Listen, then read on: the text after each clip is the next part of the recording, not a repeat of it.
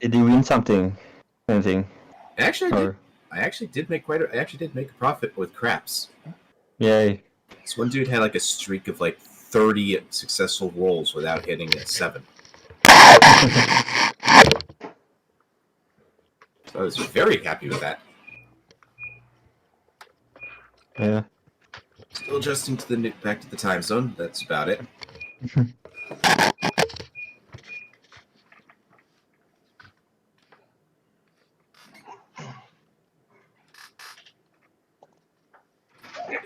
But yeah, Vegas was fun. Is anyone else's Roll20 just a black map? Yeah. It's because your token's not physically on the map, so you don't see what you can see. One second. I will drop you somewhere just so you can play around with dynamic lighting, even though your character's like fucking dead. There you go. Well, the question is, like, they're dead, but are they dead? He is disaspirated would be the technical term. Yeah, that's actually kind of cool. Nice. So you should be able to see the vision radius of your token, Daniel. Okay, that's actually pretty cool. And as you move and drop it, it will update your vision. Well, and it will update everybody else's too with it. No, just yours. Only you can see what your token sees. Nobody else can see what your token sees unless they also have the same vision capabilities and they're standing next to you. So, like, what you guys see is what you and your character sees. Like, other people don't see what you see. So, like, if they're in the other fucking room and you see something, they don't see it. Oh, okay. Why is there 2 creeds? I don't know. Sorry. But yeah, so like I was saying to Jim Pan, and I'll repeat some of this for the rest of you guys, I updated to Pro because I needed more storage space, and along with that came dynamic lighting abilities, or the ability to use dynamic lighting, so I learned how to do it, and I started implementing it into all of my maps. So essentially now... So another fellow Pro user, nice. But the only reason I updated was in at the hospital. I need to use it on my phone, so I had to update the Tro. Yeah, but what was it? Oh, and so like I started playing around with it, and I like it. I don't know how well it will be good, how well it will function in actual play. We'll see.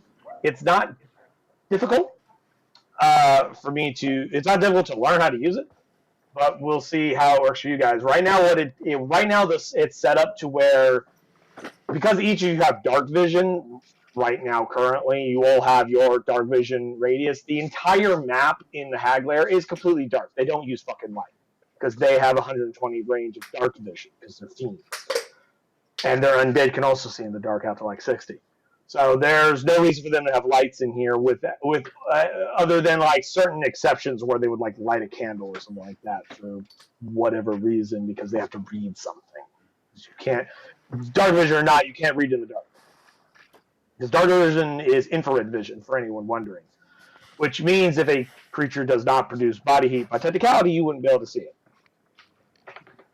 I also noticed that I can't leave the interior map, which is kind of cool. Yeah, because I also have the settings set up to where you guys cannot move your tokens through the barrier walls that I have on the dynamic lighting layer, which is to prevent either intentional or accidental movement into an area that you couldn't go into or see into, such as through a wall or through a door that's still closed or stuff like that. So you won't see something you're not supposed to see yet. I also have it set up to where it will not update in real time as you move the token, only when you drop the token onto the thing. Because otherwise you could like pick up your token and drag it around and see all the things you're not supposed to see, and then put your token right back where it was, and no one would know. Not to say that you guys would, but let's not have the temptation, you know? We lock our doors to keep honest people honest, not to actually keep people who want to break in out. That's why we have guns.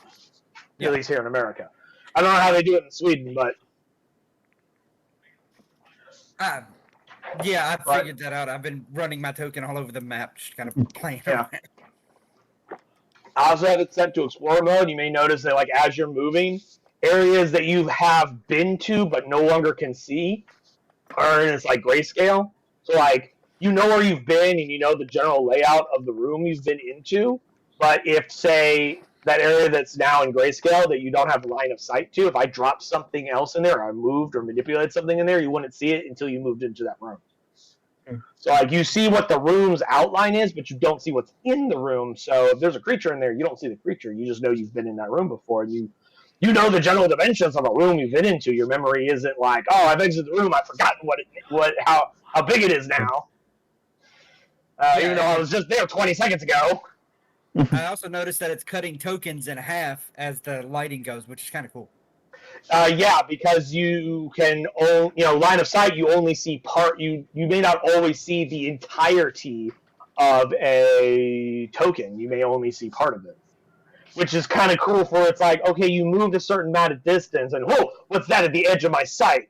It looks like some kind of weird arm, but I don't know what arm it is. So it's like gives you that cool mystery vibe of like, I know something's there, but I'm not 100% certain what it is because I can't see the whole creature. Yeah, like when I'm standing right here, I can just see the TON of this skeleton right here. Where are you standing? Oh, there you are.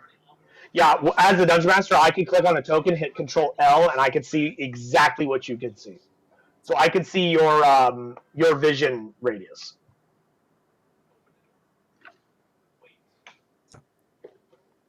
And one interesting factoid that using Dynamic Environment has caused me to realize is, one, it makes me pay more attention to creatures that can and can't see in the dark. Because on your token, I have to edit, does it have vision? Well, yes, it has vision, it can see. Does it have dark vision? And if so, how far? Does it have a light source? If so, how much bright light? How much dim light? And I'm like, okay. So now I've had to pay more attention to that one section that normally I would kind of gloss over partially, because it's like, okay, especially in like certain situations, like a pre-made encounter map type thing, where it's like the creature can see in its lair somehow. The reason why is irrelevant until like it does matter, kind of a thing, where it's like I don't need to worry about that ahead of time, kind of a thing. Whereas it's now like, okay, this creature can't see in the dark, but it lives in a dark ass cave without any like normal ways of seeing in the dark. How does it see?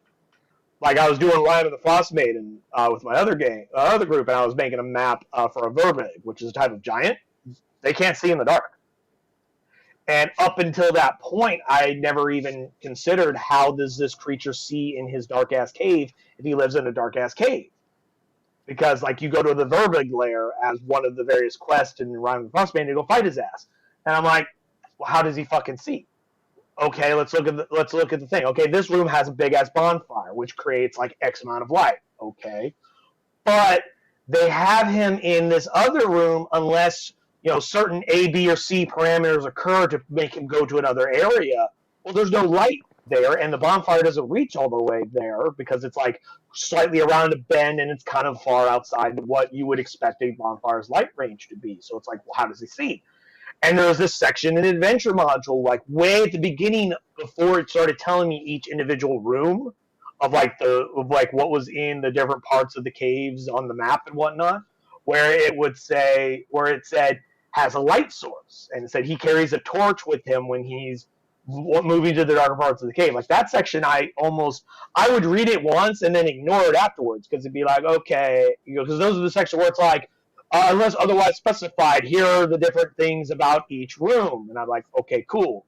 Like each room has a torch, or each room has slick ice, and I may skim back over that in the middle of the game, but like when I'm making the map setup, I read it once and go, cool, and then ignore it and focus more on what's in each room.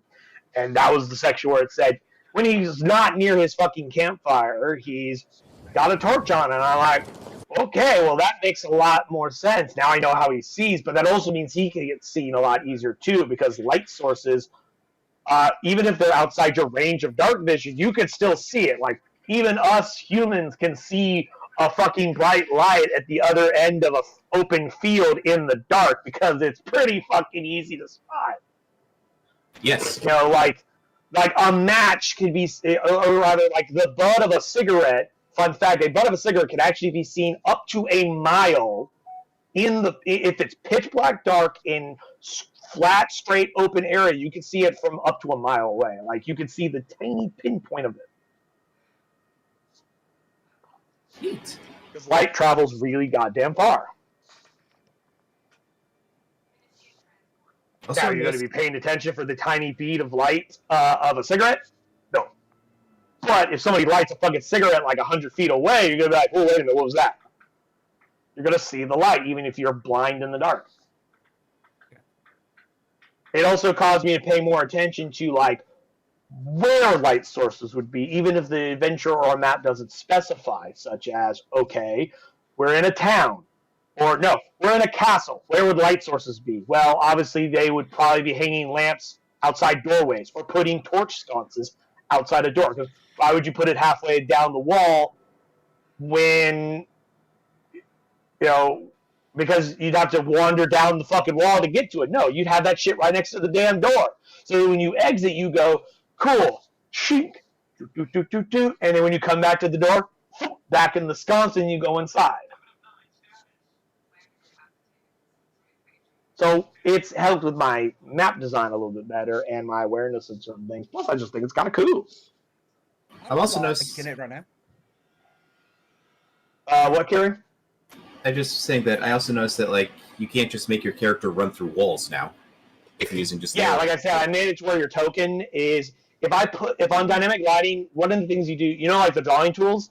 Essentially, you got to use the drawing tools on the dynamic lighting layer. So now I have a fourth layer, GM layer, rep layer. Yeah, fourth layer. I had to count for a second. So yeah, it's 4. Math is hard sometimes. Okay. Is that I essentially make a drawing tool wherever I have put a mark with a drawing tool on the dynamic lighting area is considered an area that blocks line of sight. Because if I put this in daylight mode, all of this would be lit up, but you would still not be able to see through those lines. So daylight mode is you're not in the dark, but line of sight is still a factor. So like you can't see through walls. And so like you put those along walls or objects or doorways. Most of the tutorials are like, hey, you might want to use bright colors like magenta or bright ass neon green, so they're easy for you to see them when you go to your layer and need to edit and shit like that. Like don't use like dark layers like black because black lines will get lost and you have like a dark ass map. And it's like, yeah, don't do that.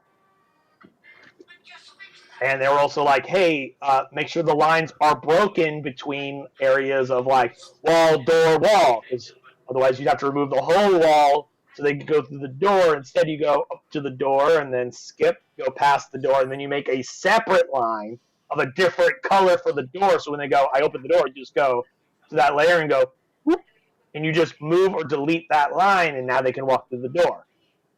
Most people suggested move in case they close the door. And then you go... and you just put the line back on top of where the door was.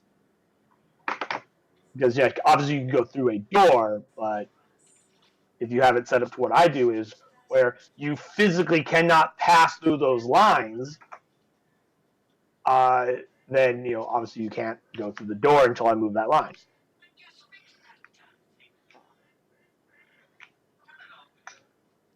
But, speaking of drawing tools, go ahead. Actually, no, we use there.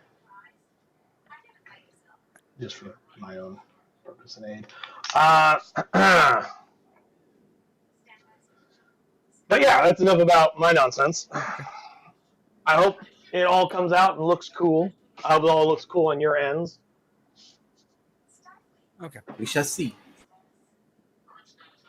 Just anyone FYI, have any other questions?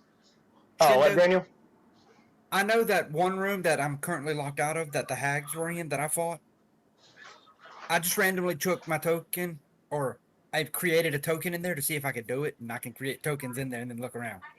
Cool. Okay, so like, just as a good faith, don't do that. Well, mind you, I was just seeing if I could. Not that I haven't been in there before. Yeah. But now, obviously, of course, unlike the thing where it's like if I didn't have it where it was update on token drop, we would all notice the moment you fucking did that. Like, we'd be like, hey, why are there 2 creeds on this map? That's suspicious. Which means you'll probably need to create maps with a loading point to where we all have to drop our tokens in that area. Well, typically, most maps already have your tokens on them, if you recall. When I do maps, I go ahead and put your tokens already on that map more often than not. Now, mind you, this is mostly going to affect me and Kiri because we have the tentacle and the animals. That is true. Which they don't have. Well, the tentacle doesn't have vision, so I don't have to worry about that. The animals, of course, do, but they also have limits to what they can see. In fact, I was actually just setting up the vision of his summons just a minute ago, the ones that we have. Not all of them can see in the dark. Which means, in order for you to use certain animals, if you're in a dark place, you got to have a light source. Otherwise, they can't fucking see. They can't see. They can't fight. Can't hit what you can't see. So this creates some new things that we never considered of like, oh, what happens if I summon a bunch of wolves that can't see in the dark and I don't have any light? What do we do? Although now, this may be a good moment to point out, Kiri and I were talking in between last session and now of him changing some of his cantrips to better optimize his ability to fight. Kiri, I believe it was Mending that you dropped and Poison spray. He dropped Poison spray and Mending and took Shillelagh and Produce Flame, which Produce Flame does have a utility that when you summon or produce the flame in your hand, I can hold on to it for a little bit of time. I could hold on to it for some time and still. You can hold on to it almost indefinitely, as far as I know. I think it lasts for at least a minute or longer. I don't know how long the duration is, but I know you essentially could just go produce flame and have essentially a fire at all times. And at the same time, using your action, you produce the flame, and you can also decide to throw the flame at something within 30 feet and set it on fire, like a douchebag, if that's what you like,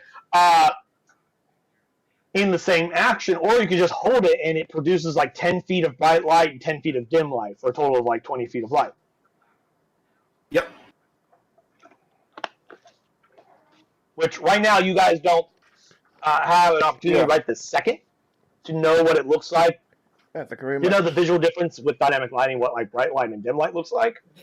But essentially, it's like you can see it, but it's more dimmer or blurred. So it's like the light starts to fade as it goes out in the radius over time, to where it's like you can see what looks like something there, but you can't see the full details of it. It'll make more sense for like as we play when there's like actual light sources to work with. Yep.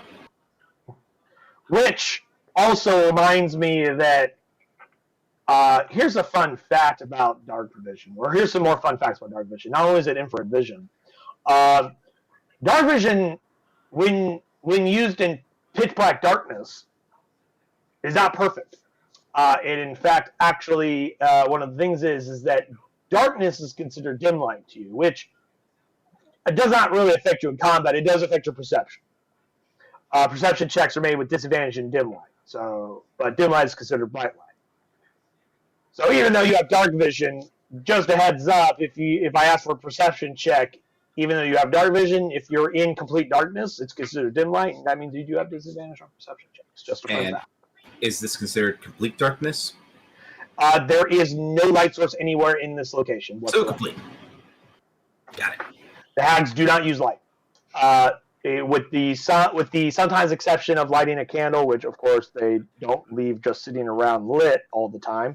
That's in their deeper parts of their lair when they actually need to use a fucking candle to like read something. Fun note, my dark vision works perfectly normal in darkness. Yes and no. You have dark vision that can see through magical and non-magical darkness, but the same rules of dark vision still apply in the fact of you have disadvantage or perception checks when in dim light, which dim light for you is counted as darkness. Or sorry, darkness is dim light, whereas dim light is bright light for those with dark vision. It just says I can see normally in darkness, both magical and non-magical. Yes, as if you have dark vision. The only difference between that dark vision and other dark vision is that you can see through magical darkness too.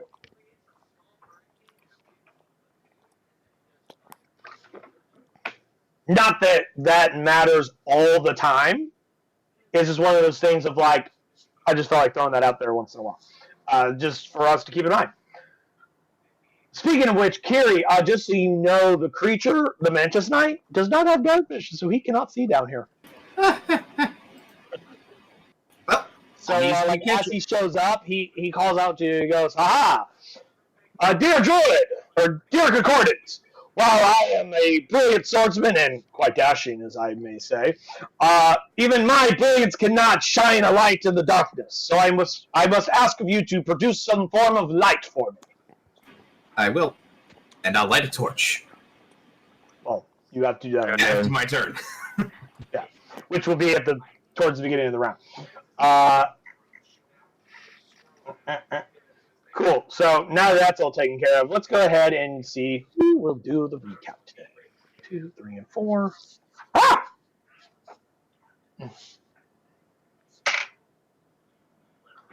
Cool.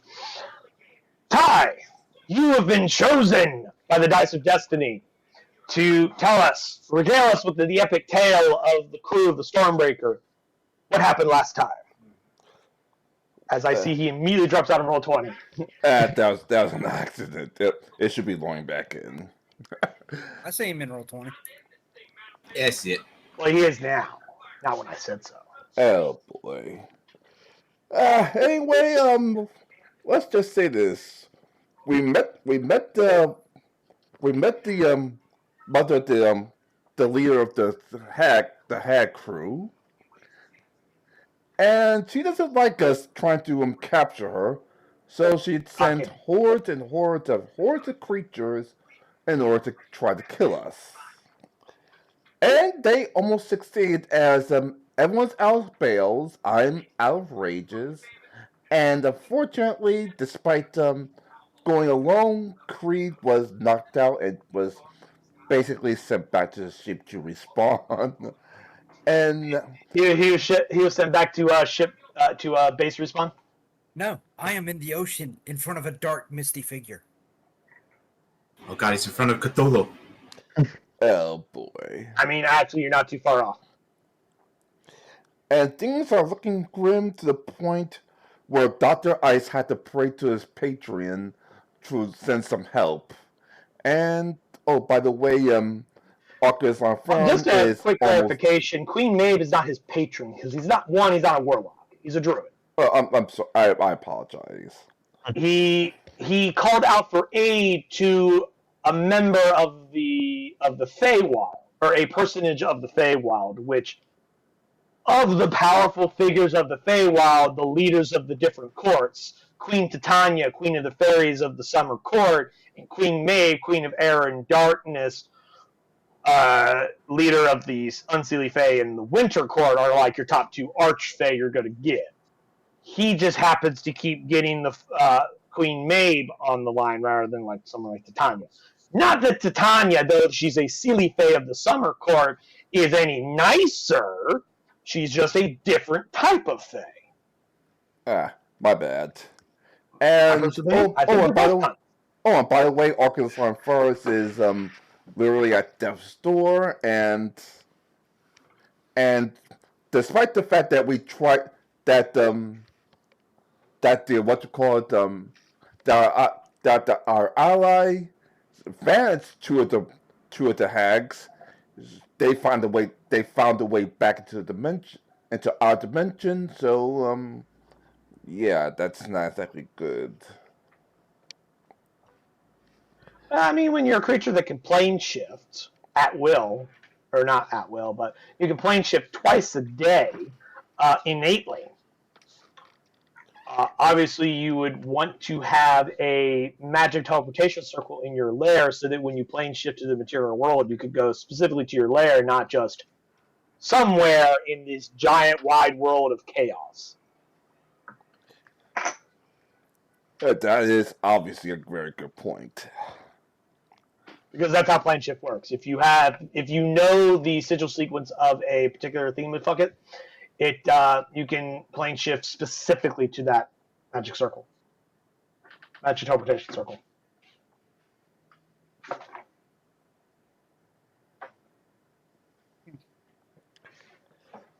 So yeah, did I miss anything, guys?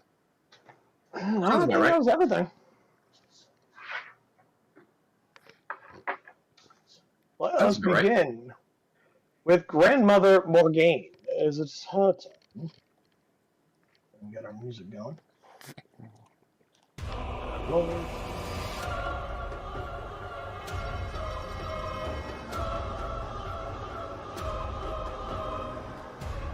Let's see. She's going to do that.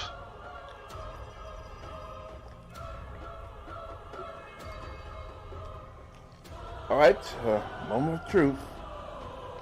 Hold on, it's not his turn yet. When I switch a creature to GM layer, it also makes them invisible on the initiative tracker. It's still her turn, she's still doing stuff. Oh, okay. And when I switch to the GM layer, it kind of is obvious that, okay, I'm making them invisible so you guys see them, meaning they just went in theater. So she could, like, move somewhere. Alright. Argus on forward, now it is your turn. Moment of truth. Most of you may have forgotten at home, Argus on forward currently has 2 failed death saves. This is the final roll that will determine whether or not he lives another round or dies right here and now. If you live on WP. Also, as a reminder, we also have 1 inspiration. Burn inspiration. Yeah. And just because I'm a generous man, I'll give you a second one for the brilliant recap of your lovely teammate there, Ty. So now you have 2 on the table. So you have 3 chances to not die horribly. Don't fuck up, Japan. No pressure. Okay. But everything is banking on this roll. No pressure. The next one. 9. Failure. 1 more. Okay, hold on. Okay, we used 1. Got a 9. Still got 1 more.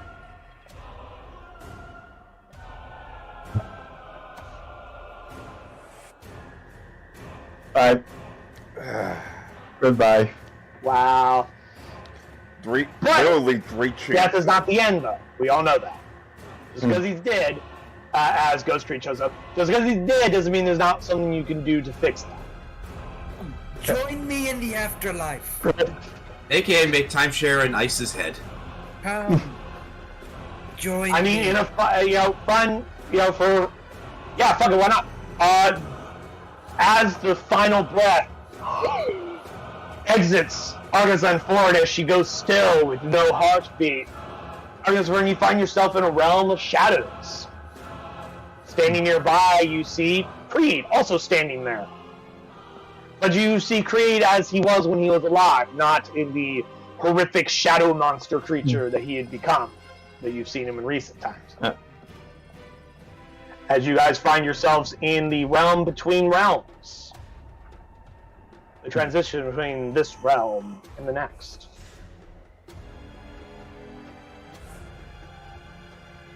A realm beyond realities. A realm beyond between matter and mind. Between light and darkness, life and death. The Twilight Zone. Now, that being said, hags, of course, have many ways to do various things. The one thing you know about these hags is they like to play with necromancy, which is erroneously believed to be the school of magic that is of death. Or, manipulation of death, the control of death, when in actuality, necromancy is not about death, or at least not only death, it's about the control and manipulation of both life and death. Because, fun fact, resurrection magic, like Raze did, is technically necromancy. It is of the school of necromancy. Once upon a time, Cure Wounds also used to be in Necromancy. Now it's Evocation because they had to rebrand themselves between then and now. I guess. I don't know. I think in 3.5 it used to be Conjuration. So it's gone through a few schools. But regardless, though, there may even be a way to where you can fix her right now. You would be to find something in the Hag Lair. No way to know for certain until you try. In the meantime, though, it is Auntie Ethel's turn. Let's see. Auntie Ethel, who, if you guys recall, is disguised as this woman right here. She used her shape change ability. Comes in here and she goes, and she like comes up to the undead. And it goes, ignore this. Ignore the old woman. Spread out. Finish the rest that are still here. And the undead will now stop attacking your ally, Madame Anastasia, as they've been doing for the last, like, X number of rounds, due to the fact that those were their last orders and haven't been given new ones until just now.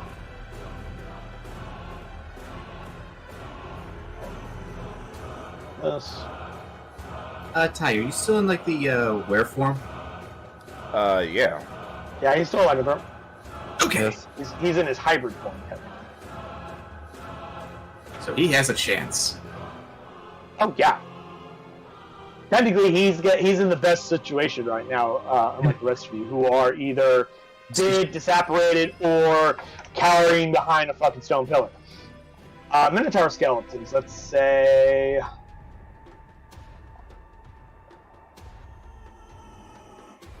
it's going to dash to here.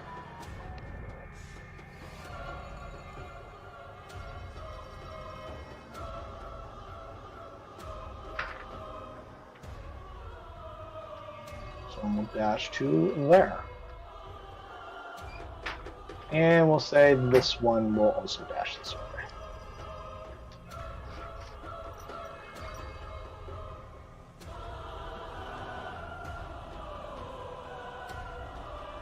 And the others will go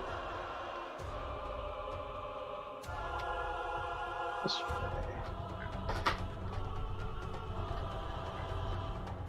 And it will like walk in here and it'll see this fucking Mantis Knight. Let's see, can it see Dr. Ice? Not quite. Because I can control L to see what the token sees. And technically, it cannot see Dr. Ice because he's behind a pillar that blocks his sight. I can see this Mantis Knight though, and it's gonna fucking attack this Mantis Knight because it was told to clear the fucking lair, so it's gonna clear the fucking lair. Unfortunately, 12 is not enough for him to hit. Thank goodness. Not that it would matter, it has 70 fucking hit points and it's only gonna be around for 4 rounds.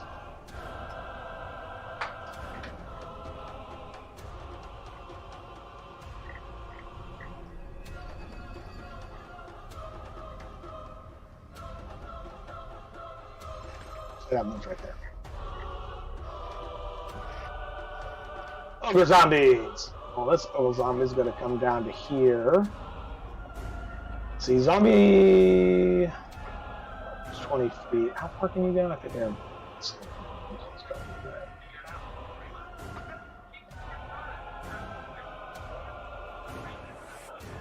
Oh, well, hold on. I made a slight mistake. Skeleton, this miniature skeleton is actually moving 40 feet, so let me just move these guys like 10 more feet. Actually, no, 20 because they dashed. So these guys would actually be like here.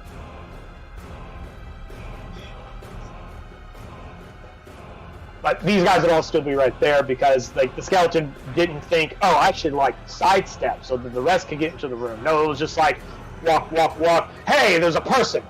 There. This guy, though, will move to here and also attack the Nessus. Unless... Kira, can you roll me a stealth check, please? See how well hidden you are versus him? Let's see here.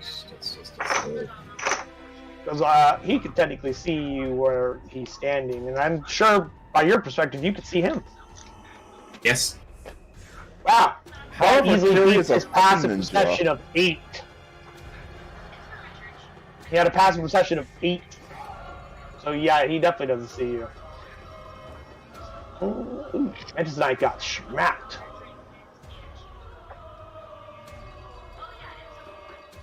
Now, the question is, does he have any special resistances? I don't believe he does. That's fine, though. He takes 16 damage. That opens up.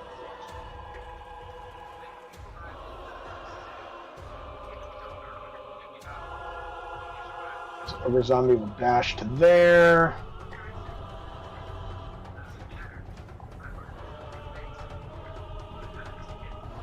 And last one will dash to there. Why not? Captain Torre. I kneeled to Artemis like, I'm sorry. In an attempt to save our crew members, I lost another one. You will be avenged, or I will die trying. Captain Torre, as far as you can see, there are no current enemies around you, and all you see right now is Artemis and Corin. There's the door now. What would you like to do? Like, in grief, I kicked the door to see what's behind the room. Cool. Let me go ahead and move the thing here. You see what looks like a large room with a similarly large magic sigil, like circle, teleportation circle. You are not versed in wizardry, but like magic's prevalent enough in this world to where it's like you know what a teleportation circle or a magic circle looks like you've heard about it.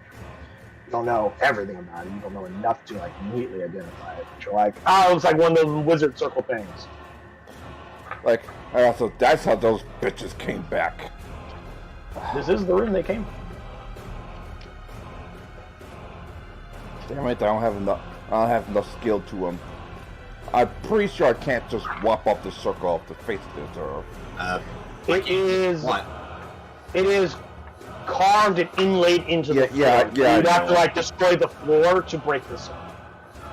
It can be done, obviously. Like you just smash the stones and fuck it up. Because one of the things you know is that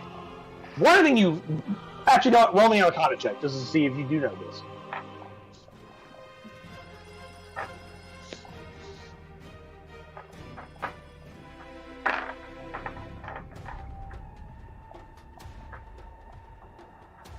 So I don't exactly have my glasses. I have to zoom in so I can see what's going on. Cool. The 11? I'll say 11 is enough to know that, like, one thing you know from, like, hearing about it from, like, other types of spellcasters, that magic is very finicky. And by that I mean, like, for certain magical things to work, they have to be done in a very precise, perfect fucking way. And if someone was to start fucking with a lot of very expensive looking things, or very important looking things, like a barbarian who's a wereborn who just starts breaking shit, if you were to just start smashing shit in this room, that circle would stop working if you just started smashing the fucking floor up. Now, do you want to take the time to do that? It's entirely up to you. But you know that you probably could fuck this circle up if you really want to. Be the bull in the china shop. There's another room to your south. I'm saying, you know what? Since he's pretty much enraged, but he can't exactly go into rage, that's pretty much what they're going to do. Look for any valuable items to see if... Okay. That is the only thing in this room. That's why I mentioned there's also another room to the south if you wanted to. If you're looking for something, there's nothing other than the circle in this room. If you want to destroy the circle, by all means go for it. You know you can. because it's just regular stone. Like you can break fucking stone. You have a magic sword. But if you're looking for something, there's nothing else other than the circle in this room. Yeah, I just walk over and just smash the first couple. Give me athletics.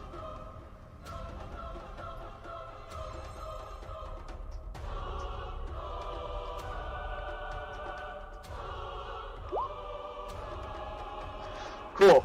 You go and you smash down into the stone, and it doesn't quite break. You like leave a score mark, or like a scratch mark from where you like smashed it, and like sparks fly off, but you don't break the stone. Cool. If it's fucked up the magic even a little, I'm happy. I mean, not enough to like destroy the circle, not to just like destroy the magic. I was just like, you rolled a 10. I was looking for at least a 15. Which is sad because my athletics is it's one of my highest stats. Oh well, I can't exactly do much. So.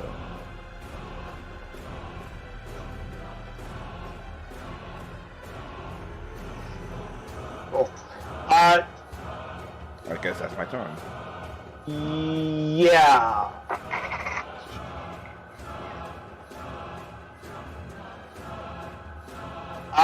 Okay, I just did a quick measurement on like where you were standing. To try and break the stone of the circle is of course an action.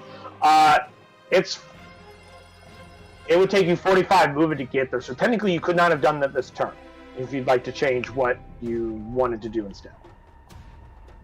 Like I said, there's another room to your south that you can explore as well.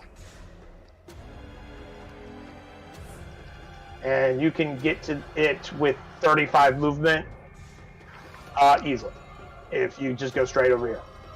I looked at this circle and like, I'll deal with you later. I'll have nothing on that back. Even I know I can't use matching enough to. So I'm assuming you want to go over here to this door? Yeah. Cool. That would be your maximum movement, of course. But you can, of course, use your action to like do something else. If you're not trying to bust the fucking. I tried to open the door. Oh yeah. Which doesn't require an action to open the door. This room, you do see like a few like work tables and little like laboratory kind of like lab junk is set up. Like you see like some parts of the room have like large boxes and crates or like various vials on tables and nonsense like that. This looks more like what you were looking for. If only I was good at magic. I'll just take everything I could next turn, of course, and see what happens. Well, like, there's so much stuff in this room, you alone would not be able to take everything and then fuck off with it, like, immediately. So, like, you'd have to, like, you may use your action to do an investigation check to see if you can find something that looks like it may be what you're looking for. Like, best guess. Well, I still have that action, so... Yes. Let's see if I can roll a little better. We'll see. Nope. Cool. Nope. You like fucking fling the door open, you look around, and you're like, there's a lot of shit in here, I'm gonna need to take some more time. Yeah, pretty much, and... You know, like, you gave it a cursory, like, investigative glance, and you're like, because then you're standing in the doorway, it's dark, you're a little frazzled, you really don't know exactly what you're looking for, because, like, this is something you would have Arcanist, Glenforan, or Master Creed do, because, like, even though one's a sorcerer and one's a warlock, they still have a better fundamental understanding of magic than you do. You're just like, fuck. Or, God forbid, you'd probably have, like, Dr. Leibowitz doing this, because, like, he's an actual alchemist. He understands alchemy. But, like, it's just you on your own, you're just like, well, shit.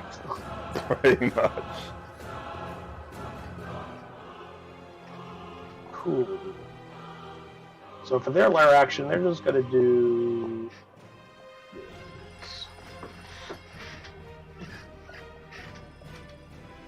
they're just going to fling open every single door.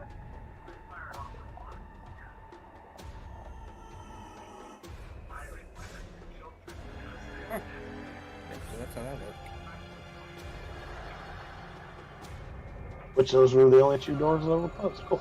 Alright. Madame Anastasia.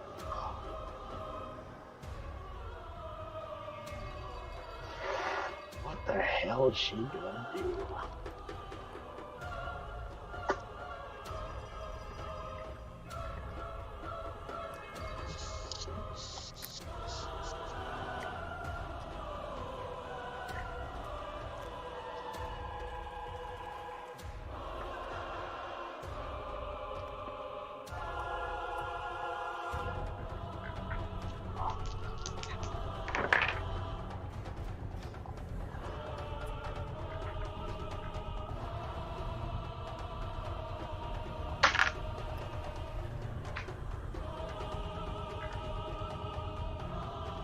She's gonna pull out one of her fucking healing potions. She's gonna fucking quaff it.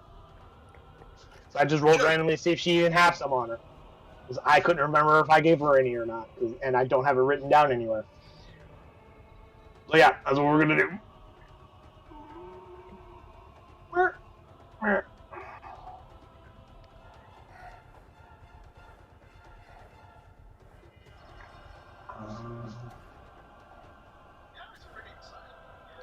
4d4 plus 4. Nope, that didn't work. Do /R.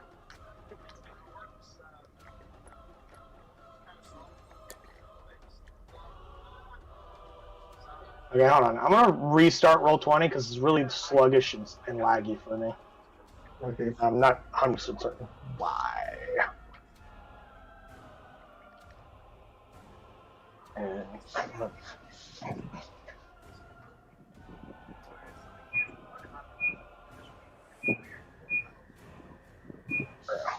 really freaking hot in here today.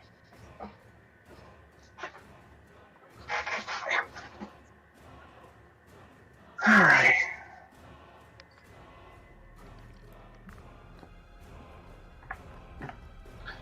Do that. And then she's going to go. Fuck it, she's over here. She's gonna make some faces at this fucking random woman that she very, very much fucking knows is a fucking hag. Because, like, she's not foolish enough to fall for that trick. Oh, wait, Chip had walked away. Never mind. I did a double action, so that's why I can't do anything. You can still hear me talking shit. Good. Hey, don't make ill the dead. I'm not speaking ill, I'm just making fun of him. Totally. Oh, boy. Let's see. Auntie Ursula.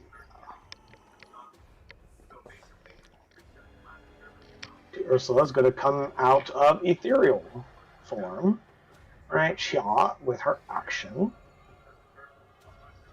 Let's see.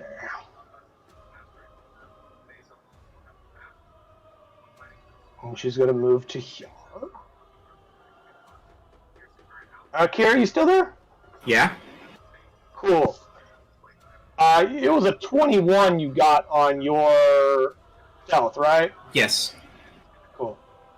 I was wondering. That beats her 16 passive, and she's not actively looking. She already used her action. But she does say, "Ignore the knight. Deal with the boar." Giving them another order to follow. And she's gonna stand right there. She like has her back to you because she's not looking. She's not thinking, I better check behind this fucking pillar for a strange bird-like person that found a way to wedge his skinny ass behind it. She's going, fucking keep moving here, guys. Let's go. We got other enemies in the lair. Let's go. Move it along. Move it along. Move it along. You know, we'll deal with this weird Mantis Knight thing at another time. The Mantis Knight is going to, because he heard her speak, he knows relatively where she is, but he cannot see her. He's going to, as part of his movement, he's going to attempt a tumble maneuver, which is a variant rule, fun fact, and see if he can, hell yeah. He's now the fuck over here, as he immediately slips through the enemy space. It's just, and all like, And he's going to hold his action until he can see, waiting for Kiri to produce some light. Yep. Kiri! I take out a torch, I light it, and then I throw the torch to here. Actually, no, not throw it there. I'll throw it here. There is now light there. I have this cool little token that this place light source. I can just drop a token that looks like that. And then I can then edit that token to have certain light. And it defaults to 20 feet of bright and 20 feet of dim, which is the range of a torch.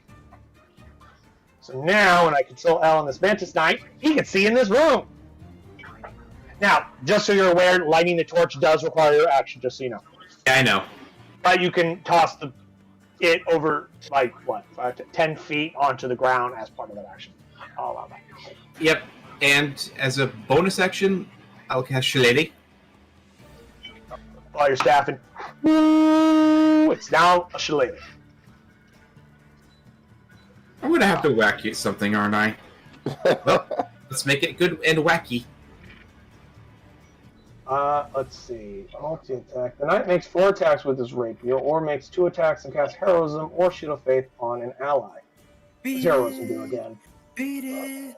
When the creature you touch is imbued with bravery until the spell ends, the creature is immune to being frightened and gains over hit points equal to your spellcasting ability modifier at the start of each of its turns. Spell ends, the target loses any remaining temporary hit points from the spell. I think it's going to do 4 rapier attacks on this cunt. 1, 2, 3, 4. As as ridiculous as it is, he actually dual wields fucking rapiers, which in the real world you all know is absolutely ridiculous. Why would you dual wield rapiers? That's absurd. And he goes over and he's just like, and just starts stabbing the shit out of her. And let's see, that was a 20, 20, 11, 15. The last 2 don't hit, but the first 2 do for a total of 22 damage, although she is resistant to non-magical, and I do not believe his weapons count as magic. Let me check. Nope. His weapons are not magical, and she is resistant. So that's a 6 and a 5, so she takes it together. She's just like, fuck, oh, damn it, why did I tell him to ignore it? This is a terrible mistake, what have I done? And she can't say anything until it's her turn. Technically talking is a free action, however, the way I'm playing it is that she can't give them new orders until it's her turn. She can talk all she wants. It needs time for their processors to get the request. No, I just make it to where it has to be a hack's turn before I can give a new order to the zombies or skeletons. Because, you guys have a hard enough time as it is. And I feel that that's not unreasonable to have that happen. Anyway, is that your full turn, Ice? That will be my turn. Actually, this is if you move 1 square forward, you... That's what I'm planning on doing. Advantage. Would you have liked to have done that before his action triggered? Yes. So you light the torch, move, and then toss it? Yes. Or whatever? Yeah. Well, that would have changed the other 2 attacks, which was a 25 and a 19, which means both of those do it. So he actually hit 4 attacks. Right side this time, but next time you got to keep mind of that kind of stuff. You got to think of things.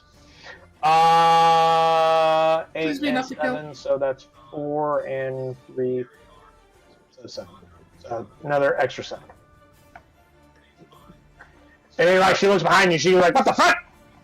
Where did you come from? Where were you there? Unless it's the one I've been beating on, I'm pretty sure it's not fatal. That one is Ursula, which is the one you were beating on earlier. Here's a fun fact. You characters have no way of knowing this, but Morgaine's the most injured, followed by Ursula, and Ethel is untouched. No one's done any damage to Ethel whatsoever. And that's Ethel that we're dealing with right down here, isn't it? The one you have is Ursula, as it says on her token. I can't really see it because the name is all covered up. Well, you could have seen it earlier and you didn't read it. I'm just giving you shit. But yeah, the one you're fighting right now, Kiri, is Ursula. Okay. Ethel is Ethel's the one that's shape changed and murdered the shit out of Arcanist, Lanforan, and Morgane you can't see right now because she's ethereal. Mm-hmm. Hold on, I believe that is your turn, correct? Yes, Cool. that it is. Now it is Morgane's turn, and she's going to go 10 feet to here, use her action to enter the material realm.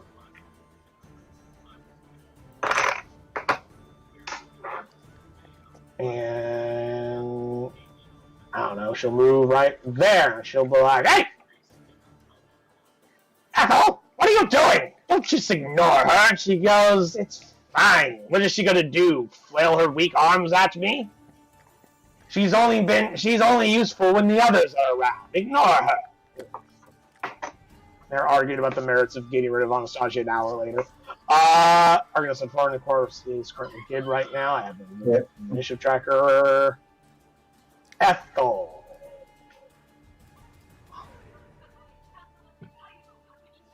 Ethel's got a shape change because she doesn't want to be in this creature form. And she just says, "Bah, I don't care about you." And she's going to move over here. Sasha will choose not to take an attack of opportunity because if she chooses to do so, that will cause her to lose her sanctuary spell. Minotaur skeletons.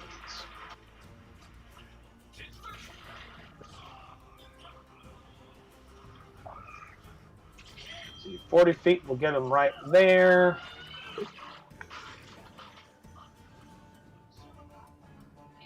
Big dash, they can get to here and then step on the corpse of Arcanist Lanforan.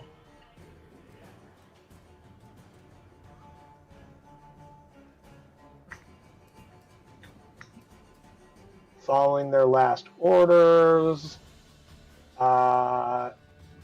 Skeleton's gonna move to here and squeeze around the space of the Mantis Knight, because you can't squeeze through an area 5 feet wide. It just takes some extra movement. So, it's 5, 10, 15, 10, 15. I'd like to think the skeleton kind of dislocates all its bones, shambles a little bit through, and then reassembles. 25.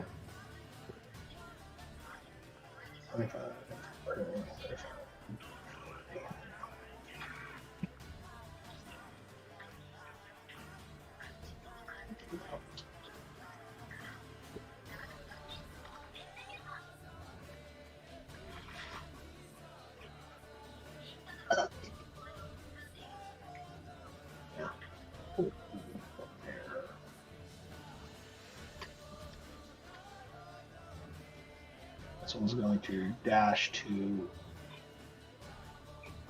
there.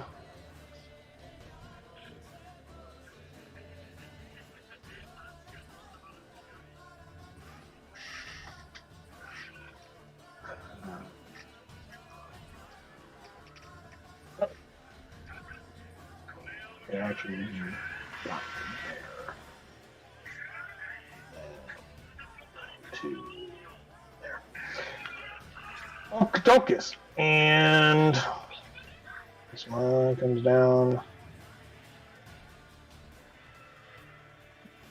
And we'll dash to there.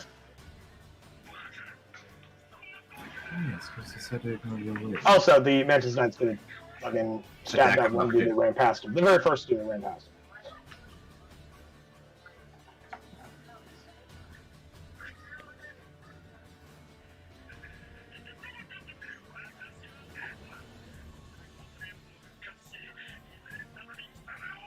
It's 20.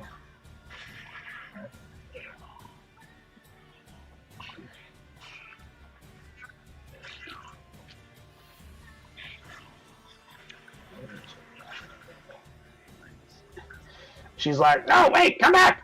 I changed I want to change the orders. Get back here!" Sorry.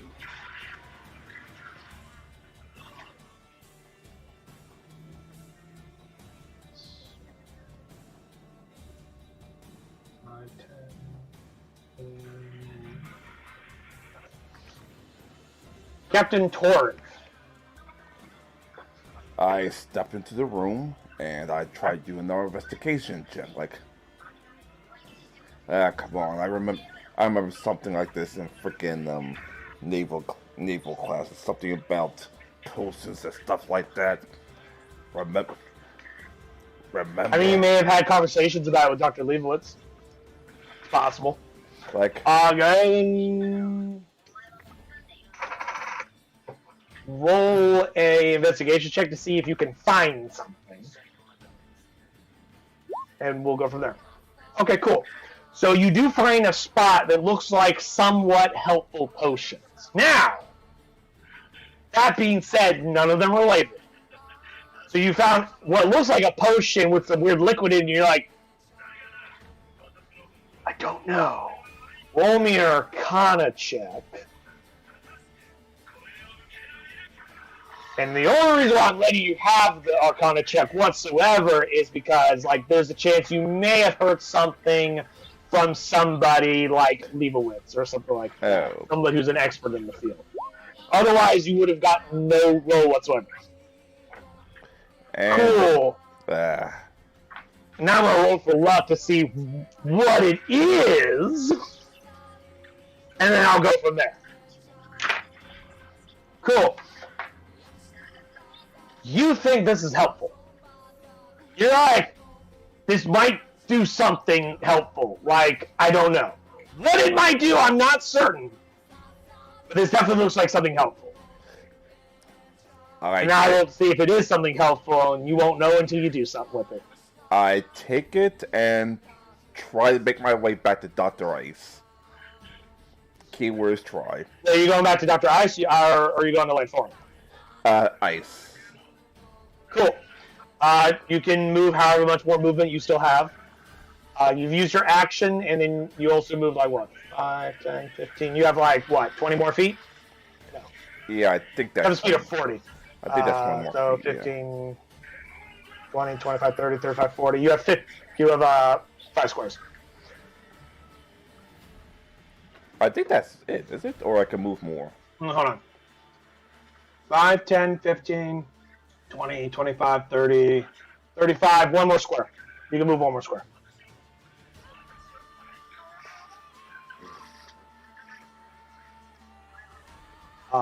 Lair actions.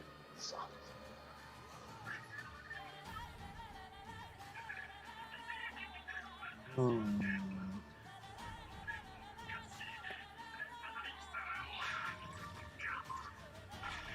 know what? Morgane's gonna fucking banish Nostalgia. She's gonna use her banishment thing, which I should have had my Volo's guide out so I would fucking remember all of how that works. I do know it requires her to make a fucking charisma check. Or charisma save. I know this because I had Daniel roll 5 of these. Oh. He would not fucking go down whatsoever. Because he's a bastard. Hey, finally, someone fucking failed this. Because she wasn't charisma-based, she's intelligence-based, because she's a wizard. Well, shit. She still had a +3, though, so, like, hey. So you rolled a 2. Mm-hmm. Give me 1 second. I gotta find... There it is. Oh, wait. It's regional effects. I need layer actions. Must be on the other page. There it is. What creature I can see within 120 feet. DC 15 charisma same throw.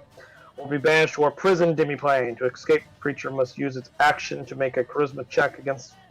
Or, to escape, the creature must use its action to make a charisma check contested by the has. The creature wins, it escapes the demi-plane. Otherwise, the effect ends on initiative of 20 in the next round. The effect ends, the creature reapers. Cool. So, Amount of Nostalgia, gone. So, how did you die? Well, she's not dead. She's just not in this plane. I'm not talking to you. I'm talking to my friend who's there with me. So, what killed you? Well, see, it started when I decided to not be the evil bitch that I normally am and not immediately murder the first innocent woman I found in a haggling. See, that was my mistake. I was a good person. for a half second. For a half second, I forgot that I'm not supposed to be good. I forgot that I'm a ruthless pirate. Well, my plan was to take her as a helper to find her home, but she had to work to get free. Well, unfortunately, your plan was the long game, and they only needed the short game on you, which was get close enough to fucking grab you with a inflict wound spell. And I died. Yeah. Inflict death. She just needed you to drop your guard enough for her to get close. That's all she cared about. That was the whole plan. Now, fun fact, Anastasia used it's her action. Yeah. She used her action to charisma to contest the hag and beat the hag by a really decent margin, and will now take the rest of her movement, which is up to here.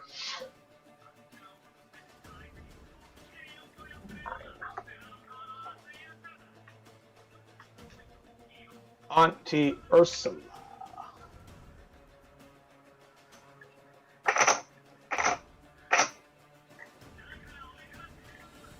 What does she still have?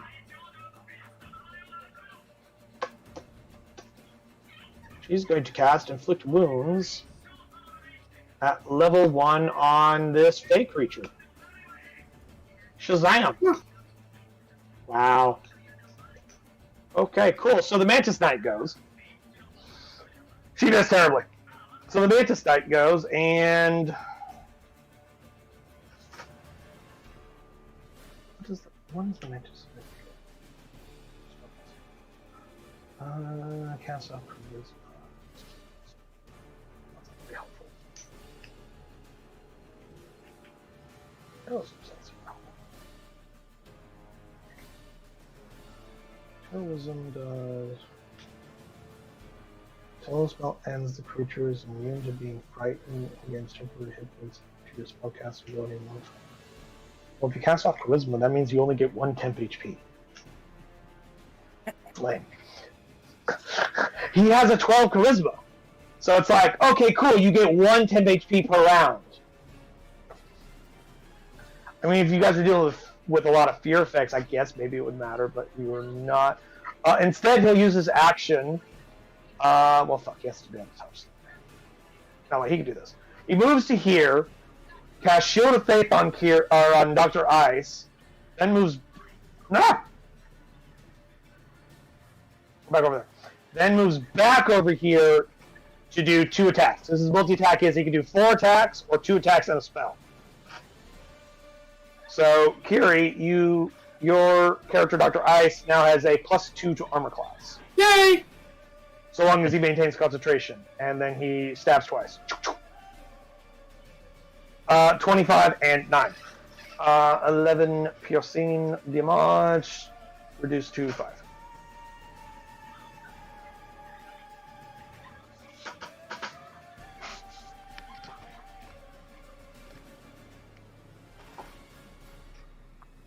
Oh, Ursula also had a turn. I forgot to say that she also calls Lightning. call the zombies back. She'll have the skeletons keep going. She'll only call the 2 zombies back when her turn came up. When she used Inflict Wounds a moment ago. Dr. Ice, your turn. Let's hope this works. Smacky, smacky. I'm gonna beat this bitch's ass. Nice. Actually hit. Fun fact, because you cast Shillelagh on it, and also because it actually is a magic weapon, because it's a Staff of Withering, that all 10 of that goes through, bypasses her resistance, because it's a magical weapon. Bonus action, cast Shillelagh again. Well, you don't have to do it. It lasts for like a decent amount of time. Oh, I thought it was like a... No, you don't have to recast it every round. It lasts for like at least a minute, I believe. Lasts a I minute? think so. Give me a second and I'll pull it up. Duration 1 minute. Well, it's on a sheet. We can just link it into the chat. Oh, okay. Duration is 1 minute. So for the next 10 rounds, you don't have to worry about casting it every round. You use your bonus action for other things if you had something other than Shillelagh to use your bonus action for. I sing a song about shillelaghs. Yeah, keep screaming Shillelagh. Shillelagh! Shillelagh! Like, I feel like you have to yell that every time you cast the spell. You just go, Shillelagh! You just, like, hold up your staff above your head, just, Shillelagh! Yeah. Grandmother Morgane.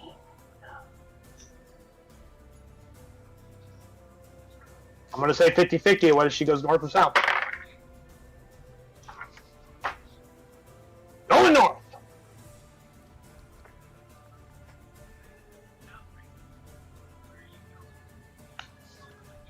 Let's see if she passes the wisdom save to attack Anastasia. Fail.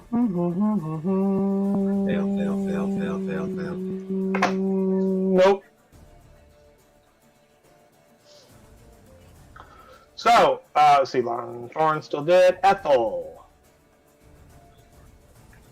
Let's see if she will pass the wisdom save to attack her. Nope. It's not enough. So she'll say, fuck you. Yeah, stop following me.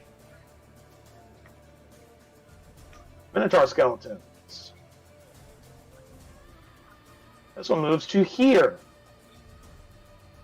I'm betting you can see that now.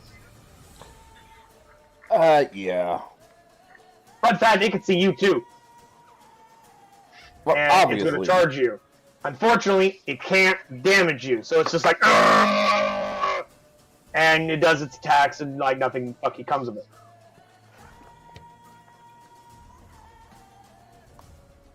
This one will dash to there, and dash to there.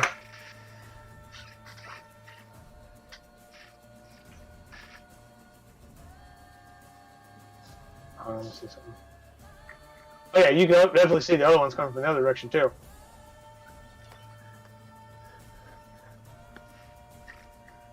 It looks like they're gonna make it hard for me.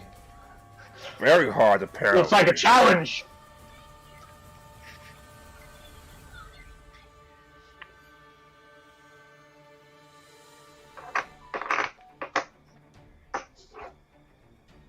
Ogres. Boo, boo, boo, boo, boo.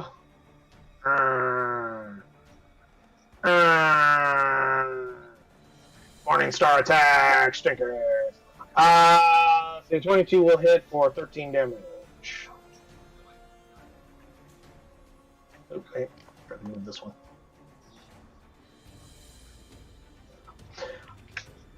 Captain Targ, it's your turn.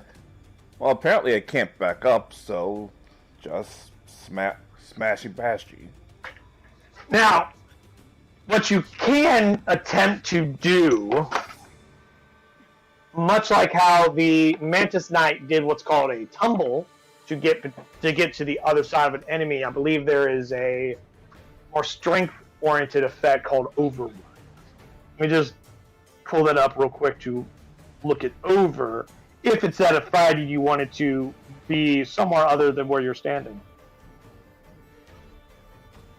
These used to be like special maneuvers that you could do back in 3.5, but in 5th edition they're now variant rules that I sometimes like to bring up from time to time in case they help my players. Let's see.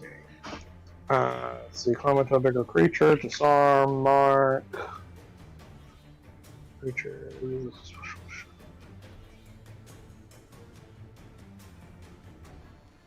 See, Overrun. When a creature tries to move through a hostile creature's space, the mover can try to force its way through by overrunning the hostile creature. As an action, or a bonus action, I don't know why it gives you, I guess it makes it word Dungeon Master's choice. I'm going to say an action. As an action, the mover makes a strength athletics check contested by the hostile creature's strength athletics check. Creature attempting the overrun has advantage on this check if it is larger than the hostile creature, or disadvantage if it is smaller. If the mover wins the contest, it can move through the hostile creature's space once this turn. So, if you want, you can try and make an athletics check against the skeleton's athletics check to attempt to move through its space. Now, it is bigger than you, so you would have disadvantage on that check. You don't have to do it, but if that's what you want to do, that's what you got. Under normal circumstances, but there's 3 below and through above, so can't exactly there's in the end it's not exactly an advantage. Now, that being said, there's also tumble. For those of you who like to use your acrobatics more than your athletics, it's very similar. A creature can try to tumble through a hostile creature's space, ducking and weaving past the opponent. As an action, the tumbler makes a dexterity acrobatics check, contested by the hostile creature's dexterity acrobatics check. If the tumbler wins the contest, it can move through the hostile creature's space once this turn. You can also use a tumble. I mean, your athletics is, of course, better than your acrobatics. However, that doesn't mean that the creature you're doing it to has a better acrobatics check. If you recall, zombies and skeletons don't tend to have a very high dexterity. And unlike the overrun, you're not rolling that roll with disadvantage because tumble doesn't take into account creature size. So, there's some options for you if you want to try one of them. At least until I could weed out a couple of the enemies in front of me, and then just tumble past the rest. For now, blunt force trauma is the best option, at least from my perspective. So, what? And of course, it's going to miss. 2. Was that reckless? Yeah. Well, if it's reckless, then it hits. Because remember, when you reckless attack, all your attacks for advantage. So that will be 9 damage to the skeleton, the Minotaur skeleton. And the second one was a 13, so another 8 damage. And don't forget your gore attack. Yeah, Tusk attack. Well, tusk attack, yeah. The ability is called tusk attack, but we all know essentially you're goring them with. Yeah, pretty much.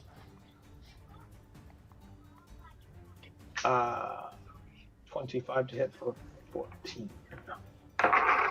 In case you're wondering, no, the skeleton cannot contract lycanthropy. Yeah, you told us that last session. They're already dead. They are immune to curses and diseases in their current state. Lair action.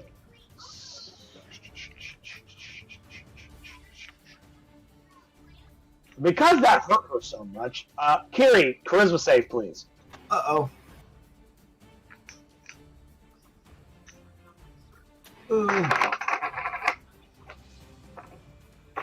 Cool. You are banished to a harmless prison demi-plane. At least I threw a torch down.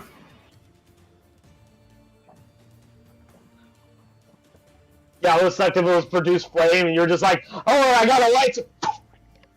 Fuck. Hence, I actually was smart. Use my torches.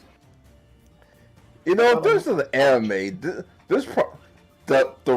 Rescue Cree arc would probably be an entire season by now. Unfortunately, D&D is not an anime, so... Yeah, so we're not exactly guaranteed a happy ending. In fact, obviously you did get a happy ending because Fern died. I mean, you can always bring her back to life. You don't know. Auntie Ursula, with you gone thanks to her lair action, she's going to. What should we do? They are getting low on spell slots. Ba-da-ba-ba-ba-ba.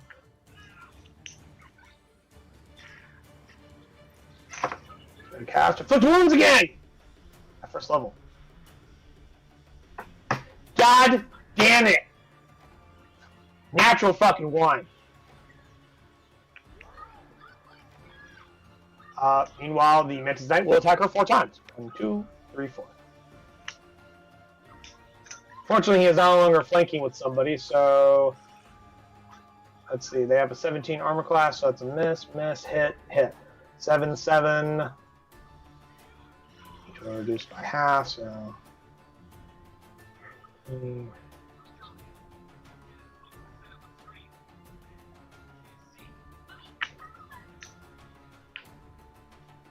Dr. Ice, if you would like to return to the fight right now, you may use your action to contest to have a charisma to have a contested charisma check against the hag.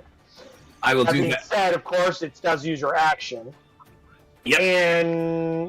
And when the initiative, when the lair action comes back around, you come back, if you so choose. Okay. Let's do this. Put on my prettiest face. Shine me back. Charisma's more about looks, everybody. It's about your sense of self. Hey, Jim Pin. My dice look like potion bottles. Cool. Why do they look like potion bottles? Like they're speaking of the afterlife, like watching from above as the two Dr. Ice, you've returned. Huzzah! You're no longer trapped in the harmless demi-plane. Ah! Is that your turn? That'll be.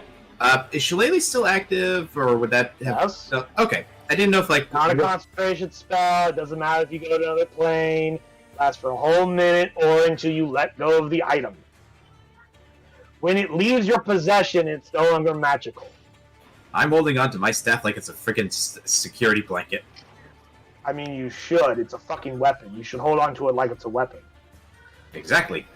So why am I more picturing game. Linus?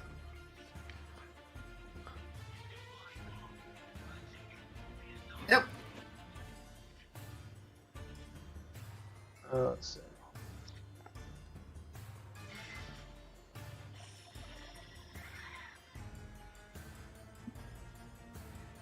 I'll go ahead and have the next one roll as well. Cool. So Morgane fails the wisdom check against Anastasia's thingy-madoodle. No Which I attacking. did forget to mention at the end of her last turn, Sanctuary would have disappeared, so she would have used her. Actually, no, yeah, she would have used her action to have cast it a second time, so she'd actually be standing right there and would have recast that back on herself. I got a lot of shit going on, so sometimes I forget something. She would have burnt her first level spell slot to recast Sanctuary. Also meant which she would have gotten 2 more to Arcane Ward, and it would have maintained.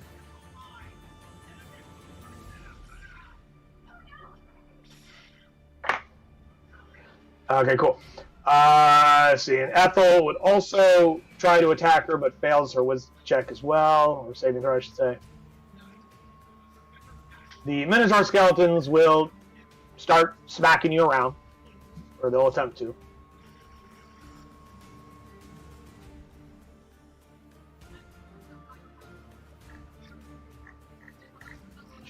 She's concentrating on shield. Yeah. Let's say, because I don't remember how long ago it was that, like, what the timing was. Let's say her Shield of Faith is gone, so I'll have to recast it next turn.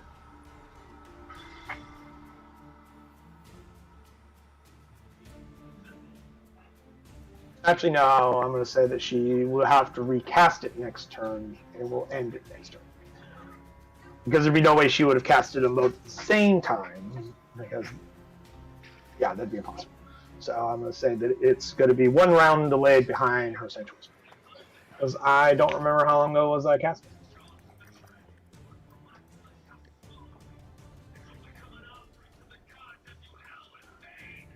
Zombies.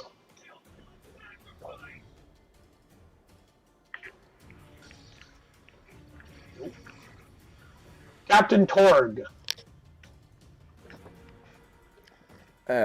Still getting annoyed by the Minotaur. I smack it again.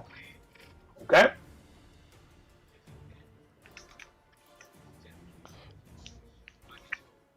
Ooh. A critical hit! My God!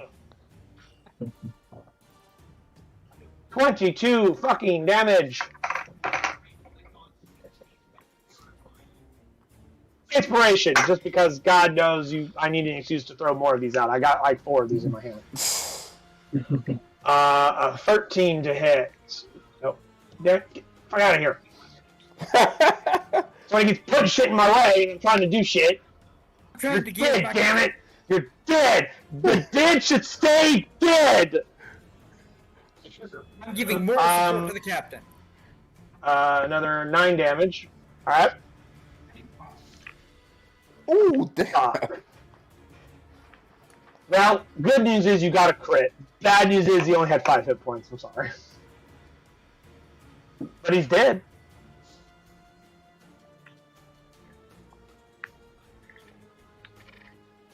What else would you like to do, Captain?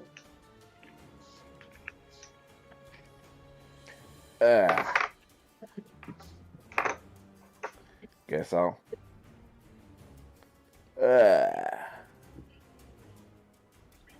Wait, was I going to off of this once I get back to ice? Well, I mean, those are your 3 attacks. No, I said. So, like, do you do anything with your movement or your bonus action or what? Well, my bonus I can't do my bonus action anymore because. Are you going to move her anywhere? Or you just stand there. You've done your 3 attacks. What else you got?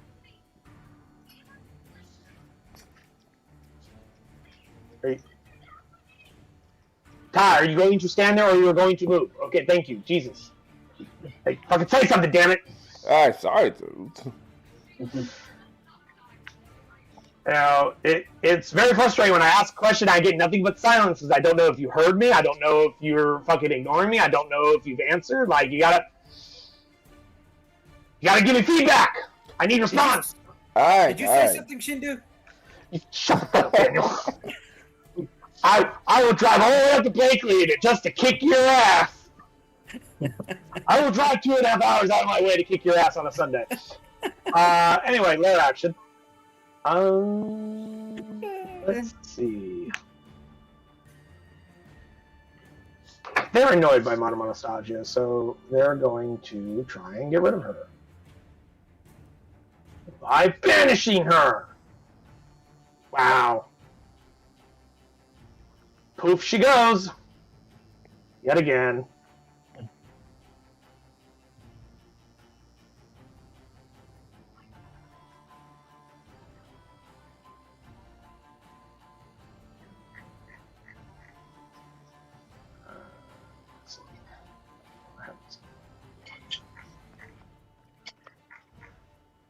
Fucking can't roll a fucking Urza save to save her life. It's ridiculous.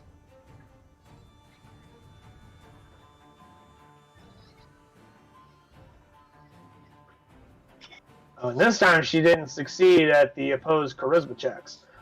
So her ass is super banished for a while.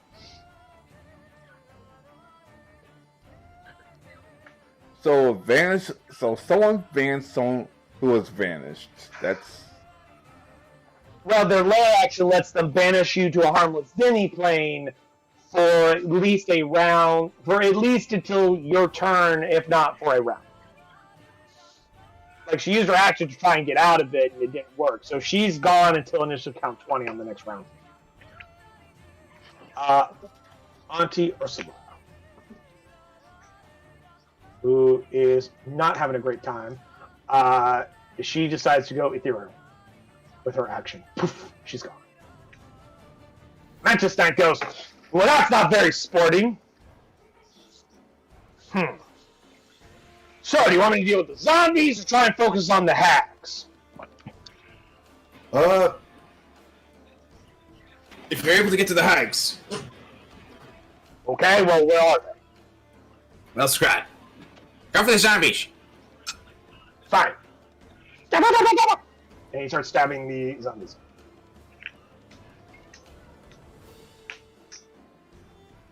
One, 2, 3, and 4.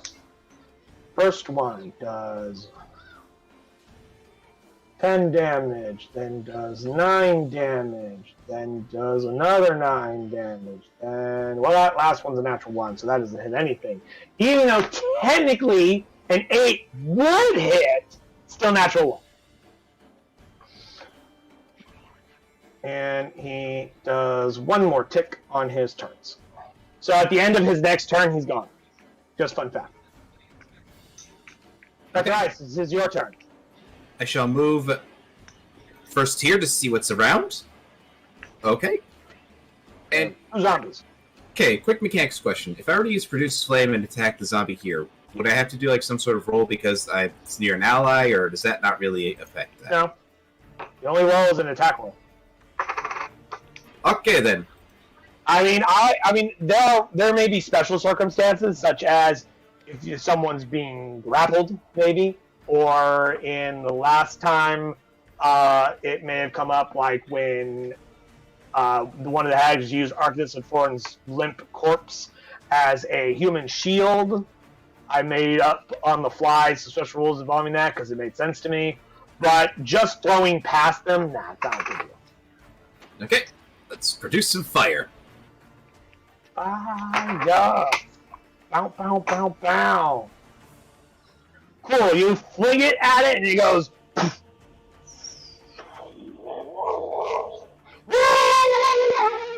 and it dies. Yay! You I killed torch something! the zombie to death. I re-killed something. See, she's going to use her action to go ethereal. And... over here. She'll also use her action to also go ethereal. Over... here. Minotaur skeletons will continue to try and kill you. And then be incapable of doing so.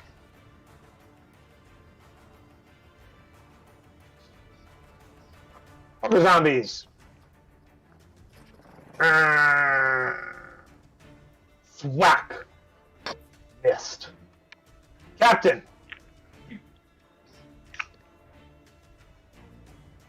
Alright, I'll attack this zombie over here then. You want to attack the skeleton behind you? Yeah. Alright. Roll your attack.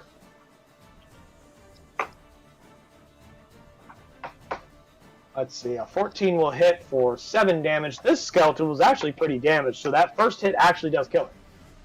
Oh, okay, never mind then. Yeah. So you can use the second attack on the one right in front of you, or go for the one south of you. Up to you.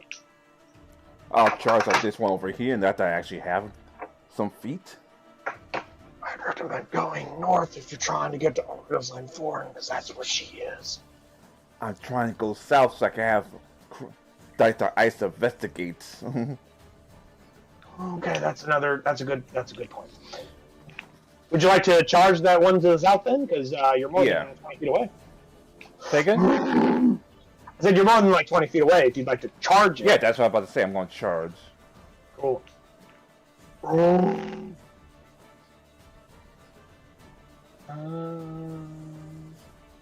If you move at least 15 feet. Look, you can move like over here, then charge like 15 feet. I don't give a fuck. You find some way to get over there for 15 feet movement. You figure it out. Somehow you do it. I don't care. That 25 will hit for the 12, plus the other 6, so a total of 18 damage. I have one sewer attack left, so... Yeah. The one you rolled a moment ago did another 12 damage. Cool. And you can also knock it prone. Fails a DC 15 strength save. Cool. It is now super prone.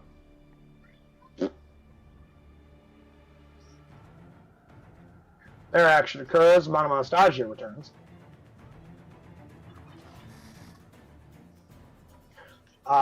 Let's see. I cannot see you.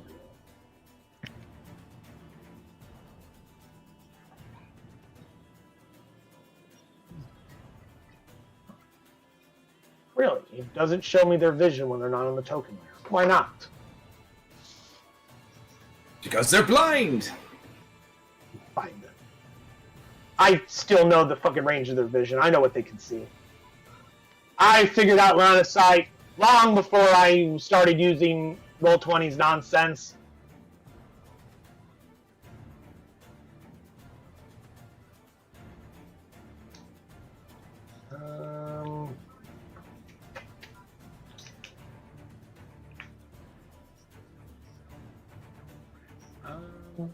Shit, what did I do? Oh, I know what they'll do.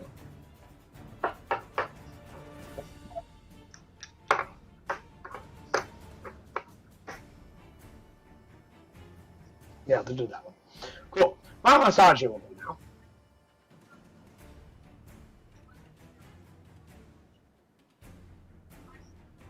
She will dash to there. And sees nothing. Cool. Onto Ursula.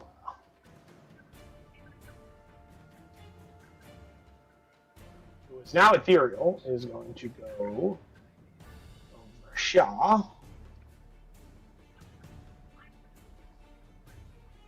Use her action to drop out of etherealness over here. That is her turn. The Mentos Knight! 4 attacks. Cha-cha-cha-cha-cha! Cha-cha! 17 for 9 damage, a 14 to hit for 6 damage, then 9 damage, then 11 damage. Cool. That zombie dies and fails its saving throw with its undead fortitude. Ventus Knight then goes, "Ha! Well, Kakordit, that's all the help that I can provide to you because I have to go drinking with all of my friends later. So, I want to go!" And then he vanishes. I must leave now. In a puff of pollen. Just... Gotcha! I must go now. My planet needs me. No, he's like, no, I gotta go fucking hang out with my drinking buddies. We gotta go swap tails. I gotta go tell them about this crazy hack fight I was just in. Bye. Let's see, and range is only... How far can I throw it? Dr. Ice, your turn. Only 30 feet. Okay. Alright. However, I will give inspiration, retroactively essentially, for the awesome way you got yet another favor from Queen Babe, the Queen of Air and Darkness of the Unseelie Fae and Winter Court, despite already being in debt with her. So there's 2 on the table now, guys. I'm not sure if I should be happy or terrified at that. Well. Dr. Ice, this is your turn. Well, time for bird scuttling. Remember, your movement speed on land is 25. Yep. So that's 50 feet. Cool. Grandmother Morgaine. Use her action to drop out of etherealness. And move to here.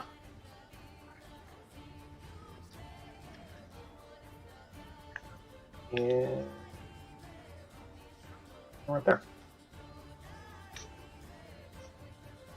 Ethel will also use her action to drop out of etherealness.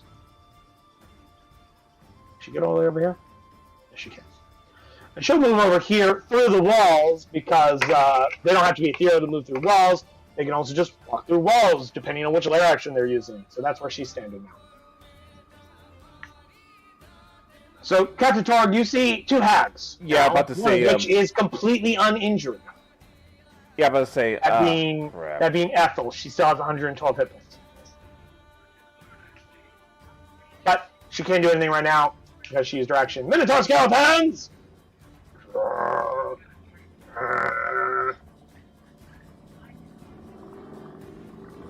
This one stands up.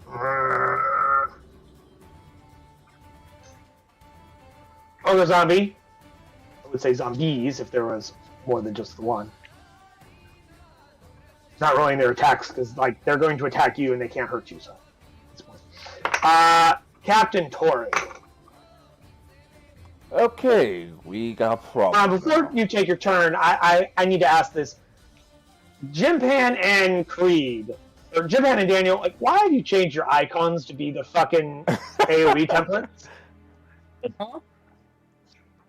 What? Don't act like you don't know what you're doing. There's only one way you could have done that. Because Daniel did it. This is something I want to see. No, it's like right there at the bottom of the fucking screen where it shows everybody's name and shit. Not their tokens, their icons. Oh. Why? I did it because Daniel did it. You guys are doofuses. Anyway, Kai, you may now take your turn. Okay, I see the hags off the corner of my eye, like, motherfucker. Now, just so you're aware, this one, more injured. And, in fact, actually severely injured. This one, super untouched. Yeah, I recognize the hag. I recognize her by her scar wounds. But, unfortunately, You also know she has a few extra puncture wounds, too. Yeah. And a nice knot on the back of her head for when someone clocked her with a fucking shillelagh. Heck, Ursula, it seems you still have some trouble over there. You know, we've been needing some lycanthrope blood and skin and hair for some of our more interesting experimentations. You'll do nicely. We'll keep you alive for a long time. As much as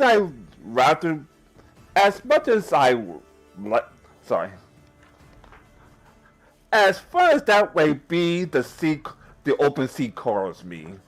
That's why I quit the Navy in the first place, to make sure I don't serve under anyone else. As I type this mentor right here. While saying that.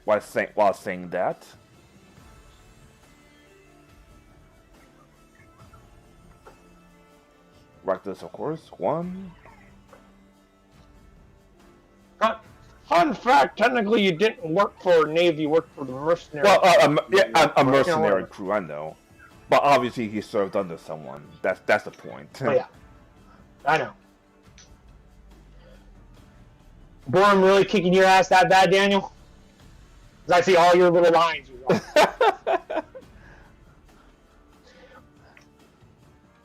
I'm sorry, who were you attacking? This one over here. I was distracted by Daniel. Oh, the one to your south? Okay, cool. The first one just obliterates it because it had 4 hit points. Oh, never mind. Then I'll charge this one down here then. If you'd like that second one to be on the one to your south, you can go ahead and move south and do so if you so wish. So charge. Well, charge has to be done. You have to move 15 feet straight towards the target. You can only move 10 feet straight at them. So you cannot charge. Lame. You can still use your tusk, obviously, if it survives your sword attack. Now, scrolling back up to your second sword attack, which was 10 damage. Yeah, yep. Scrolling back down to your tusk attack, 11 damage. Ignoring the 7 damage of charge, since you could not possibly charge. I will give inspiration for that little, like, I will never serve under anyone speech.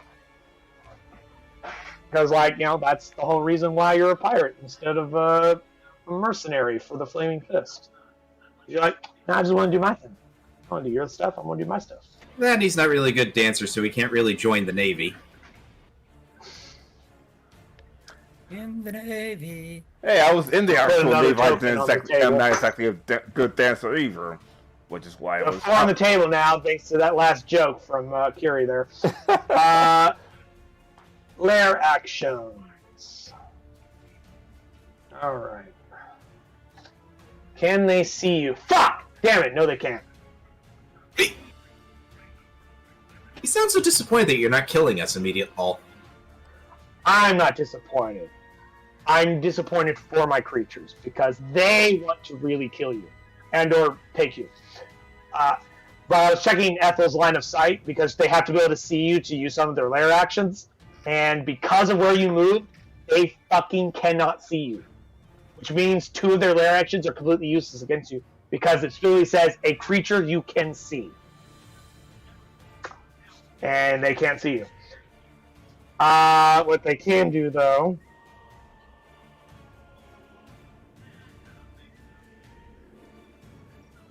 They're gonna slam shut and lock this fucking door. Oop. They can do that as a lair action. Back in here with them. That's not the color on it. I want this color.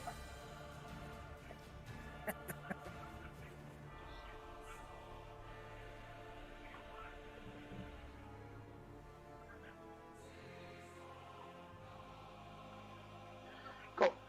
Madam Anastasia. Please come back.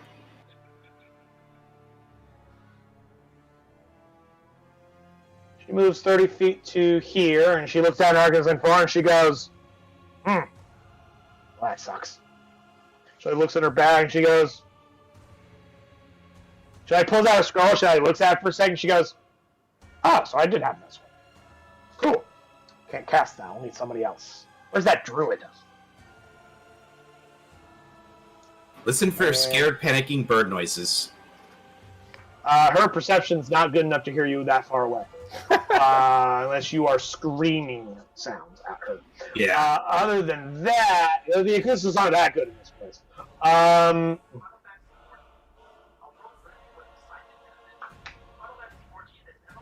She's going to dash to here. Like, lock eyes with Morgaine, and then, like, pull the door closed.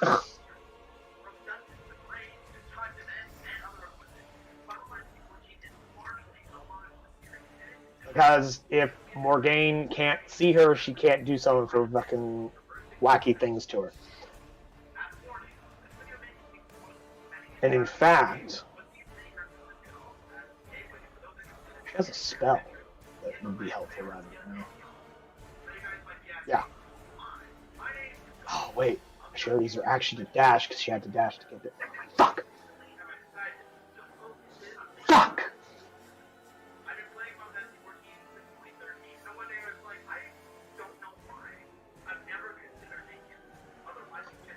Ursula.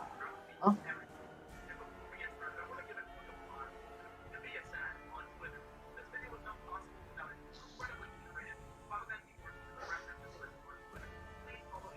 Yeah, she's gonna. Yep, she's gonna do that. You don't know what she's doing. Dr. Ice. I think it's safe to say the door in front of me is closed. There is no door in front of you. That black square right there is a removal of the fucking door. Remember, I destroyed I erased the door off the map. Okay. Should I make it a different color so it's more obvious? Sorry, it's just initially I was just so used to like the black bars being like closed doors. There you are. All right. Does that make it look more obvious that that is there to block the door that was on the map? Yes. Because the door doesn't exist, because it's like some of it's over there, some of it's over there, some of it might still be in the front forehead of Ty's character, I don't know. Like he's got like some bits of chunk of door in his forehead where he smashed through it with his head. But yeah, no. There is no door there. Which means they can't open and close and seal that door and shit like that because it doesn't exist. He destroyed it. So you may take your turn as you see fit. Move here. Produce flame at the. Produce flame on the Minotaur skeleton. I mean the Minotaur skeleton's axe because I could see that you can only see his axe in the image. Because I can control L on your tokens too, so when you move your token around, I can see what you see. But yeah, an 18 will hit for 9 fire damage. Like, Ice? Ice, is that you? Sprack! I need to investigate something. Hold on to put this Minotaur skeleton to sleep first. Sprack! Got it! Let's say, like, you're a bird humanoid, but you're not a bird. You can use words. Yeah. When terrified, I imagine he's probably... His soundtrack from The Witcher. Hey, Or when who says hags he are grew not. up more around humans? He may have grown up more around birds, so he has a more heavy bird speech. He didn't grow up around either of those things. He grew up around Aarakocra with his Aarakocra tribe. Or maybe he reverts back to his base instincts when he's petrified. Guys, he's a bird-like humanoid, not We're- a bird that evolved into a person. Dude, That's we're- not how the fantasy world works. He didn't start out as a bird and grow into a people. They've always been aircraft. They didn't evolve from birds. We're joking, dude. Yeah, lizard people didn't evolve from lizards. Just remember, tookie tookie. It didn't work the first time. Why do you think it's gonna work now? It's like, Also- that's it. I'm gonna take him out. Also, there's also this possibility. It's an inside joke between the end of the night. With you. But Morgaine is going to go. Morgaine's going to be like, hey, don't you shut my door on me. She's going to come over here, and they're going to get... These two fucking people are going to have an opposed athletics check to try and open this door so they can get eyes on her. But she's holding the door closed. Oh, no. So the door gets kicked open because Morgaine rolled a fucking 20.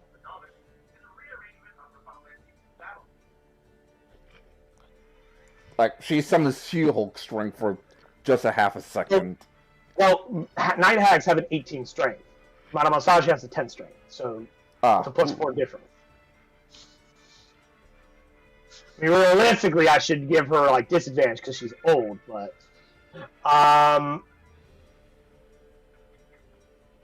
now Morgaine can see her, which will. I mean, she already used her action right now, but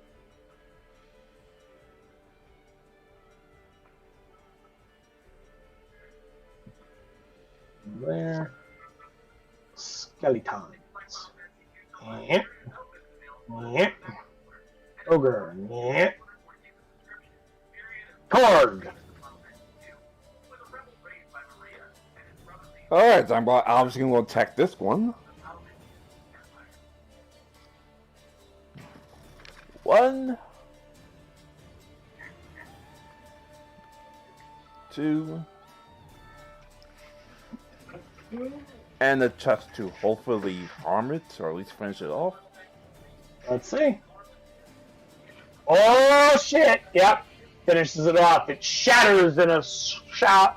It explodes in a shower of bone chunks. Almost said shatters in a shower. And I'm like, nah, I don't like that. There was alliteration in that sentence. Didn't sound interesting. Of course, I move. You smash it so hard, it turned to. You basically get sublimated it to water. No, not that hard. Plus, that's not what sublimation is.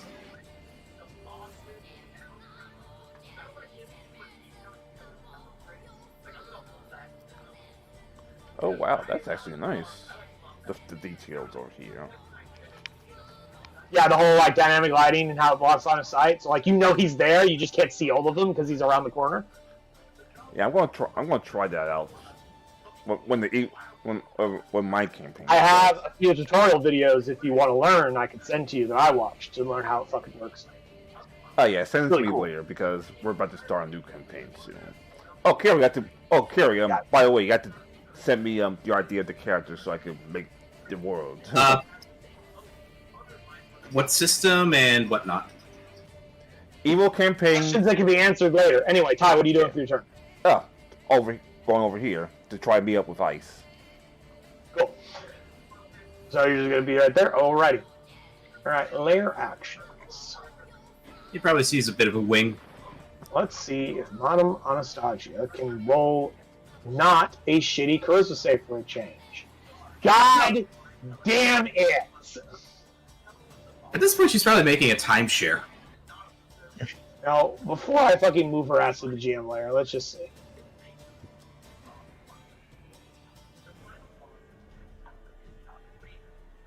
Oh, she gets out. Okay, cool. So she goes to the harmless prison demiplane, then comes back immediately afterwards with still her movement intact, and with her free object interaction, she closes the door again. And you just hear on the other side, "Motherfucker!" She's like, "Fuck you! No, fuck you! No, fuck you! No, fuck you! No, fuck you! No, fuck you!" As they like yell "fuck you" back and forth. Like only old ladies can. Special old lady voice. Ursula.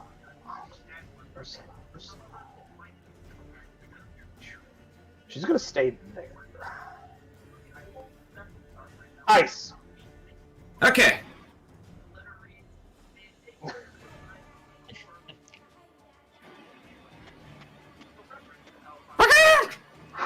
How do you find these things so fast? Like, I just made that fucking joke in like 10 seconds. In less than 5 seconds, you have 2 old ladies fighting in a game. Like, where do you find this shit? Anyway, Ice. You cannot share the same space as the captain. I didn't see him there. Well, mostly because I couldn't see him as I moved. My recommendation with dynamic lighting is when you're going around a corner, move to the edge of the corner first to see down the hallway, and then move your token. Okay. Tutorial on how to do dynamic lighting. Brought to you by Shindu. Well, that's more that's more of a pro tip for players if your dungeon master decides to play with dynamic lighting. Hey, have you heard did you know that your dungeon master is using dynamic lighting? Well, here's a pro tip. Don't just move your tokens into the darkness, because it's a bad idea. Just don't do it. Like, move in increments. Yep. Especially if he has it where it updates when you drop the tokens. But anyway, if there's something that you wanted Dr. Ice to look at, it will require Dr. Ice's action to inspect it. Captain! Yeah, I found this in one of the hacks rooms. Okay. If it's help. Oh, and unfortunately, we just lost someone. Shit! Reduce name you! Burn, you freaking piece of not wood, bone, burn! What? Well, hold on, I thought you wanted him to... I was going to say, I want him to investigate something. Okay, yeah, but I thought I was in a different room. Okay, I'll investigate. What do you need? He's holding the object. He wants you to look at it, but it requires your action to do so, unless you want. Unless you'd rather attack. I'm not going to say you have to. If you'd rather make an attack, that's up to you. I didn't know he was holding it. Okay, no, it's not an investigation. I want to know if you wanted to look at it. I need that answer. I will look at it. I will look at it. Arcana to try and determine the nature of a potion.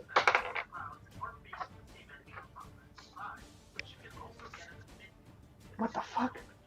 I expect you to fail that so I could be like, you don't know! You're not an alchemist. You're a herbalist. But you've been spending a lot of time with an alchemist, so fuck. Makes sense in the canon. The dice tell their own story. They don't get a thing on my stuff. Well, why do you think after literally 3 attempts, Jim Pan still failed his death save? Alright.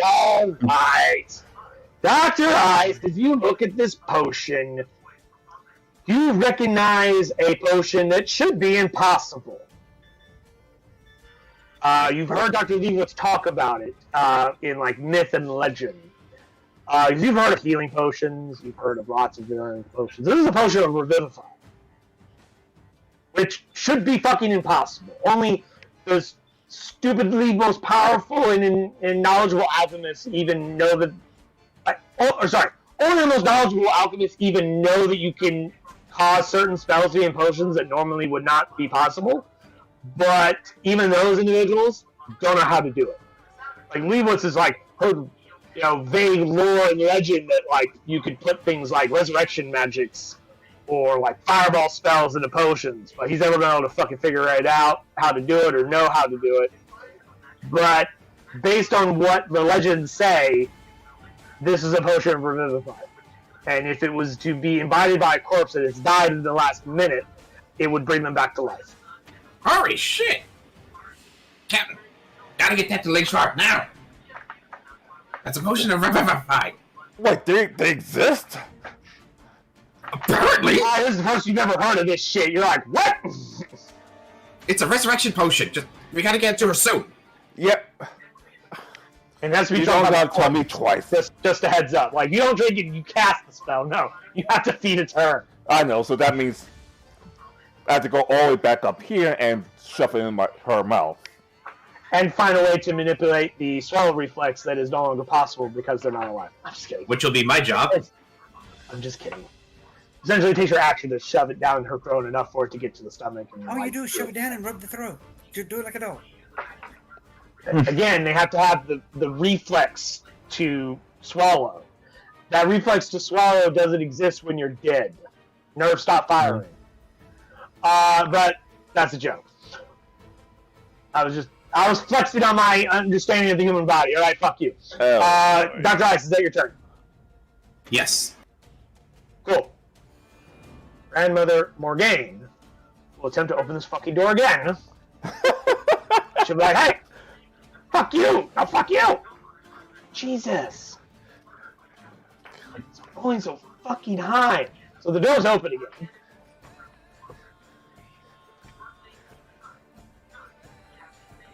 Arkansas Falling, just a quick question. How long have you been dead? How many rounds? Have you been keeping track? Sorry, no. About 3 to 4 rounds. Okay. At 10 rounds is a minute since you've been dead, just so you know. Which means then Revivify won't be helpful. Because it has to be done on a creature that's died no longer than 1 minute. Which is 10 rounds. So let's say you guys have let's say you have 6 rounds to get over there and drop this potion down his throat. Good luck. Monty F. Use her action to go ethereal. Then move somewhere. Please go to the old women. Minotaur skeletons. Please go to the old woman.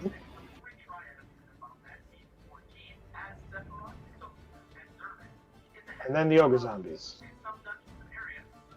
They begin to bash on your face, but they cannot fucking hurt you. Alright, Who knew being a Agatha would be so goddamn helpful, would it? Just hold your captain in front of everybody and use him as a fucking shield. Just and everyone just beats on him and can't hurt him. As long as they don't have magic or silver weapons. Captain, it's your turn. Alright, so obviously I can't back up feet with ice right there, so just... I mean, you can fucking leave ice there. It's up to you. I swear. No, because I'm pretty much the heavy at this point. So 1, 2, and a tusk attack for 3. Cool, so that's a total of 29 damage. Total. It's still standing. That one, unfortunately, was I'm pretty sure. in comparison to the others. Because, a good number of the enemies you guys have been fighting couldn't get close enough for you guys to even take swipes at, let alone for them to attack you. So, some of these skeletons are quite fresh, or mostly unharmed. Well, they're probably rather rank smelling. Oh, good thing Ice is by me to help. Lair actions. So help me God. I mean, if you fail this fucking person save one more goddamn time. Finally. That's actually a charisma check, but it's the same bonus either way. She finally passed her charisma check to not be banished by the lair action, which means she can finally use her action for something else. Damn it! She casts Anti-Magic Field on her turn. Spell she's trying to cast for the last fucking 3 rounds. She is no longer concentrating on her whatchamacallit. Her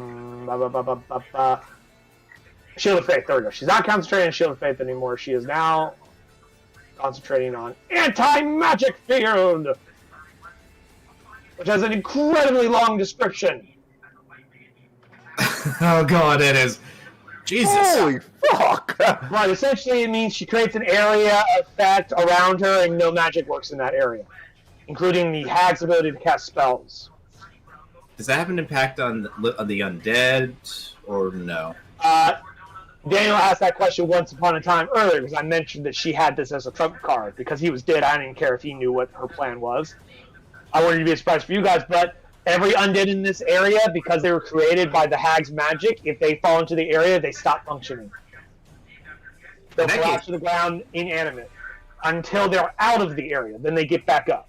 It doesn't make them go away or destroy them. It just means that they do not function inside the area. So they're just incapacitated.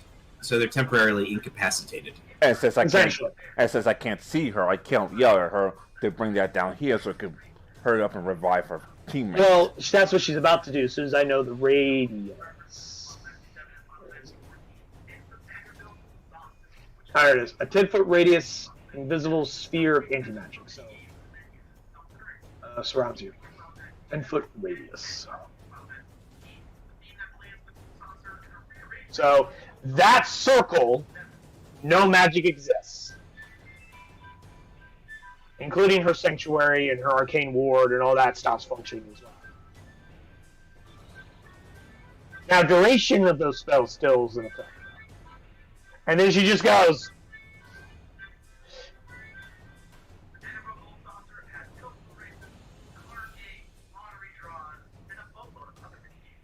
and moves to here. Which does catch this ogre zombie in the area, so... it stops working. Like it catches part of the zombie and just... and it just collapses to the ground. Like, anti-magic field, of course. And... said that in a way like he knows what an anti-magic field is. This is an 8th level spell. No, I'm doesn't know about magic. You don't know anybody that can cast 8th level magic. I'm sorry. What was that? I'm like, what the hell is... No, what? Never mind. If you could drop these guys in a heartbeat, then let's do so we can revive our teammate. She goes, it only lasts for a short period of time and only in a tight area. It will stop magic as long as you stay within 10 feet of me. I understand. Let's revive our teammate that killed the other two halves in that room over there. I point to the room next to her. Assuming they haven't moved by now. Anyway, Ursula will stay in her spot because she's super injured. Ice! She's super injured, and some other Night Mother drank all of the fucking potions they had for themselves. You kind of broke up on me. What was that? Ice, it's your turn. All right. That was more me muttering about the fact that like Ursula's gonna stay in her fucking area that she's in, but doesn't have the time to hunt for any potions because the ones that were just sitting out for them to use in case of emergencies, all those were drank. They have more, they just don't. Like, she had to, like, work through some, like, boxes and shit like that, which requires time that she doesn't want to spend. Well. Because Morgaine drank all of those other potions. Shillelagh! Shillelagh! 16 to hit for 4 damage.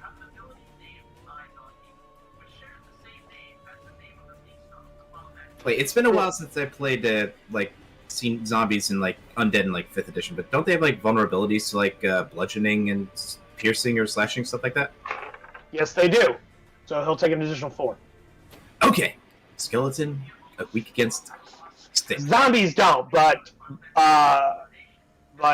skeletons do have vulnerability to bludgeoning damage.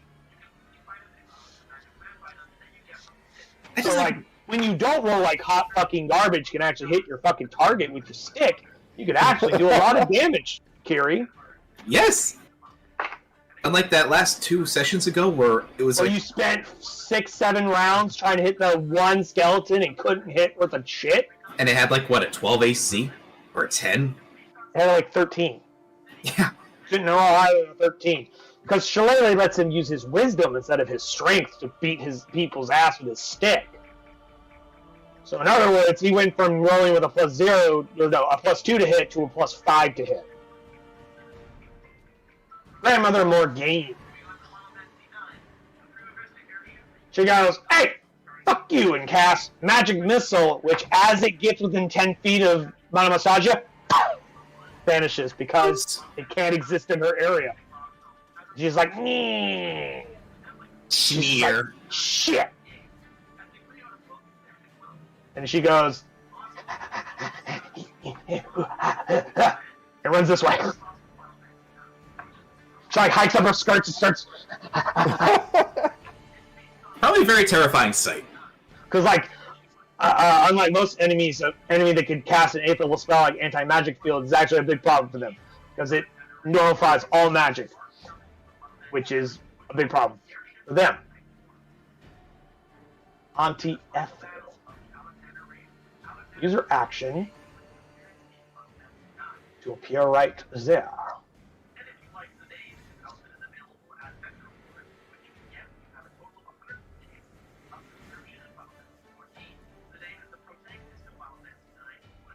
All right, Minotaur skeleton and ogre zombies. Not gonna do anything, but I'm going to have her roll this. Cool. Ice. Your passive perception being a 16, you beat the 13 stealth Ethel was trying to use to hide from you. You notice her right here behind this pillar as she comes out of ethereal form. She still has 3/4 cover, so obviously if you try to take any attacks against her, but she did not silently enter this realm as she intended to. Like a little bit of a splash as she gets behind this pillar as she comes out of etherealness. You clock, and you're like, huh? And you see her just as she ducks behind the pillar. Otherwise, I would have said nothing and just let you find out she was there this whole time. Yep. That's the fun about dynamic lighting. You don't always notice the shit that I put in the shadows. Yeah. Oh, Captain, your turn. Alright. Ironically, the Ethel I'm not worried about. Or not just saving my teammate. I know Ethel's a more threat than the Minotaurs, but... Yeah, you can tank the Minotaur, no problem. Yeah, but we have a time you limit. And Jim Pan, who only has a limited time for that. Yeah, like I said, we have a time limit.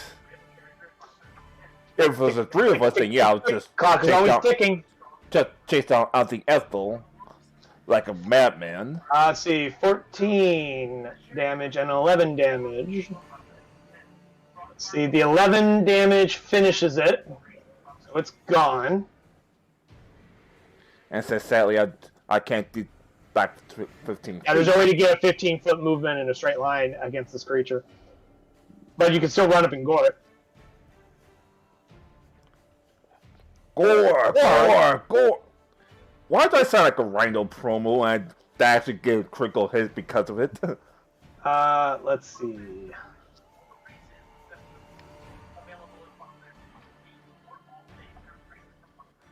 Alright.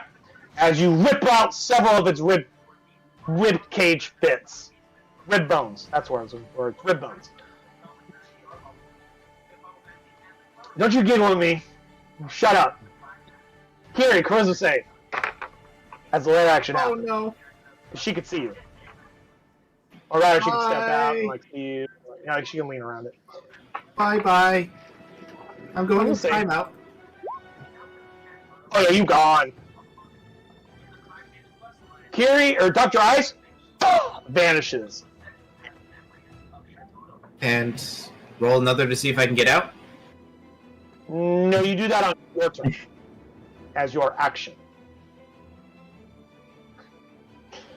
Yes, the reverse gif of Homer disappearing into the hedges is kind of like what it's like playing attacks. Is they just come out of the walls and shit. Because they can do that whether they're ethereal or not, depending on which layer action they're using. But they have to use etherealness for if they are not using this specific layer action. And that type of layer action, all hacks can use, not just night hacks. Madam Anastasia will move to here, which causes this skeleton to become incapacitated. Thanks. Thanks, I owe you one. Another one. Let's get to the other one! Quick, go! We've wasted enough time here! You don't have to tell me twice. Apparently I do! I told you guys to quit fucking around with the minions. The hags are the bigger threat. If you kill the puppet master, the puppets stop functioning. Now get walking. Anyway, that's her turn. Because she literally can't do anything with her action right now. Being the lovely, helpful old lady she is. Ursula is going to stay there for right now. Continue to hold her action. Kiri, if you'd like to use your action to contest the hag onto Ethel and a charisma check, you may do so if you so wish. Which I do. Cool, you gotta beat a 10. Thank God the zero does not count. Do what? I said, thank God it's not with a disadvantage. No disadvantage. It's just an opposed charisma check. So, like, I can roll high, you can roll high, I can roll low, or you can roll low. Oh, I was sitting here waiting for you to fucking roll, and I didn't realize you already had. Yep. Hence him saying it's not a charisma save, it's a charisma check. Oh. Yeah, it's an opposed charisma check. Is that a different value for your check? Nope, it's still a -1. Okay, cool. So I see 2 of them. I'm assuming the first one is the one you meant to roll. Correct? The 4 is what I failed, which made me fly away. The 15 was what I rolled with the save, but... Okay. Like I said, it's the exact... Okay, so the 4 was when you were banished. And then the second one was your opposed charisma. Well, it was supposed to be a check, but your opposed charisma check. So, which means you rolled a 15 then, right?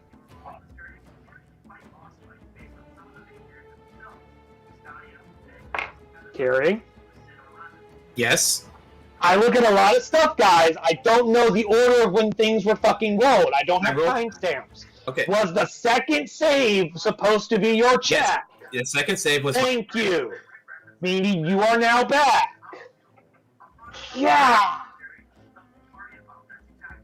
There tends to be... What state do you live in? Which state do I need to go to kick your ass?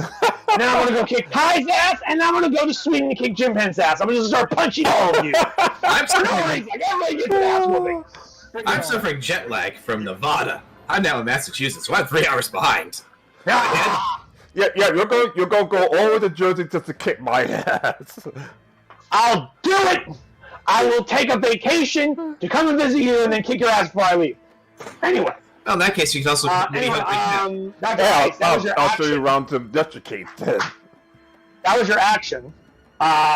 You still have a movement and a bonus action if you'd like to use them. Movement will be...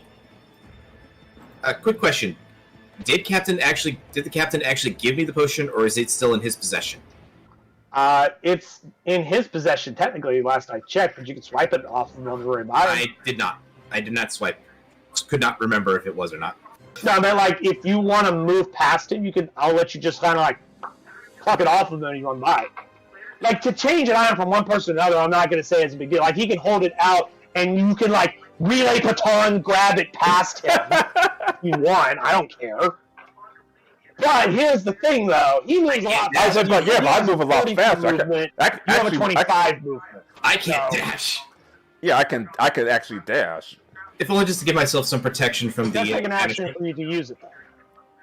Which I don't have. My recommendation would be to move as far as you can to be on the other side of the zombie and skeleton. Just saying. Put it this way, we start here. Right there. 5, 10, 15. That would be as far as I could go. Because I don't have a dash action. So I don't have an action. Okay. So you can move like... There.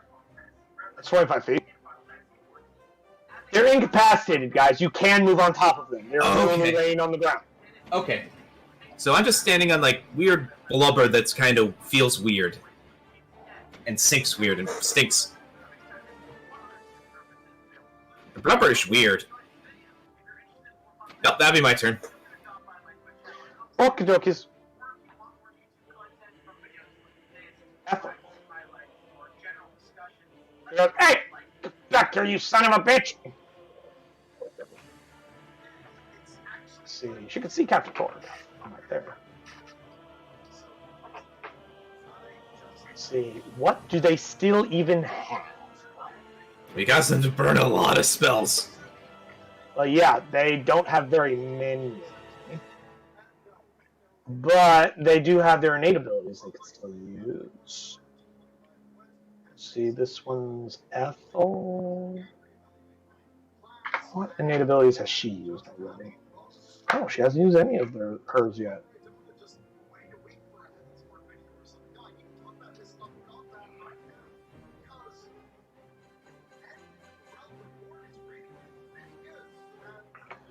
Oh, she's going to cast Raven Enfeeblement at you using one of her innate abilities rather than a spell slot.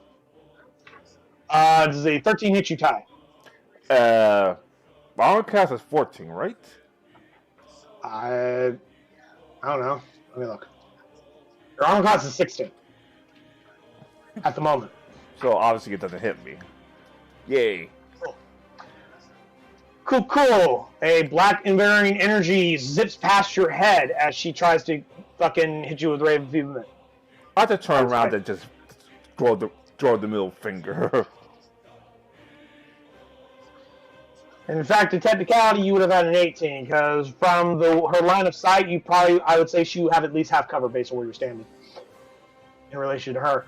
Mentor Skeleton and Ogres are currently incapacitated. Captain Torg, what would you do? Double move, of course. Also, Kiri, just so you know, when you're in the anti-magic field, your shillelagh stops being a shillelagh. It goes back to a regular quarterstaff when you're inside. I kind of figured at least as much in that regard. Now, that being stated, the effect is not dispelled, it is repressed, meaning duration of effects are still ticking, and when you exit the area, they resume back to their normal function. Just for clarification.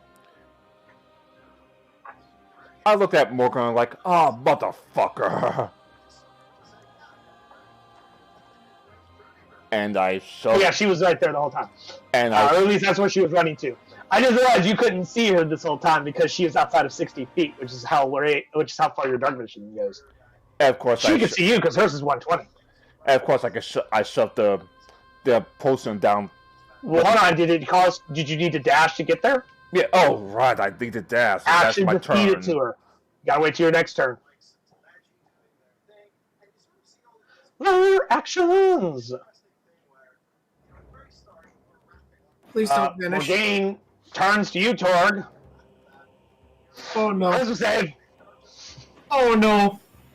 Because Ethel can't use it on you two because you guys are in an anti-magic field. So I need a charisma save from Chap to Torg. Crap. And charisma is not exactly my strong suit.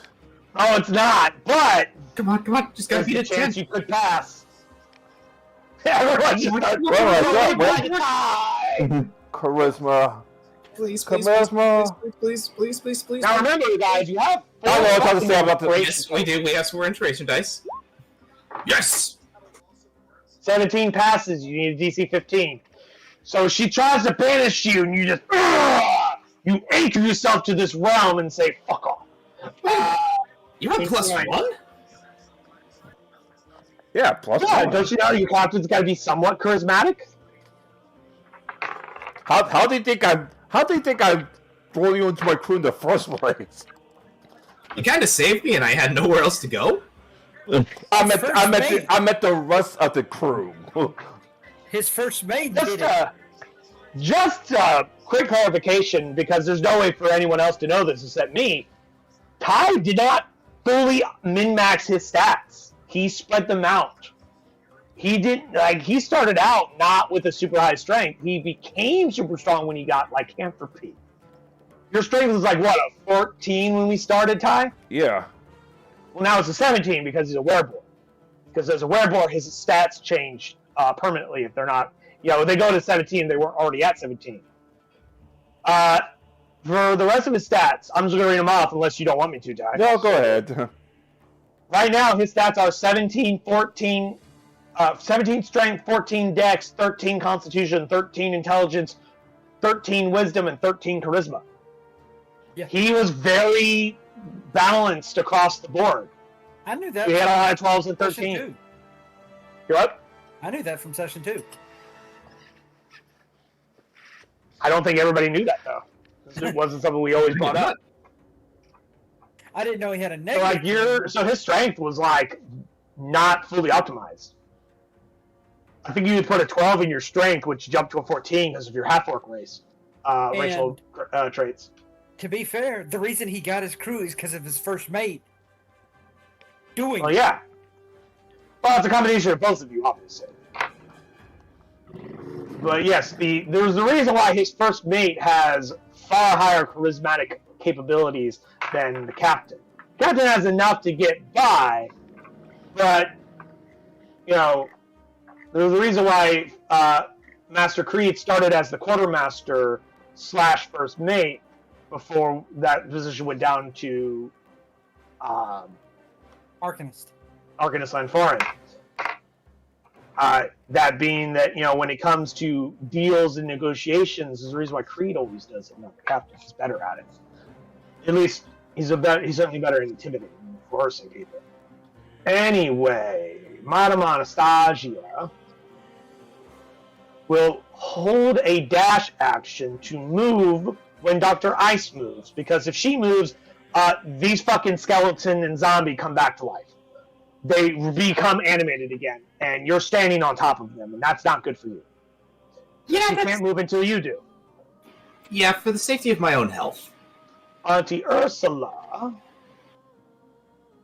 What's going on, everyone? Jeremy here. Do this. Real recognize real in terms of the internet's biggest, how do I say, Dr. Ice, your turn. Bird speed! I imagine he's doing that little bird bouncy thing where he like does the short flap and. What the fuck? I love hearing you guys exclaim things as you finally see something that I've been staring at the whole time. It makes me happy. It makes all the shit I did to set up the map for dynamic lighting worth it. Yeah, some of the $40, $50 a year isn't that bad. Just so you're aware, I saw that look like a 40-foot movement there, Dr. Ice. You still have 10 more feet if you'd like to move further.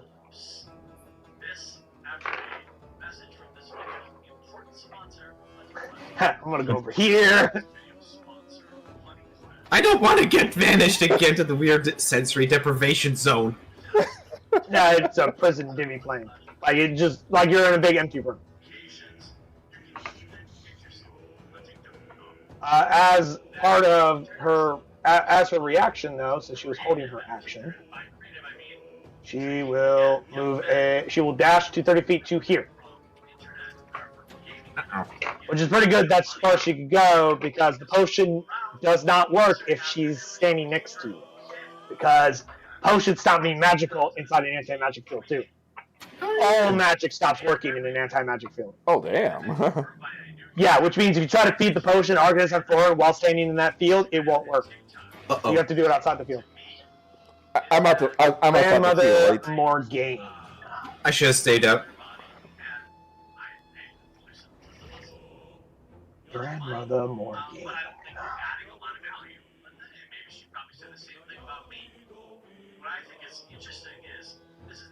Sphere negative energy.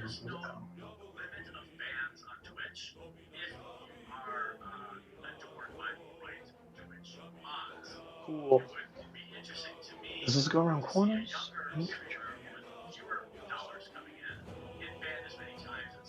Oh no, it's not emanating from corners. It's with 150 feet, 60. Okay. I need my templates. Spheres. Let's use darkness.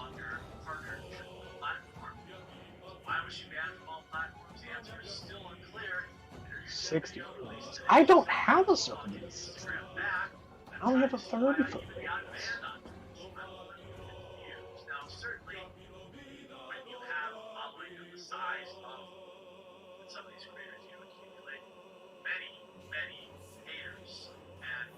Oh, not that. Damn it. I didn't mean to do that. Back to the token layer. Advanced settings, set demand charms, units.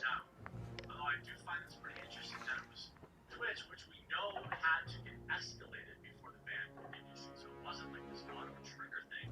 TikTok, which I need everyone in that circle to make me a con save, please. What the fuck? As she casts with their only 6th level spell slot, Circle of Death. Sorry. I wasn't gonna leave it there. I just wanted to have that as the visual. Because that's how I get my kicks. Yeah, I need everyone to make a con save, please. Yeah, me. You already did. Inspiration, Captain? I highly recommend it. It does a shit ton of damage if you don't. Yeah. Alright, that's 1 Again? of 4. Oh, Jesus. 2 of 4. How hard that dude have to pass? DC 15. Again? Oh, for fuck's sake! Why? 1, 2, 3. You got one more if you like to go to more. Well, finally. Wow. I like how Kiwi gets that first shot. Has a +0 to con saves, gets that first shot. Ty, with a plus what? 5? 4? What's your fucking con save? +4? Yes. +4 to con save. Your good save as a barbarian. You have to roll 5 times where you beat a DC 15. The dice did not like you. The dice want you to die. Alright. A sphere of negative energy ripples out in a 60-foot radius sphere from a point within range. Each creature in the area must make a Constitution saving throw. A target takes 8d6 necrotic damage on a failed save, or half as much on a success. Oh, gee. So I might just drop dead anyway. It's possible. It depends on how much I roll for damage. I haven't rolled for damage. I only hit the thing to show me the description so I can read it. Now I'm going to click it to do damage. So both of you pass, so each of you will take... Uh-oh. So anything more than 30, I'm unconscious. Cool.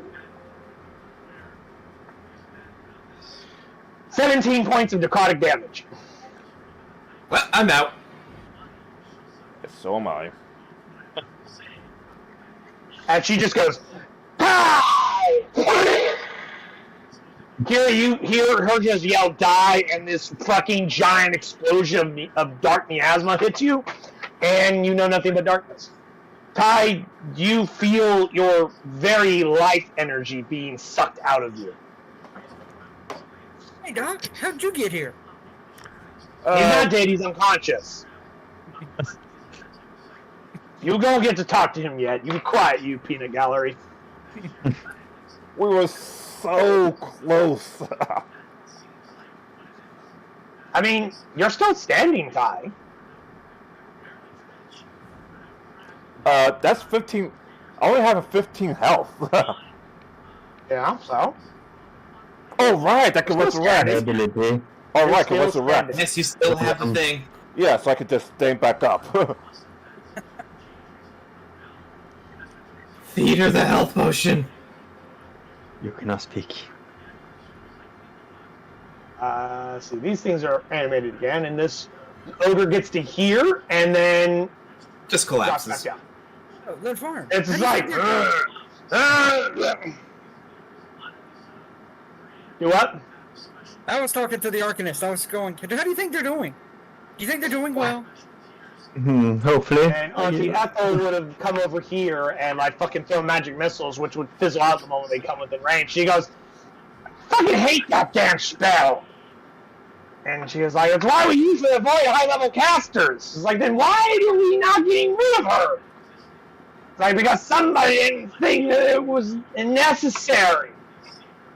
And they all like look at an empty point in space, and they're just like, presumably looking at Ursula, who's like, nah, it's fine, ignore her. I just shoved the poison down her throat. The Arcanist's throat. Right, yeah. Cool. Argus on forward, you come back to life with 1 hit point as you are revivified.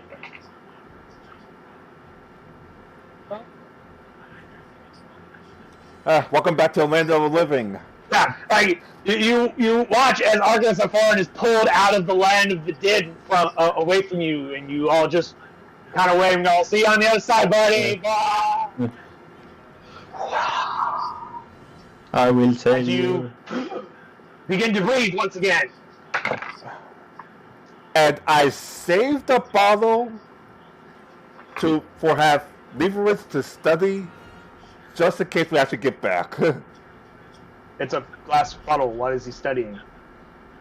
for any Trace remnants? Thank you. What? Any trace remnants? Don't you Residue? remember they eat the bottle when they use it?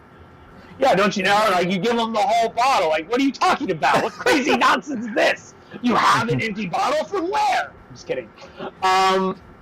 Captain, is there anything else you'd like to do with your turn? That was your action. I recommend moving in front of the guy with 1 hit point. Of course. Like, alright, Morgan, this ends tonight. She goes, "Fuck you! You came into my house! It ends when I say so!" Well, we're pirates. Don't you really think I don't we're... give a shit! Do you I'm a really think hag! we give a shit I am about... above you! You are nothing to me! Nothing! I just pull up my magic shield, like, tell this to nothing. Obviously, I can't Magic charge what? it right now, so... It'd just be shit talk. Your magic what? The magic sword. Oh, I think you said magic shield. I'm like, what'd you get a magic shield? What? Sword. Lyrax, she says, "Get the fuck out!" Charisma save, Ty. You know where his magic Activate. shield is? It has 1 HP behind him. He just has to yell, "Activate hero shield." Activate hero shield. Haha. Yeah, now Some monsters actually have an ability where they literally do that. Yeah, now must The be Goblin disappear. Boss has the ability where it redirects attack and moves an enemy in front of it. Yeah, now must be disappear into oblivion. Why, Captain? You vanish. Sasha just goes, "God fucking damn it." And Thank God this spell lasts up to an hour. she like reaches into her pouch and pulls out what spell? Kiri, what spell? What are you talking about? Which spell? The spell, the anti-magic. Oh, cool. Anyway, she pulls out a potion that is not magical, and she throws it to Argus and Thorn, and she goes, "Get the bird up!" Argus, you're still like slightly groggy, and this potion just lands on your chest, like, "Woof!" It is a greater healing potion. Ooh. She had 3 of them. That's her second one, because one she consumed herself. She has 1 more. But if she can't administer it because it will not work if she does it because the field is centered on her. It moves with her. So if she comes up, the potion stops being magical. And what she'll do is... no, if she moves there, then you guys will be in the field.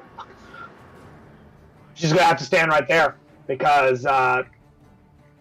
you can't move far enough to get Morgaine in the circle while also not getting you guys. Plus, if she moves past you guys, then the ogre zombie and the skeleton can come at you. Ursula.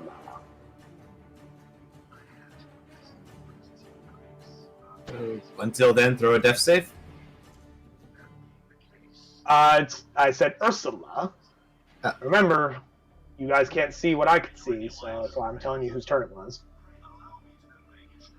And yes, I was kind. I moved your token so you get to see what's happening. I only just now realized you have not been able to see what's been happening in this hallway this whole time. I'm sorry, Daniel. You should have said something. I was perfectly fine. I could hear everything that was going on. Sometimes that is a fun thing where it's like, like, if I'm not mistaken, when I move your token to a GM layer, you guys lose sight on the map, right? I haven't lost sight yet. I'm talking to you. I'm talking to the two I've done that to. I can see the what I've been on the map, but I can't exactly like see the. So you don't have tokens vision. You don't have vision on the map then. Yeah, but I can't see the tokens anymore. Because that's exactly the way it should work. You have no idea what's happening until you come back. So when you come back, things may be in different locations. You don't know where things moved. That's what I like.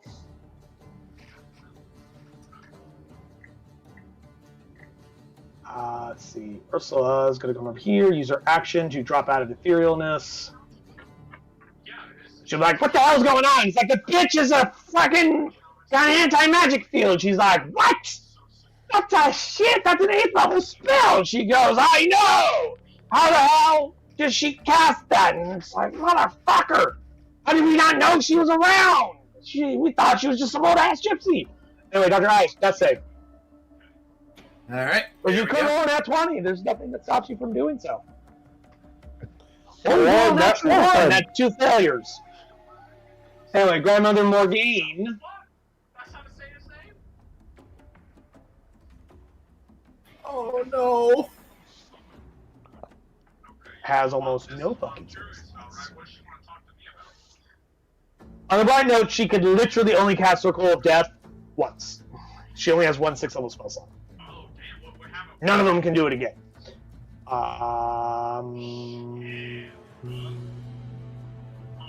But it's up to Oculus my phone to see what she does with her potion. She's going to cast False Life on herself and give herself 16 temporary hit points. I'm ready. Yes, right now, in front of everybody. This is such a mistake. This is such a mistake, dude. Like the Oculus and Thorn, your turn. I mean, I'm going no to way. Base, yeah, right. This is stand a up. bro. Like this is a Okay. Move here and give Proceed potion. Okay. Greater Healing Potions, I believe, is 4d4 plus 4 hit points regained. I can guarantee you. As you Here just you shove are, the 12 hit points. as you just shove the bottle in and just start crunching it in my mouth. That's if she was rage feeding it to you, but she's not a barbarian. Why do I not taste glass? Yeah, not a barbarian. But anyway, that was your action. You still have some of your movement. Would you like to be in the other room with the door closed instead of out here where they can all see you? Yes, I kind of like that. That's If she interesting. closes the door with you right there, then you're on the outside. However, I will allow you to drag him 1 square over with you. Yeah, I'll do that. Yes, please. You are still on the ground, though, Dr. Ice. You are still prone. So you, grab Ice, drag him into the other room, give him a potion, and slam the door. All of which is technically possible. Daniel, before I move this in the way, what side of the door would you like to be on? I'm at the I'm where I need to I be. know where you are. What side would you like to be on? Right there. Okay. I'm good right where I'm at. Because when I drop that right there, you are literally stuck in that room. You can't leave. That's fine. Because you can't mow through walls. But now the two of you are fully in line of what's happening on the other side of that door. You have no idea. But I can stand here Something with is them happening. and make myself feel special. Auntie Ethel. That's my only, That way I can stand united with my shipmates. From the great beyond.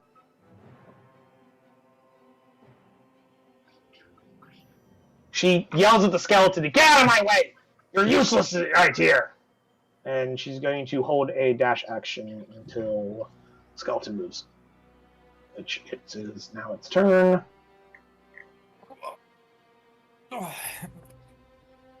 Move to there. And then Ethel will dash to here. Because they don't stop existing when they're in an anti-magic field. They just can't use their magic. Captain Torg, you may use your action to come back right now with a contested charisma check, or you can simply just wait till the next initiative count and then come back with no turn. Up to you. I'll try to use the charisma check, even though my charisma sucks. All right, it will be an opposed charisma check against Grandmother Morgaine. She rolled an 8. Well, I rolled a 3, so. What? Wow, cool. So you don't come back. Lair action comes. You will briefly have a moment to reappear. And then with her lair action, knowing that unlike the two they went into that other room, you're the most dangerous threat with an anti-magic field on the field, so she's going to try and banish you again. She does not want you on this field. Because she knows that if she gets stuck with you and her in an anti-magic field, she's fucked. So I need another charisma save. Come on.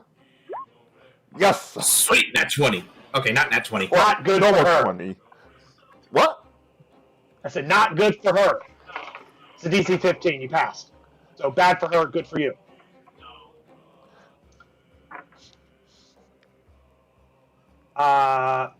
Auntie Ursula. She's gonna move here, and she's gonna fucking claw swipe. What's her face? Mana Monosagia, doing 12 slashing damage. Her Arcane Ward or Shield or anything like that does not apply because she cannot cast spells right now. No magic works.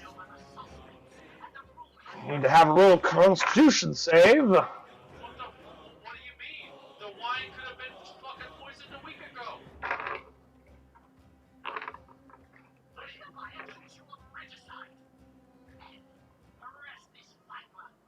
What the fuck?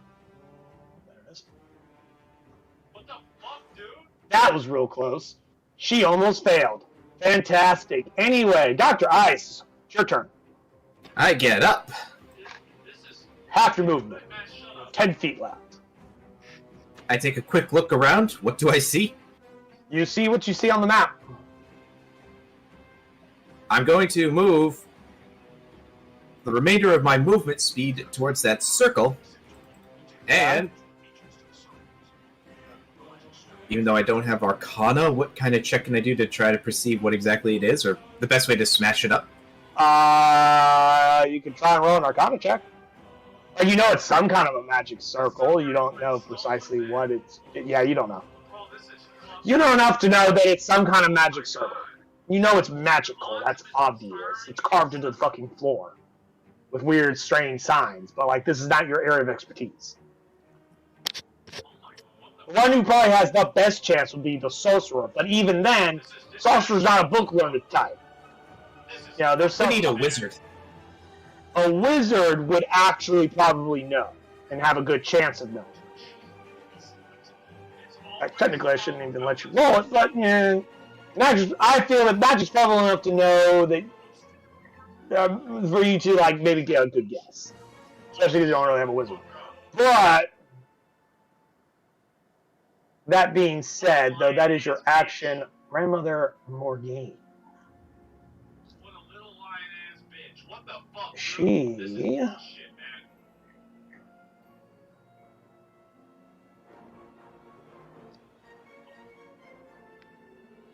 Doesn't it strike anybody as odd that like the fucking princess isn't here? Cast Circle of Death again. I'm just kidding. No. What the fuck? She's gonna cast Sleep on you. She can do that twice a day. What the fuck? So, yeah. I got higher than 15. Yes. What is it? So she just goes, yeah, and he just bonk, unconscious, magical sleep. What, me? Yes, you. Nah, bro. Of course. She casts it right where you are, and it starts with the closest creature with the least amount of hit points.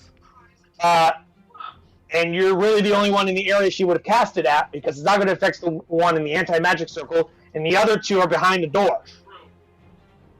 So I won't work on them. Let me just mark that she casts sleep. Because that is not requiring a spell slot. That's one of her innate abilities. She casts that twice a day.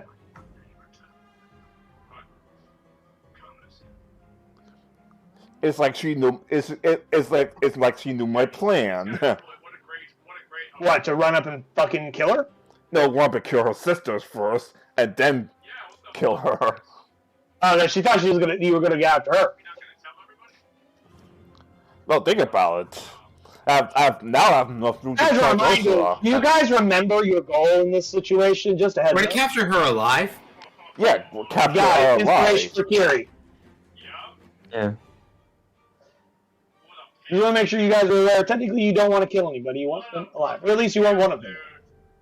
Doesn't really matter which one, but the Sea Hags did specify that Grandmother Lorraine would be the ideal choice. Yeah. Because she's more powerful. I will use... Okay. We'll use that one for sleep. There's no good symbol for sleep. Arkansas and Foreign. It's your turn. What would you like to do? I want to go here Okay. and look at the circle. Alright. Arcana check.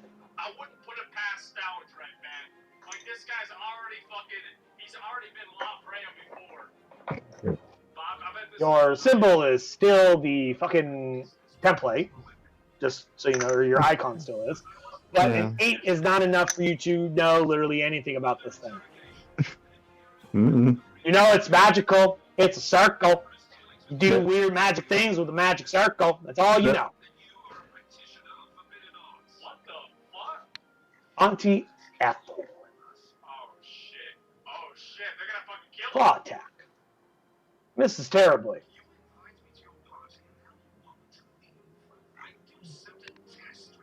Captain Tord, you're asleep. Oh shit. Flare actions. See anything about sleep? There's no save. You're just out. Da-da-ba-ba. That was a good cutscene, dude. Yeah, I think you probably beat them all. Now, You hear a clank on that door. he's pissed. Bottom Anastasia. He's pissed. Ooh. Tard, you are no longer asleep. Because it's magical sleep, so therefore in an anti-magic field it stops working. Ooh. Like, And now the zombie is up. ooh, I just And these had a dream two about. get shunted over here, and I'll say they take a d4 damage. Oh, wow. Got max on the die. That's the first damage Ethel's taken.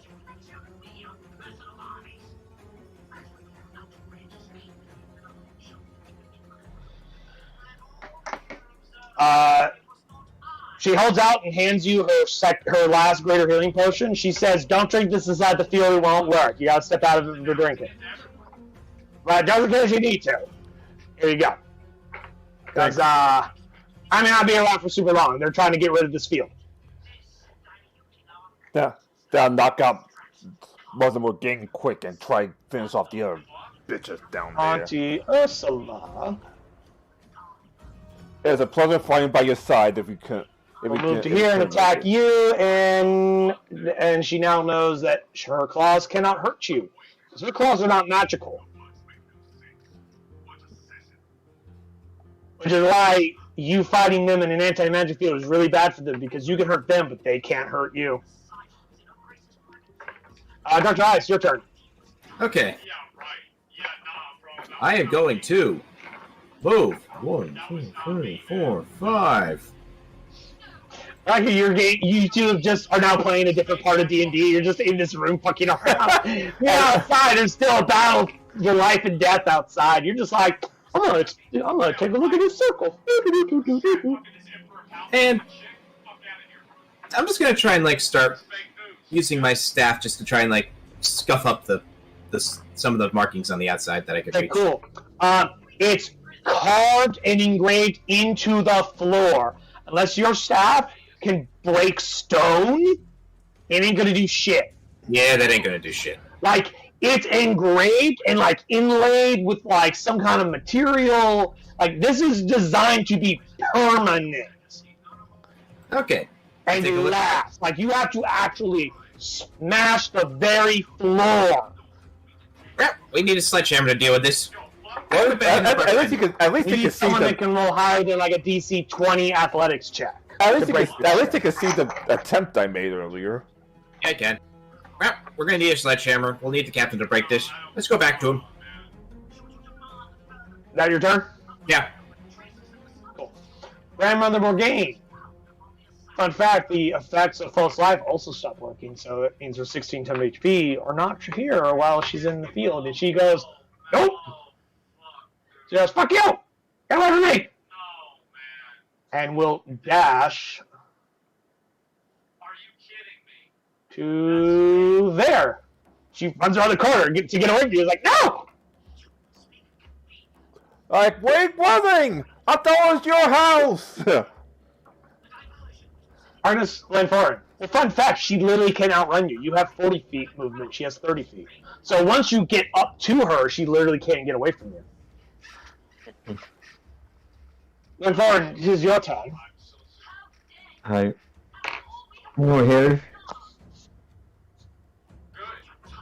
You Okay. attempt to open the door. It does not open. It is currently magically locked as the Hag's Lair action, hence the big red X on it. You It's may locked. choose to try to force it open with a DC 20 strength check, or you could just try and break the door down by destroying it.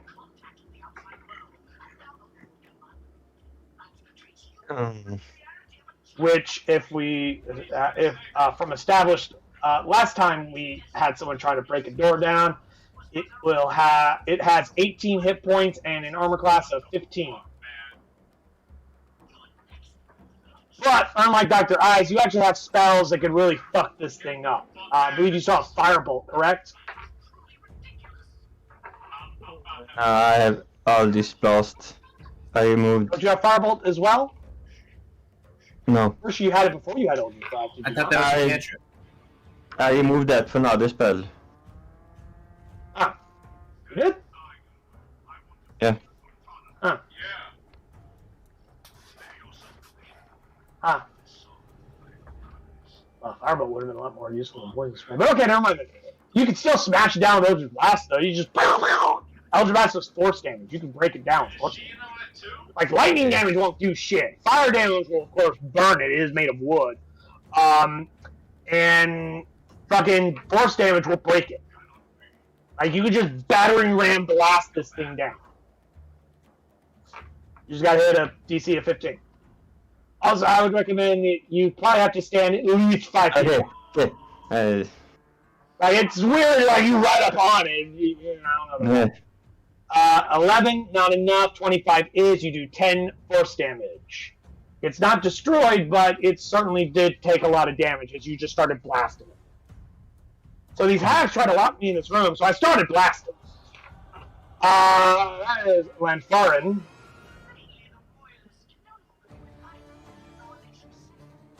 Ethel.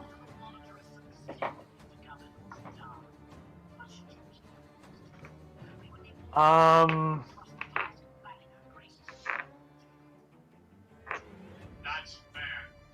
That's fucked up.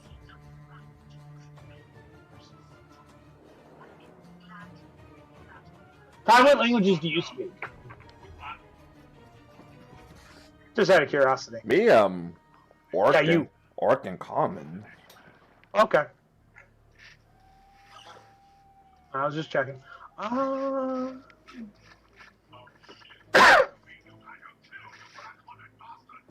So here's the fun thing about hags is that they're evil, and selfish. I'm gonna roll a check to see if Auntie Ethel cares enough to help Morgana. You guys are hell bent on getting her, so I'm planning on, maybe you could use a new sister in this coven. What's the cost benefit analysis here? Yeah. Like, Because they could literally. Because the thing about hag covens is it doesn't matter what type of hag you are. And in fact, hag covens can even be formed with non-hags, like evil warlocks or wizards. like, So like, they only need 3 people, so it's kind of like, Like, do we that's really a- care that's a- about Morgane? Also, what if I want to be the new grandmother? So I'm well, let's think about what I'm going to do is I'm going to roll a check to see if this thought occurs to her or not. Like, well, let's think You guys are about quite the pain let's in the think ass. about it for a moment, ladies. You gave a risk dying to me, or we could just take away your sister and have a newer, younger hag to boss around. Let's see. No, like this is her like eternal monologue. Like she's thinking like the wheels turning, or she's like, I'm gonna say.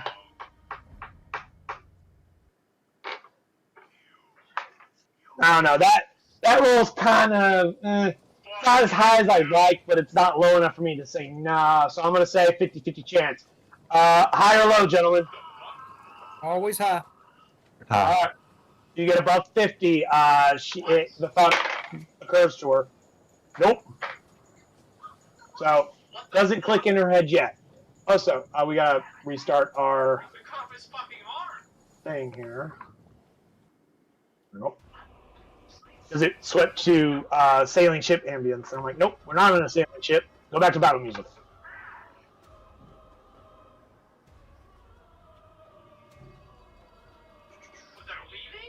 We're gonna move to here.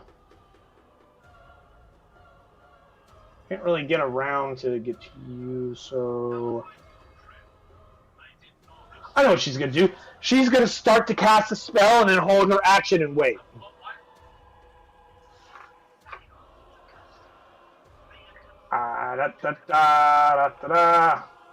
He's in on it too? Fuck that, I'm going to them. This is fucked up. Are we really gonna get arrested? Skeletons gonna move over here. Ogre's gonna move. This is better not fucking happen. Captain Torg, your turn. This is Hi, Ursula. How you doing today? You remember me? Actually, she's the one that beat up, right? Oh, you mean the one right next to you? Yeah. Yeah, she's the injured one. Like, Are you gonna stand remember? up and try and fucking kill her ass? Like, remember me? I like, would rather than standing up first, like, yeah. because you're prone. Like, I remember you. are you kidding me? I remember you're gonna be the one that dies. Sure. 1, What the fuck, bro? 2. I recommend standing up first since you're prone. Oh, While prone, all your yeah, melee attacks yeah. are at disadvantage. Better not Yeah, I'm standing up, obviously. I swear to fucking God if they kill him. So, Well, just half my movement. here's some neat facts for you there, Ty. Here's some neat facts. You have a magic sword.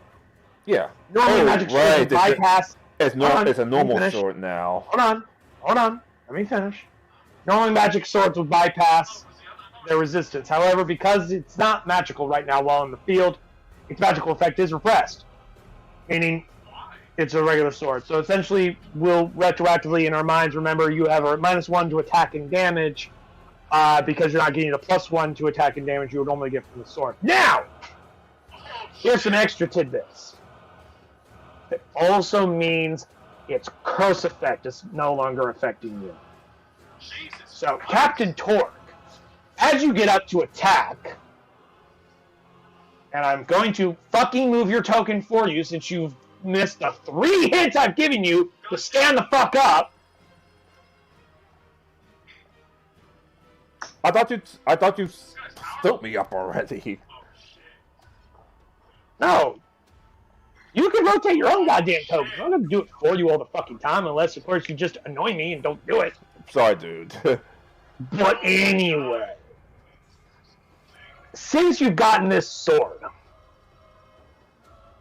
and because you got this sword very shortly before you became a lycanthrope, you didn't notice the effects this thing has been having on you until right now. Ever since you got the sword, you've had this strange voice in the back of your mind. It's constantly whispering things like, don't take that slight, or, strike them down. How dare they, insult you? You must seek vengeance, kill, over and non-stop, over and over and over again. Finally, for the first time since you've touched this sword, that voice is silent. And you're finally able to have a certain clarity of mind that you haven't had for however many weeks you've had this sword. And you realize this fucking sword is cursed! You are no longer compelled to keep this sword, because that effect is also repressed. All magical effects are repressed, including curses. You may choose, if you wish, to toss this sword away and remove this curse effect from you forever, or you may continue to use it, up to you. But you now understand that that this sword is cursed, and it has been manipulating you the entire time you've had it.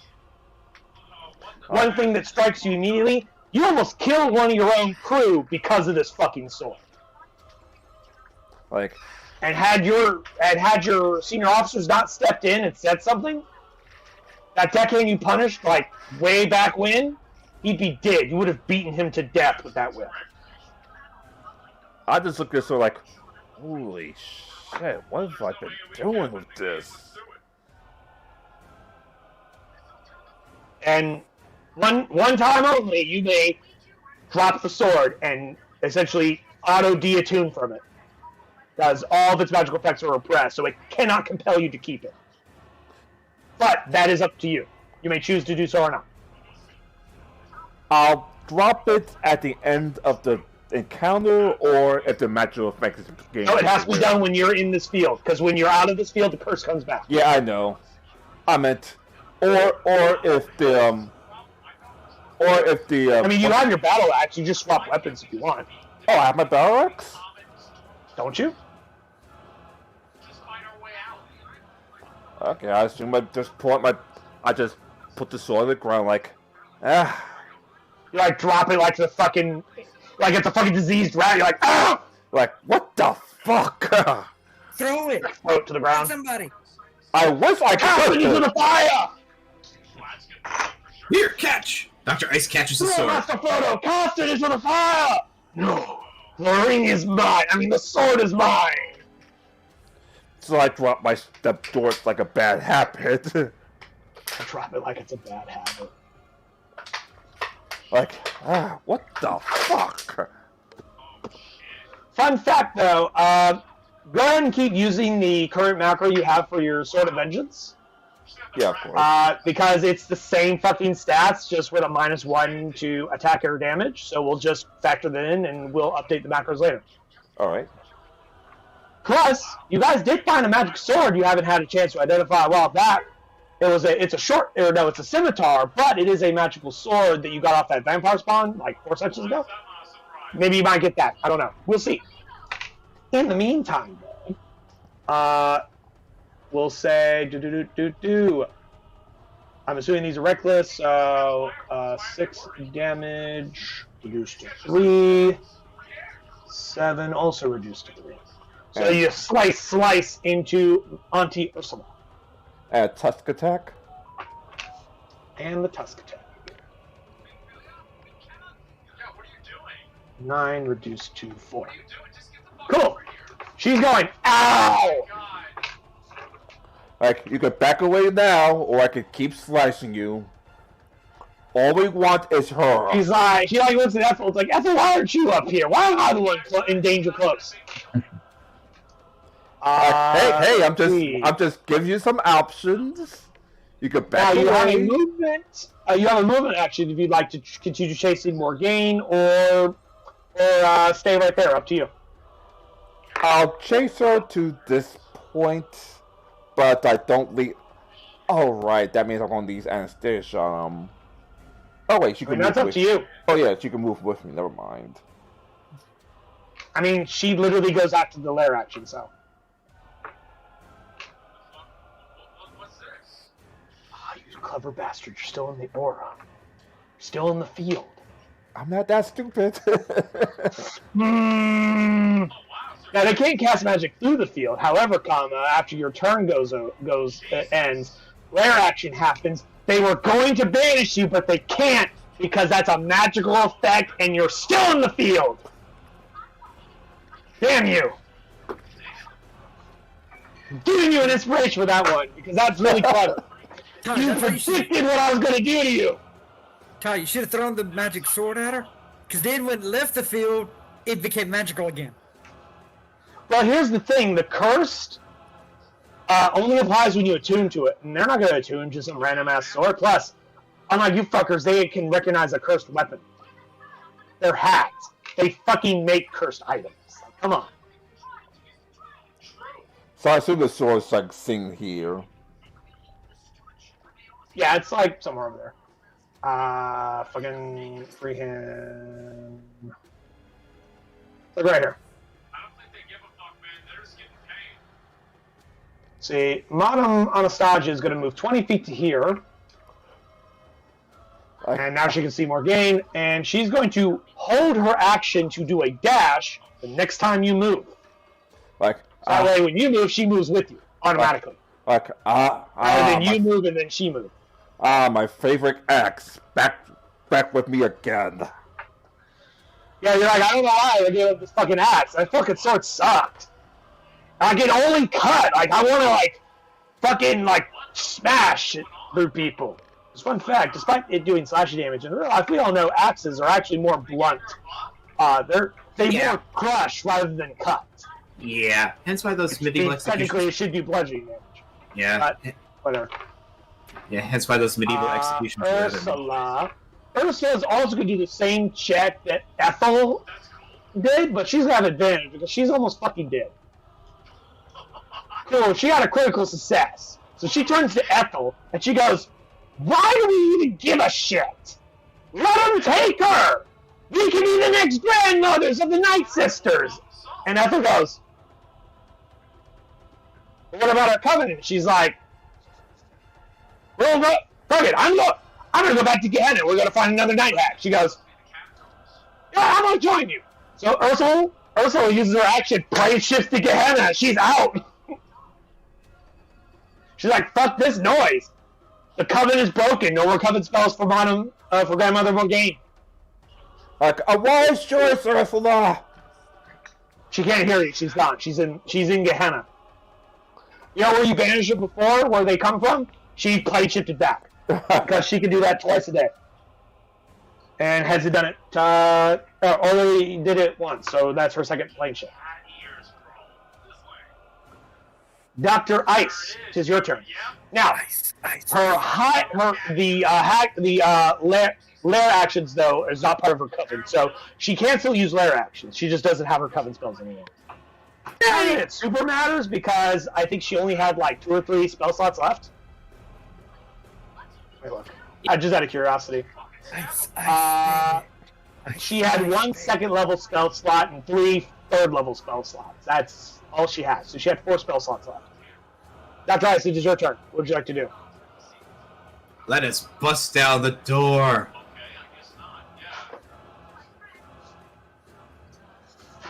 That'd be fine. Don't worry about it. Shillelagh! I mean, you can always help. So you got a bonus action, cast Shillelagh, and then smack it. I mean, you can Yes. do that if you wanted to. Cool. Never mind. Although, actually, no, it's not still be going. Doesn't matter. Now, what else can you use bonus action for? Shillelagh! Kapah! 13 is not enough, unfortunately. You need a 15 to damage the door. You didn't miss the door, you just didn't hit it hard enough.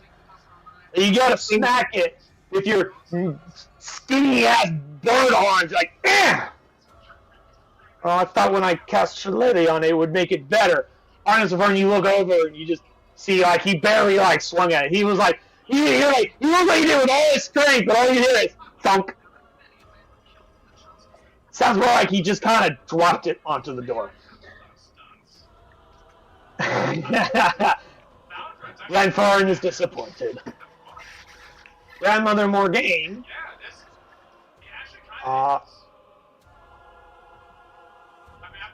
We'll move to here, and then go to here. Glenfarn, it's your turn. Okay. I cast Ace Blast here. Okay. As far away as nice I can. Yeah, I mean, you're gonna break the door regardless of where you shoot it at, but I understand. Go ahead and roll your attack.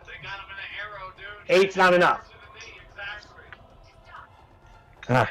21 is, or 7 damage. God fucking damn it. It has 1 goddamn hit point.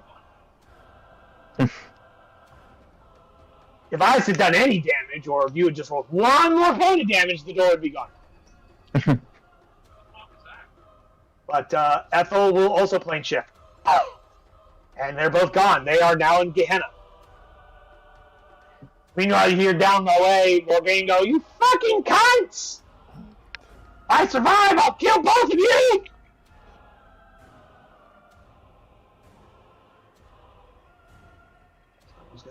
Move them from the initiative tracker because they are gone. They decided that staying in this coven wasn't worth it. They're going to go find another hag and make a new coven. That coven's going to have hookers and blackjack. Oh, so we would like on a more friendlier circumstance next time. Well, you know, they're like still fucking pissed off at you and shit. And might still come and fuck with you just because you fucked up their current coven and like smashed their lair and will most likely steal their shit because like why would you not? Because that's your fucking loot that you earned. But like they still bad as hell. They need to be Hocus and Blackjack will sweep that thing under the rug. I'm joking. I mean, they're going to go get hookers and blackjack with their new coven. Like, that was the joke. Like, they're going to go find a new coven with hookers and blackjack. But, like, that doesn't change the fact that they still don't like you. So they're not going to be very happy with you. What the fuck are you two doing? I'm about to ask it. Every time I look back in this fucking room, you guys are, like, drawing pictures and shit. Torg, it's your turn. Captain. Remember, Captain Torg. I'm dead for this entire thing so far. Let me peek around the corner real quick. Door. Aw, that bitch isn't around. Monoros actually says she went down and around the corner. Because she actually could see her do so. Let's give chase. This corridor is literally this lair is literally a circle. Like, where else could she have gone? Go, damn it! I know. Forest, Like, move your stupid pig ass, or I'm gonna beat your ass with my cane. She says in her old lady ways. Run, Forest, run! You better start moving, boy, or I'm gonna be putting my boot up your ass. Is that your full movement? Second? Is that your full movement? But yeah, full movement, not a dash action. Would you like to dash? It's up to you. I would, but then again, I would outrun man Anastasia. So, you have a greater healing potion. Like, you probably want to take it before she catches up to you. All right, I'm about to take it real quick. Okay, action to take it then. 4d4 plus 4 healing. Because God knows you don't want her to throw sleep on your ass again. Because that was funny as shit. I've never used sleep as a dungeon master before. I've only ever used it as a player. Because normally you guys aren't low enough hit points for it to work. Because sleep works a lot better in 5th than it does in 3.5. Makes more sense in 5th. You heal 13 hit points. Mana Masaja will use her dash to move to here.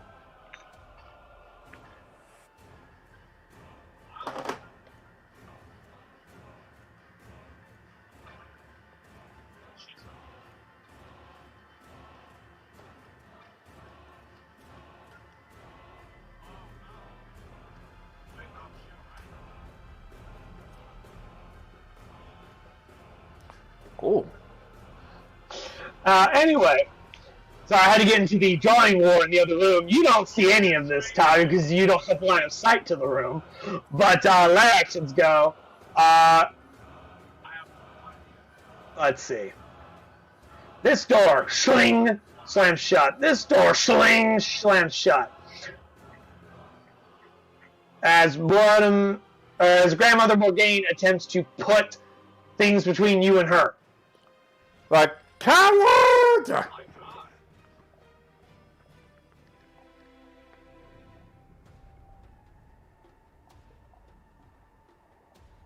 As I switch to the dynamic lighting area.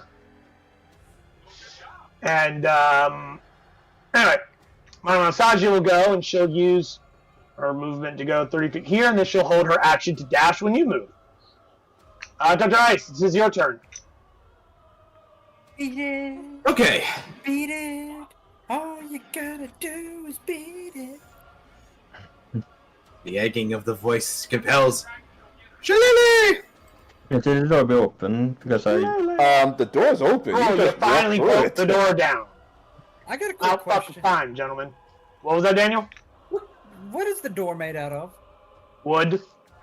Why don't you use fire? That's why I suggest Fireball, but somebody doesn't have Fireball anymore. Yeah. Because it really says set things that are flammable on fire would have done more damage. No! He got rid of Fireball and then instead has Poison Spray. We just got done talking to Kiri about Poison Spray's not a good spell. You should probably get rid of it. Now Jim Man's got Poison Spray that it wasn't aware of. You fuckers. Anyway. I mean, I'm not going to fucking give you guys shade for what you choose, but I simply going to give you the advantage of my knowledge.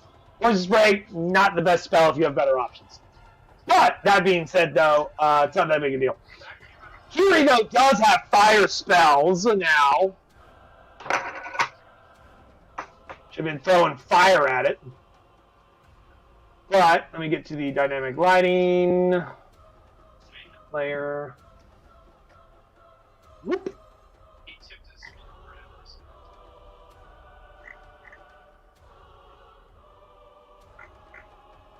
Hey, look, there's an X on the floor.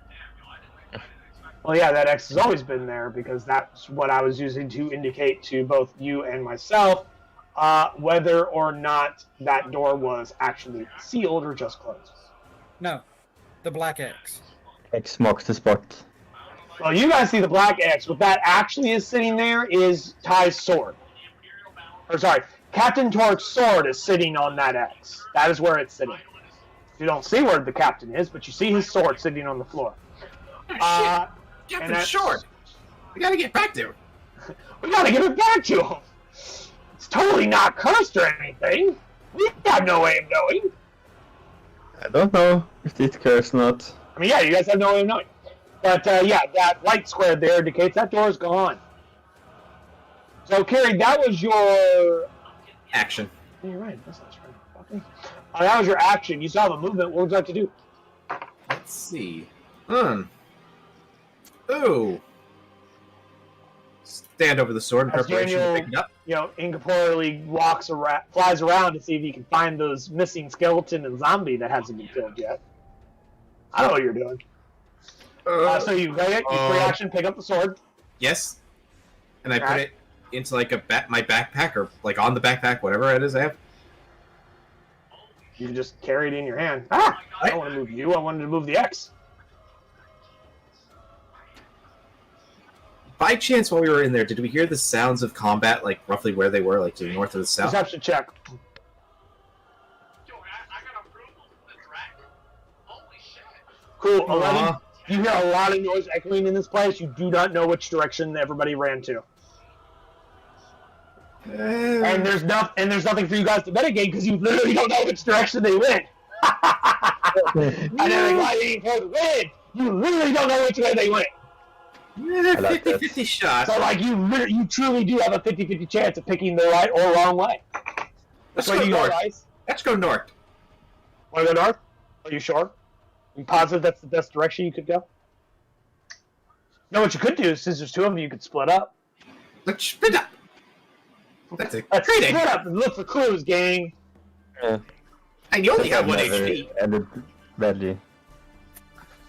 But They anyway, have never do you have ended any badly movement? before. 5, 10, 15. Yeah, I you, still have, got you have 10 more movement. Where are you going? 50-50. There was still that closed door. Stay close to me. You shut up. You can't help them. I'm in there with the sigil. I hear the voice. Oh, okay. I think it's. I thought you were literally trying to help them. I'm like, no, you shut up. You're not here. No, I will not do that. I will mock them in my own personal way. I thought you were still in the corner towards the north or whatever. You're like, this way, guys. So you be quiet, you. No. I said stay with me. Stay in here with the sigil. We are safe. Don't leave. Come on, Carrie. It's 10 feet. Where are you going? Like, for real, man. Come on. All right, thank you. West. Go west. Morgaine. This way.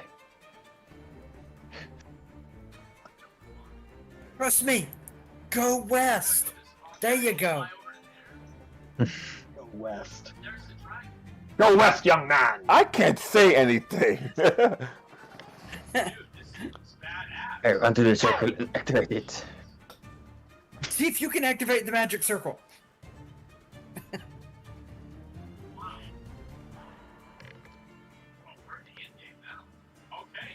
Argus and Foreign, your turn. Which way would you like to go? You have a dash action if you want to. That's it. I Through the move middle. Go through the middle. here. Go down the sky lane. Time when we played League of Legends, I'll take the sky lane. 15 feet.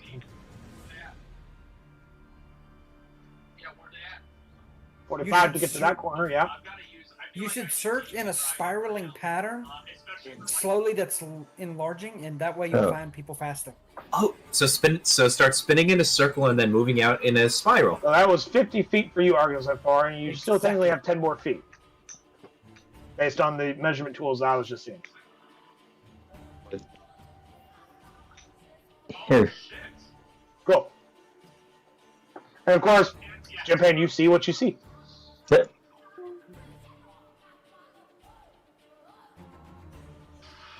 you just kite them around. Alright, there it is. Dude, it's fucking destroyed. Got him.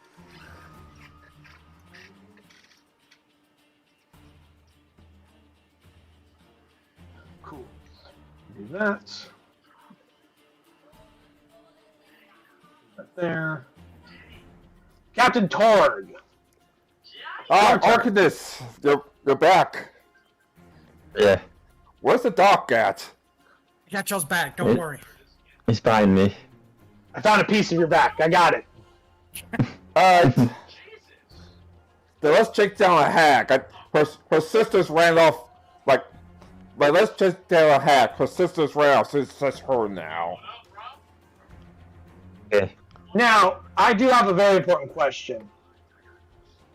Who has in their possession the dimensional shackles that you need to use to subdue her so she can't go anywhere? That's a very... You couldn't have it in your possession, Daniel, because you're incorporeal, therefore incapable of carrying an object. That's Like, you wouldn't be able to have it on you. It's not me. It'd either be one of you two. It was me. So I guess it's me. Says I was the one who went down there in the first place. Yo, did he just use a master ball?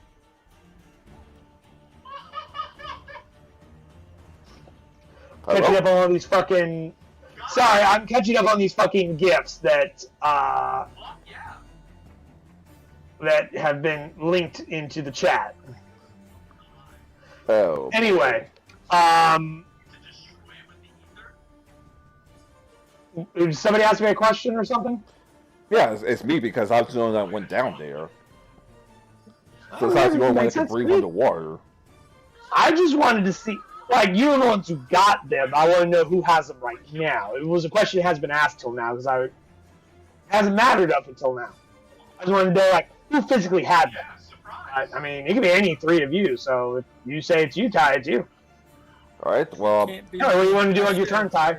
obviously, I'm going to make sure I'm 15 feet away, then charge at the door like a madman. Cool. You may add your Kool-Aid charge Man. attack damage as you smash into it. Kool-Aid Man. They're over here, Creed. That way Dan gets to see what's happening. I figured when I saw Ty's little expanding circle. He's back. Oh, you guys can still see each other's pings in the darkness? Yes. Neat. See, somebody purple just did theirs over I here. was just curious. I didn't know if you guys could see your stuff in the darkness. I know I can. Yeah, unless it completely pitch dark, then if it's low So, light, I wow. can see it. Okay, cool. Ty, go ahead and hit that knockoff for your charge damage one more time since you just got a fucking crit. Because that would double too. Awesome. So, cool. 14 damage from the charge. Combined with that. He's got the other eye. That's 29 points of damage. That door stops existing.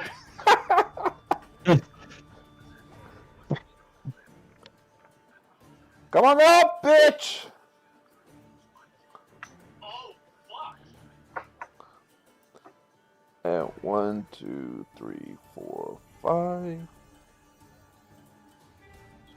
That there. You, of course, have how much movement left you have. I don't know. Where were you standing? All right, so this Where is did you part start that- out at? Was it here? Oh, right Or back you here, here? then go here for the charge. So That Yes, was the beginning of your turn. Here. Right here? I think it was. no here. That stepped up and then charged the door direct. Here. So yeah, I'm pretty sure you were inside her circle, if I'm not mistaken. So you'd have to be here at the most. no, I remember I was outside the circle. Then she stepped up, so that she knows I was going to charge. When the door. when your turn started, where were you, Ty? I need to know how much movement you've taken. Here, You were right there? yeah.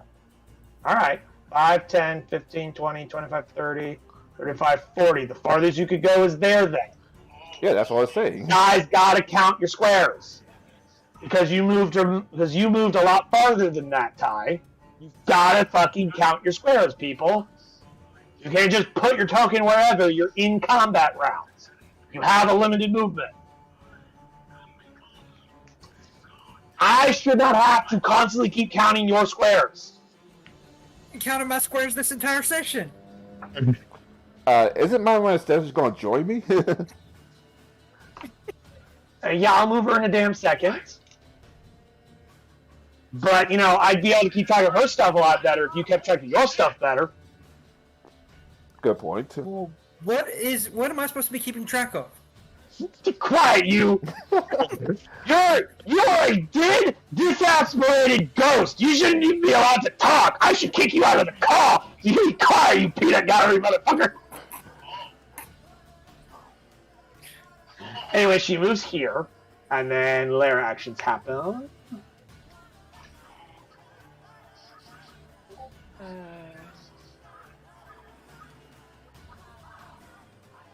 Oh my god. Like, what the fuck is going on?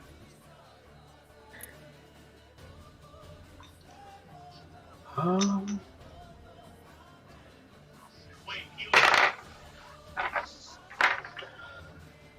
Organist land foreign. The door behind you closes and seals. is the god emperor, like, Oh. I'm not even kidding. The King of Hope, yeah.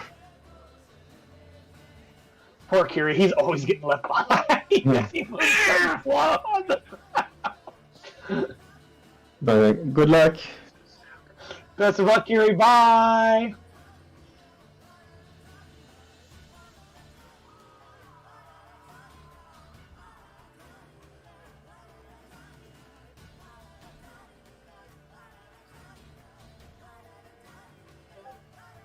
Jesus Christ.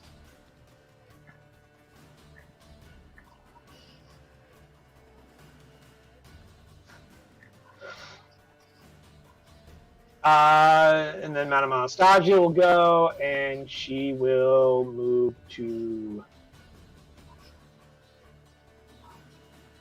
here. I thought about putting it next to the door, and I went, probably not a good idea. She will hold her action to dash when Captain Torg moves. Dr. Ice, as you're coming up after Argus and Ford, you hear a door slam shut ahead of you. What do you do? First, move up to take a look and see. Son of a bitch! Does it look like it's made of wood? They're all made of the same material, guys. Fuck this shit! Burn! Cool.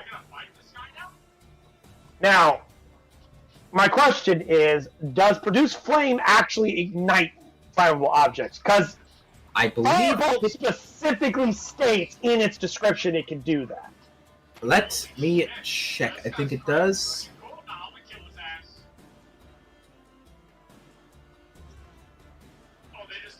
Does not look like it does. Cool. I will say though that that because it's a wooden door, it has vulnerability to fire.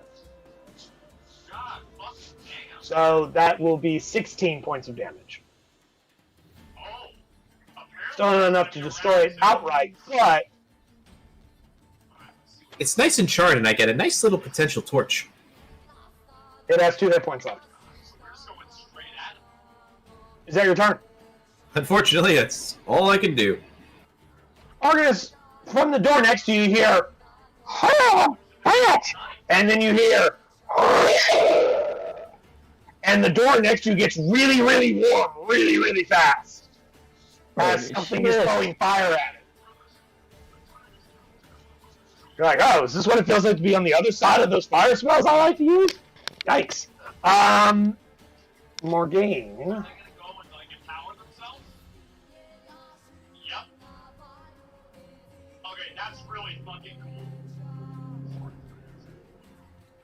Go there. That is really fucking cool. Lanfarin, 'tis your turn. Okay, I move. Oh, fuck. Here. This is just a chase around this circle. You're like, get back here. She's like, no, fuck you. I cast Eldritch Blast on the door.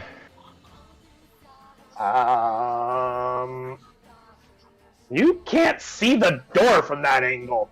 No, the Door's way over here. This door. Oh, that door. Oh, okay. 4 damage. Yeah, you fucking smash that shit.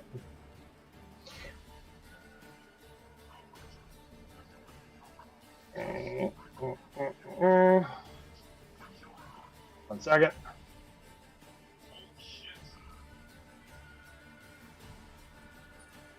Okay, let's go.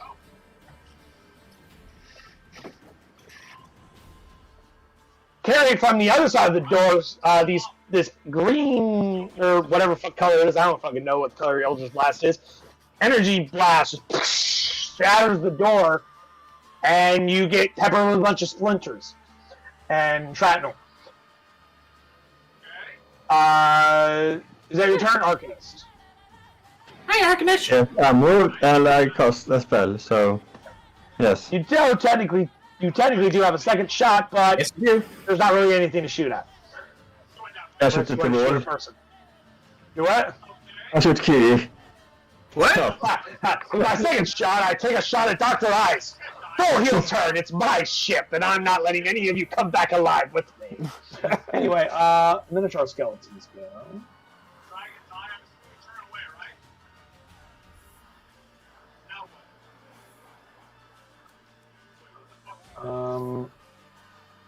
Last one. Regain the power of slumbering.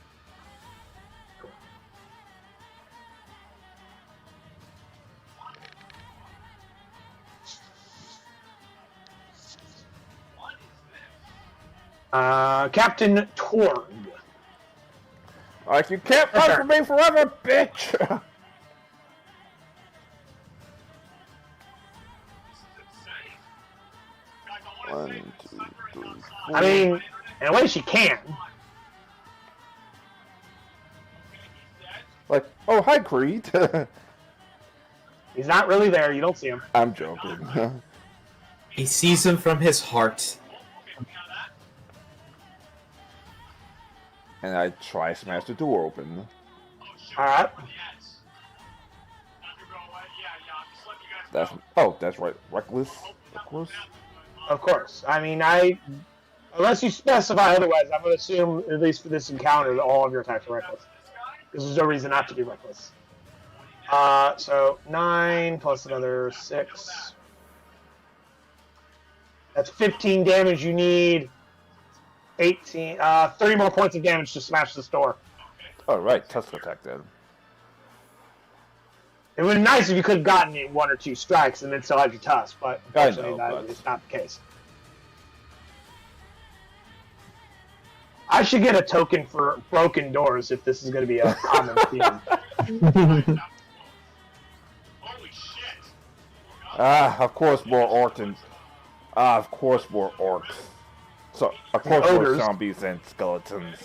It's not more, it's the same 2 you guys have been fighting for a little while. They just went around the wrong way because they can't go through the anti-magic field. So they had to go around the other way. The plan was that they had told them to go around the other way and attack them from the other side, but that was before the coven was broken and the other 2 hacks fucked off.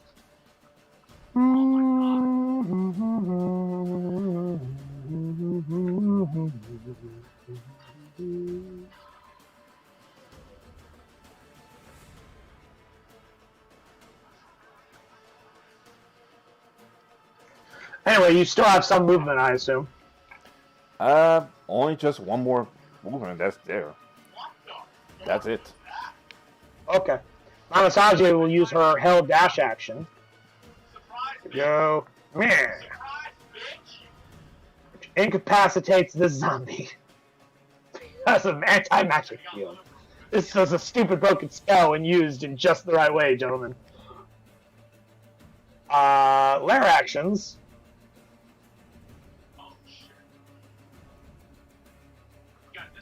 This door closes. This door closes. Almost like she doesn't want you to catch up to her.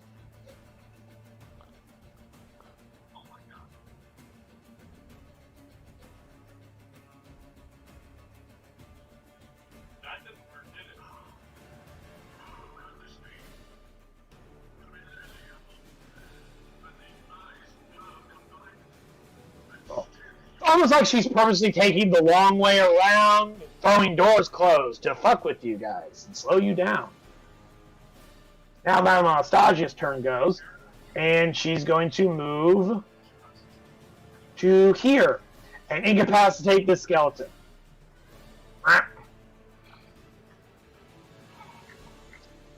Dr. Ice, give me an insight check.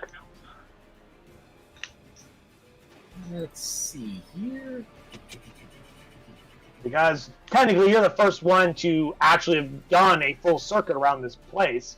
Since you came around from the south and are now going up around the north, and you recognize the fact that it's curving back around. Basic geography. Is a 9 enough? It's not anything about the geography, but like you would have the best chance of doing this. But a 9 is not enough for you to gain insight on what Morgaine possibly is doing, based on your current knowledge. Okay. So, take your turn as you see fit. That was just a free insight check to see if you guys can figure it out before it's too late. That's not a good sound. 1, 2, 3, 4, 5. I didn't put that in the map. 6, 7, 8, 9, 10. And that is my move. And double, that's action for move as well. Alrighty. I engaged in Kiwi mode, run mode. Yes, I saw the Kiwi running that was posted. Now, and I like this new GIF that's been posted of a dude kicking a door in and then the door slamming him right in the fucking face as he tries to get through it. That's pretty much what this lair is right now. Which I didn't pick it because of all the doors on the map. Those were just serendipitous. Daniel, you cannot have that image as your icon if those are ever used in combat. I'm gonna need, normally I wouldn't care, but that one you have to change. That's gonna fuck with shit in the chat wheel. Ooh. What exactly is he using? He's using one of your deckhand images. Ah. Like, that's an actual NPC. You can't use that one. See, more game, just... So she's... Organized Foreign. Give me an insight check. Eh. Although you roll better than Kieran, despite him having a higher wisdom than you. Please roll good. Insight. Oh fuck! I just realized we got quite a few. Oh, that doesn't matter. Organized Foreign. You're a smart woman. You're from a family of explorers. You used to be an explorer yourself before you decided to go to piratry because it pays way better than being a fucking explorer. Plus, you could also technically do both at the same time. Yeah, that you have to lay out the taxes on all the income that you loot, that you gather, and then all that stuff there. See, unlike in the modern day world, nobody pays taxes unless they live in a city that charges taxes. Because in foreign, they doesn't live anywhere. She doesn't have a home. But though, being an explorer by yourself is expensive. Being a pirate with an explorer side gig, that's different. Plus, as an explorer, it makes you a good navigator. You pretty much know the layout of this fucking place. You know it goes in a big circle. You also know that obviously Morgaine ran this way. Meaning she's because your captain is running this way because Morgaine ran this way. You know a few other things. Is that if she's running in this direction and she keeps throwing up closed locked doors behind her, eventually she has to come back around the direction you guys just came from. Let me see You know that there's a room full of a lot of cool items and another room with a teleportation circle in it. I know the teleporter circle, I know, but not I know one room. Oh, right. Technically, you don't know about the other room. Yeah, I'm the only one that doesn't know about the other room exists. yet. And, you found a teleportation room, and you know there was one other room. You can, with a 20 in insight, you can intuit that room probably has some hagged artifact stuff, like magic items and potions and whatnot. Should we turn around? I'm giving you information that your insight provides to you. You guys have to interpret it.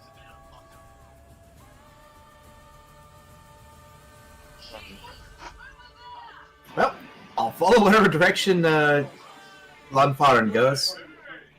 I think they have it. Japan. I got dash over here. That's a full 60? Yep. Cool. And that puts you just within sight of both doorways. Because the second door is like right there. Yep. You can't see the door, but you know that it's there because obviously there's not a wall there. Yep.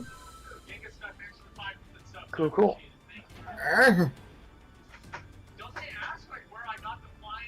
Do I need to basically become a kite to these people or something? Minotaur skeleton would do something, and so would the zombie if they could do anything. Captain, your turn. Oh. Where is it? 1, 2, 3, 4, 5, and 1, What you doing, Captain? 3, 4. What? Moving Try to back run here. past him? Huh? So you're just gonna try and move past him? Yeah. No. Okay, dokies. Good question. Great question. I guess that's my turn since By my count, that's 50. Do you want to dash? Huh? Do we gotta kill my dog? By my count, that was 50. Do you want to dash? Yeah, that's what I meant to say. Yeah. Okay, well, then keep moving. 55, 60, 65. Yeah, on your dash, you moved 5 extra feet. Oh. Would you like to move farther than that? Still have 35 more feet based on my numbers. Yeah, that's what I was counting. Okay. Like, no, remember while you're dragging the token, if you right click, it shows you the measurement so that when you move, it shows how far you've gone. It makes calculating your shit a lot easier, guys. We're kind of Luddites like that. I know. After this game, I am doing a Roll20 tutorial for you fuckers. I'm going to teach you these things so you know how to work this program. Alright. Other than Daniel, because he clearly knows. But there may be something you don't know that I do. But anyway, as far as you can go. Yep, that's as far as I could go. Cool. Player actions. I'm going to send foreign clues to save. Because you are within... What? Check. Hold on. One creature I could see within 120 feet of her. She could see you because her vision's longer than yours. Charisma save. Because she's in the hallway, but you can't see her because she's outside your outside your sight. Hags have 120-foot dark vision. They can see you. 13. Oh no! You're gone.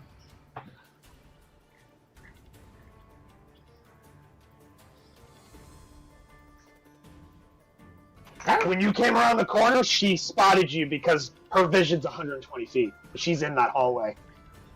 Yours is only 60, unfortunately, my friend. My massage is going to stay there and just keep those two locked down. Dr. Ice, what do you do? Well, all you saw, Dr. Ice, was Argus Vaughn went the other way, saying she's doubling back on us. I assume you said something along those lines. Yep. She went the other way, went around the corner, and you lost sight of her from there. You had no idea what happened. 9. You have no idea. There's no way to know. When you come around the corner, all you know is she's gone. You have no idea where she is. Where is she? If she goes that way. Oh no! I mean, oh no, you just come around the corner and she's gone. You're like, where the fuck she go? Where the fuck she go? Yeah, it's like, you don't know anything bad happened. You just know that she went around the corner, you followed behind her within 6 seconds, and she's not there. You're like, damn, I know that woman can run fast, but in high heels, but I didn't think she could get that fast. If you're gonna be hearing the ding ding, In fact, she has high heels on. In her image, she has those thigh-high, or those knee-high heeled boots. Yep. But is that your full movement, Ice? Are you done? If enough time has passed, and I don't think it has, but just in case, bonus action shillelagh. Okay, cool. Have you dashed yet, or? Yes, or I dashed. Okay. Because I wasn't counting, so I refuse to now. Damn it. All right, Grandmother Morgaine. Move 30 feet to here.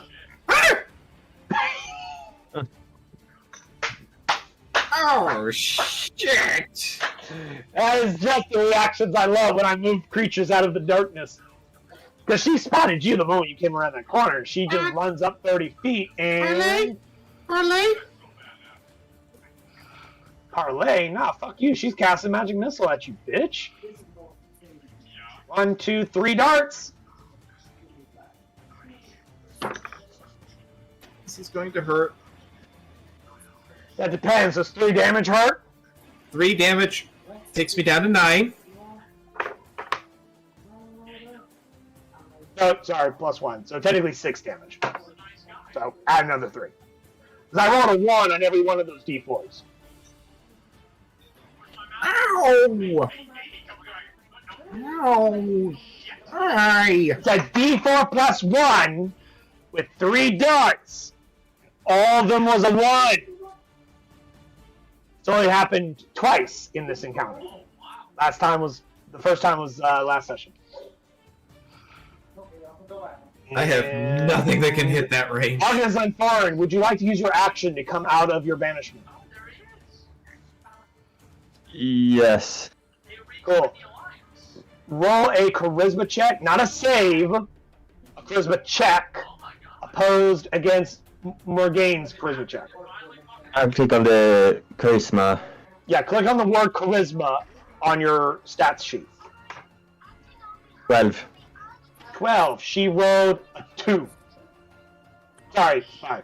She rolled a 2, but it's a 5 because she has a +3. So you come back. That's what you see now.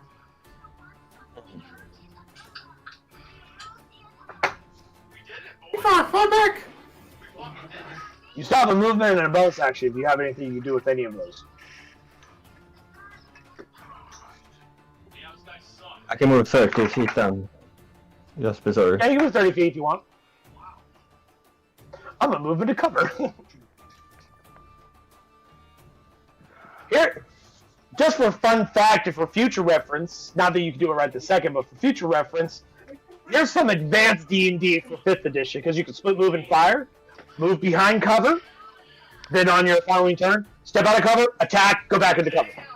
Yeah. Then next turn, step out, fire, move back into cover. That's advanced level shit for D&D 5th edition.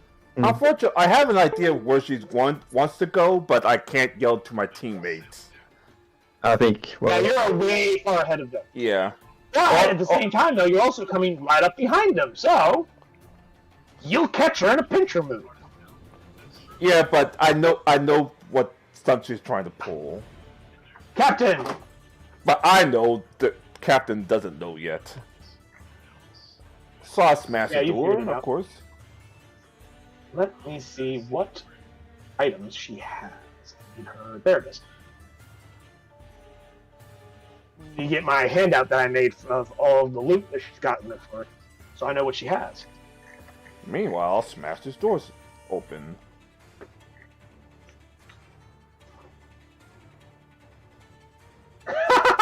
I think it dies. I think it just. Oh yeah, it's super destroyed. Yeah. But I wasn't giggling about that. I was giggling at one of the magic. Sorry, Daniel, I need to move your token out of the way because I was trying to click on the red X. And you just moved in the way. There we go.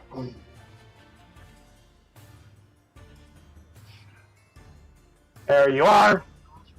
You can now move around while I go ahead and cover this thing.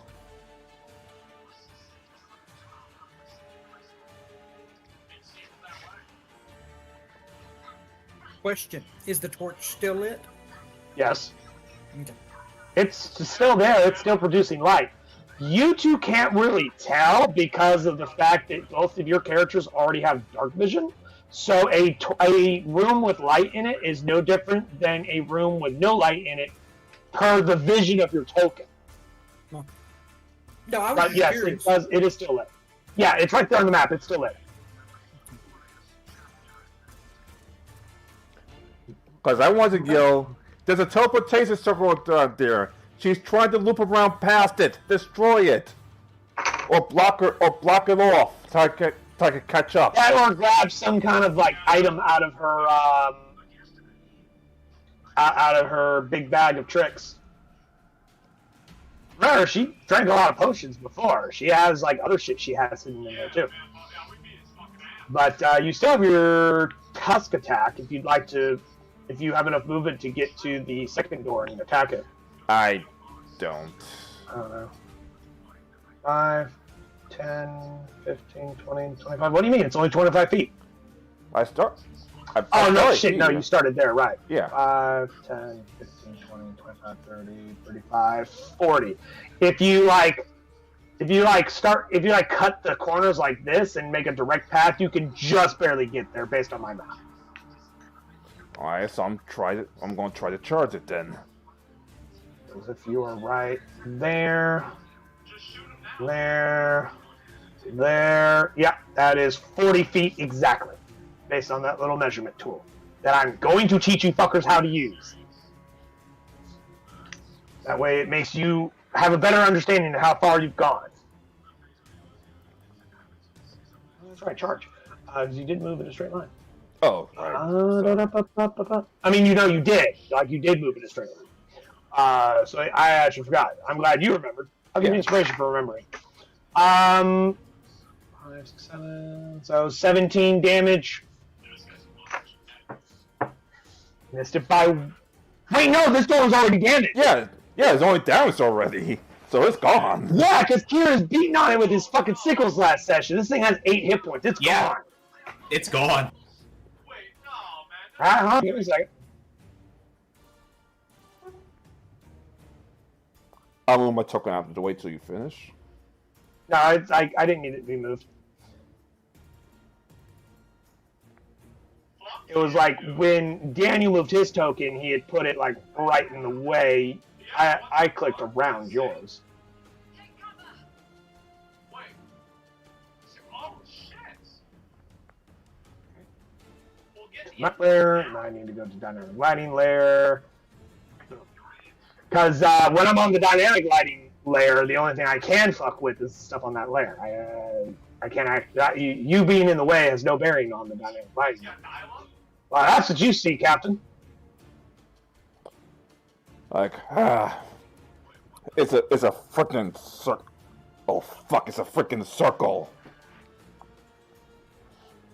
Yep. It's a big old. She's trying to get to the teleportation circle to escape. I mean, if she wanted to escape, she could just plane shift. Oh, true. Yeah. She wasn't trying to escape. She was trying to lead you on a fucking goose chase long enough for her to get something. Well, in the meantime, lair action. Kiri, charisma save, because you're the only one she could technically see, because somebody moved behind a corner. Inspiration? Alright. That's one.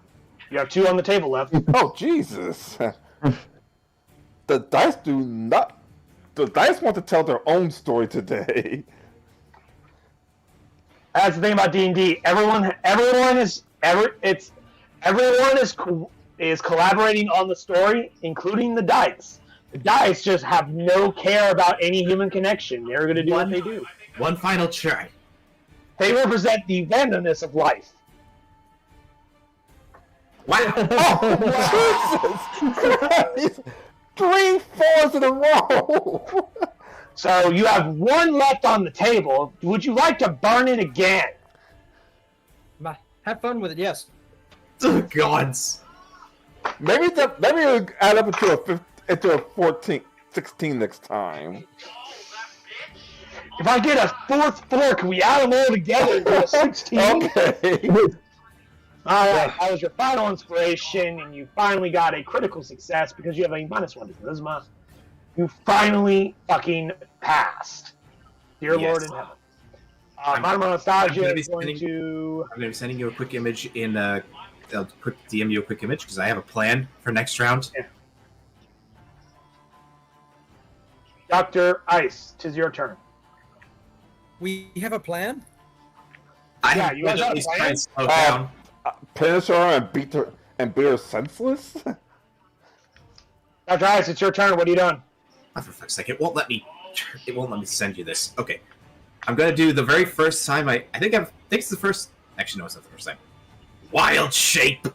I'm just going to turn myself into a warhorse, but I can't seem to send you an image for some reason. Oh, well, hold on. If you want to be a warhorse... Yep, it's a CR 1/2 creature. I mean, the CR doesn't change anything. What you can do... It affects my wild shape. Hold on.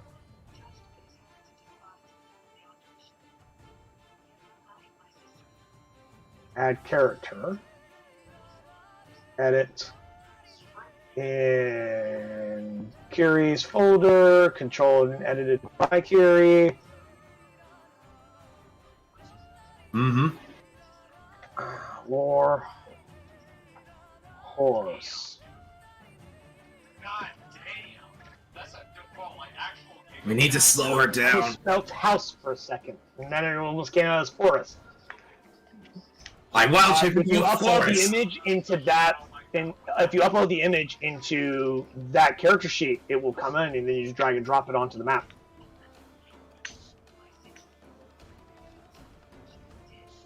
It should be in your journal. In my journal, that will be located.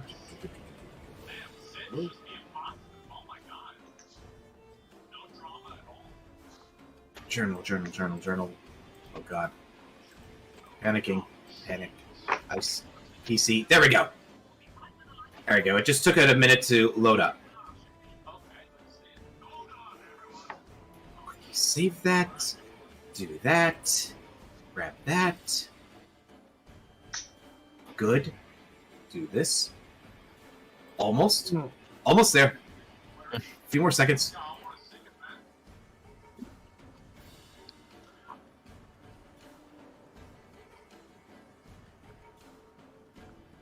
Oh, I also just looked at my free assets. I got a fucking image of a horse right here. Yep, I already did. Oh, never mind. Alright, I'm just gonna move my token. I can't move my token? Okay, I'm just gonna move it right here, just... I haven't given you control of that token yet, sorry.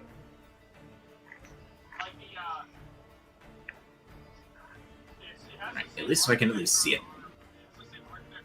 There you go.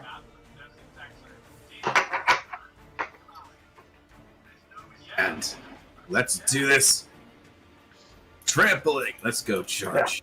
Yeah. I just went to like free assets and just typed in horse and like a bunch of images popped up. I'm like, oh hey, click drag. Alright. And I'm just gonna delete that little thing that you got there. The file image probably is too big, that's why it took so long to load. 19. Yep. This is a warhorse. Let's see here.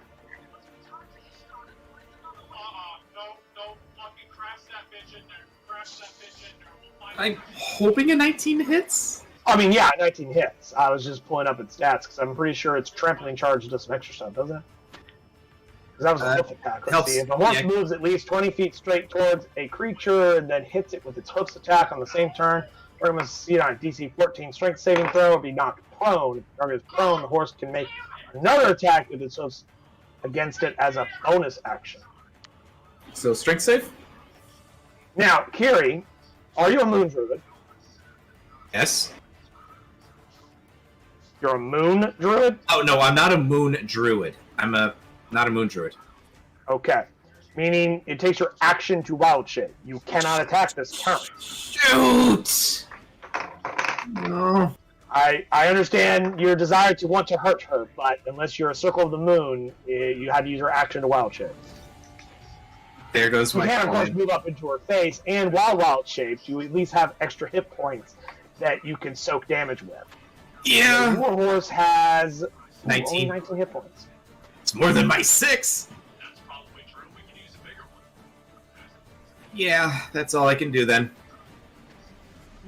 You can do it!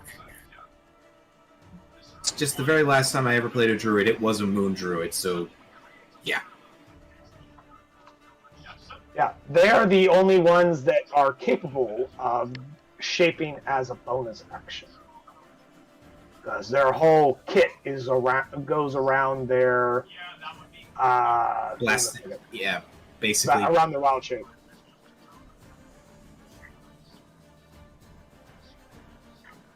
However, I have edited that token, so now you got all your stats on it. All right. No macros yet, of course, but you'll make do. Yes. Because I don't have a sheet attached to it, and I'm not making a full sheet for a warhorse right now. Grandmother Morgaine does not like that there's a fucking bitch-ass horse in front of her face, so what can she do about it? Vanish. Do what now? Is she gonna try and vanish it? Nah, she'll probably try. That's her lair action, not her actual ability. It's her turn, not her It lair. drops. Let's just move ice down just for purpose of 1, visuals. 2, 3. I'm gonna move your ass over here. Okay. Poor horse. Get her. You'll have to transfer my line of sight to the horse. Hold on. The token has vision. Remind me, gentlemen, does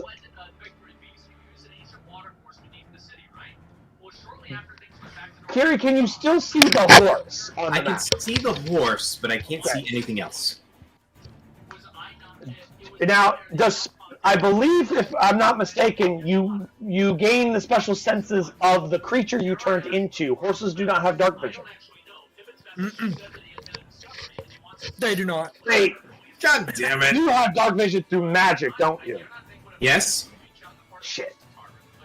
I mean, no, it's great. I don't transfer sight. I actually put sight on a token. Because you're the one controlling it, you see what it sees. So, now you should be able to see. I can see right now. Good. I was gonna fuck with him back. Well, horses can't see in the dark, and your dark vision doesn't apply while you're wild shape. And remember, the fucker used dark vision, the spell, which carries over. Because it's not concentration. Well, you still maintain concentrations when you're wild shape regardless, but still. Yeah, wild shape, I have to maintain concentration. Anyway, she did 4, 3, and 3 points of damage when she magic missiles you in the face. So 4, 3, and 3, so 6, 10. Yeah. And then she goes into here.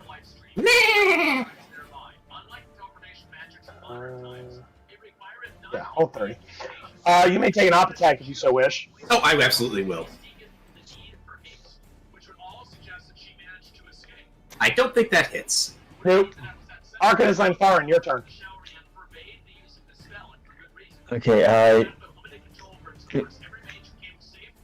move up here. Okay. 5 feet. Okay, and where did she go? You don't know. Alright. You can't talk to Ice, he can't talk to you, Oh. he's a horse. I You saw Ice is- Ice turn into a horse, charge down the hallway, and then you came around the corner, and this is what you see. This is all you know. the best Ice can No do one is here that can tell point you. his head. Okay, The best Ice can do is point his head, and that's it. can't I? See what you can see. Oh, shit, sorry. Hold on, I forgot to open that door for you, gentlemen. Sorry. Hold on. This door should not be closed. It should be open because she went through it. Now you should be able to see into that room. Is that your full 30 feet, Arcanist? I think it was 5 more feet. Okay, you can move one more square down if you want. Good. Now you can see it. She went into the room. What would you like to do? Fireball! If only she had a 3rd level spell slot or more. Eldritch Blast! Oh, she was a warlock. I'm kidding. See, 19 and 9. That is unfortunate. Cool. You took 2 of her 16 temp HP she's had this whole time. She cast False Life on herself earlier before the Coven broke. She still has the effects of the spell, even though she can't cast it anymore. Minotaur Skeleton, which is no longer incapacitated, will get to there and then become incapacitated again. Ogre Zombie will move here and then dash to there. Captain Tard, your turn. Like, you can run, but you can't hide, bitch! And double move, so... 1, 2, 3, 4, 5... 1, 2, 3, 4, 5... I just realized, while wild shaping, I basically dropped all my equipment I had. You know what now? I'm just realizing that unless it was magical stuff, anything that wasn't magical, I basically dropped after I wild shaped. No, you can pull it into your form. Okay. When a druid wild shapes, any items or equipment you are carrying or wearing, you either choose to be absorbed as part of the wild shape form, drop it at your feet, or you continue wearing it and it will either be worn based on the anatomy of the creature you turn into or not. Meaning, if you turn into a horse, which is a large creature, it would destroy whatever you had on wearing if you did not choose to absorb it into your form. Well, so we have a cursed sword inside a horse.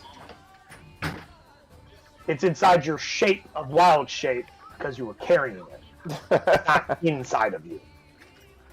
I mean, when you exit wild shape, whatever items you had goes back to what they were, part of the form, not part of you. Anyway, that's my turn since I just double moved. You double moved? Well, dashed. Oh, I mean, like, that's only 50 feet. Oh. So we got You 10 have more 40 feet. feet of movement and you think 50's dashing? I'm sorry. Dude, you can move up to 80 in a single turn. I understand we are out of school, but I think that's not enough of an excuse to forget basic arithmetic. I know it's been a long time since you've been in high school, man, but, like, where did you learn to count? I'm sleeping? You still have 30 feet of movement left. There. There you go. Happy neighing sounds. In here. Do I need to, Oh, yeah, Arda's Unformed points to her right, indicating that Morgane is in here. That's her laboratory. Yeah. No, I'm telling them that. She can leave anytime she wants. She's a hag. She can play shit. No, I'm telling her that's her laboratory. That means that she has a bunch of equipment Arda's and skills Unformed over see there. it's laboratory. She's standing right there. Anyway, lair action. She goes, well, dearies, I'm gonna need some private time. And slams the door closed and seals it. You're not getting it! She goes, fuck you! You're never gonna catch me alive, bitch! Motherfucker. Well, technically we have to catch her alive. What the? Get out of here! You don't get to see what she's doing! Madame Anastasia will go. If I hadn't done that, you wouldn't have noticed I was still in there. No, I would have saw you. I made stealth check. Just gonna dash to there. Dr. Ice! You're a horse. What would you like to do? Name is a free action. I will give you inspiration, though, because you finally realize that, oh, hey, I have this called Wild Shape that makes me way more effective in combat, physically, and also gives me an extra cushion of hit points. You doofus. Okay, just trying to look. Fucking hiding behind a statue for like 7 rounds going, I'm scared! I'm a druid, I'm not a spell slot! Like, you still have got fucking 2 uses of Wild Shape per short rest, man. Okay. I forgot about it too, but that's irrelevant. Okay. It's not my job to remember your shit. I'm trying to look to undo. To undo it, would it be blah blah blah? You can revert to my form using a bonus action. Okay. Just kick the door! I was about to say, just fucking kick the door open while you stole a horse. Just kick the door. Anastasia's gonna have. Everyone's like, dude, kick the door! Like Anastasia's gonna have her magic field, so that would make you useless once you revert back to Good point. normal. No. Yeah, she'll come back. That, I assume a I 20. don't know how Wild Shape and Anti-Magic Field interact with each other. Oh my god. We'll come to that in a moment. A 23 does hit. I do not believe that door has been damaged. And I get the low damage. Of attack does 2d8. Yeah, 2d6 plus 4. Or I only did 8 2d6, I damage. mean. 2d6 plus 4? Cool.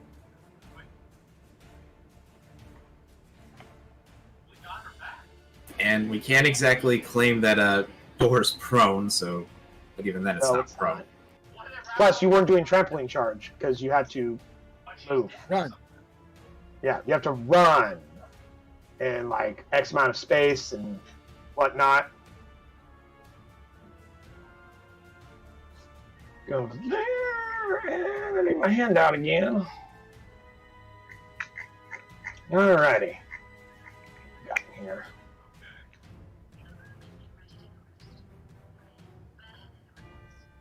Wait, is she? What the hell's wrong with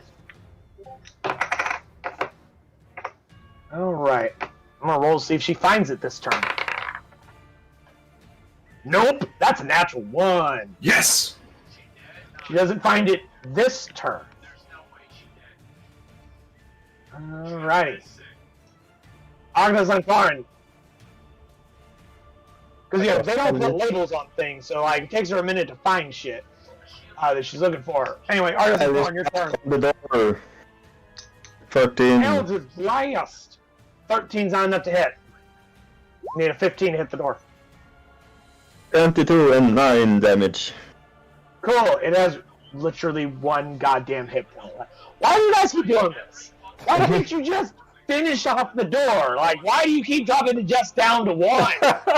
You need to finish That's this. because they don't have their morale boosting first mate there.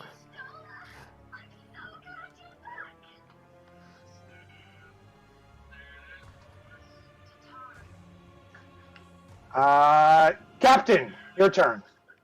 I'm gonna go up. 1, 2, 3, 4, 5. I should be able to see this lab again, right? The door's closed and sealed. They're trying to... You see your crew trying to bust down the door. It's inside. Just destroy the door. And I don't think I have enough movement to get one more step closer. I don't know. Where did you start? I wasn't paying attention to where you were.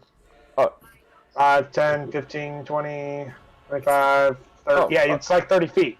Anybody could get to there, let alone you. Alright. Axe attack? I guess they know I'm using an axe this time instead of the sword. Well, yeah, considering they found your sword earlier. He doesn't know that. You don't have it.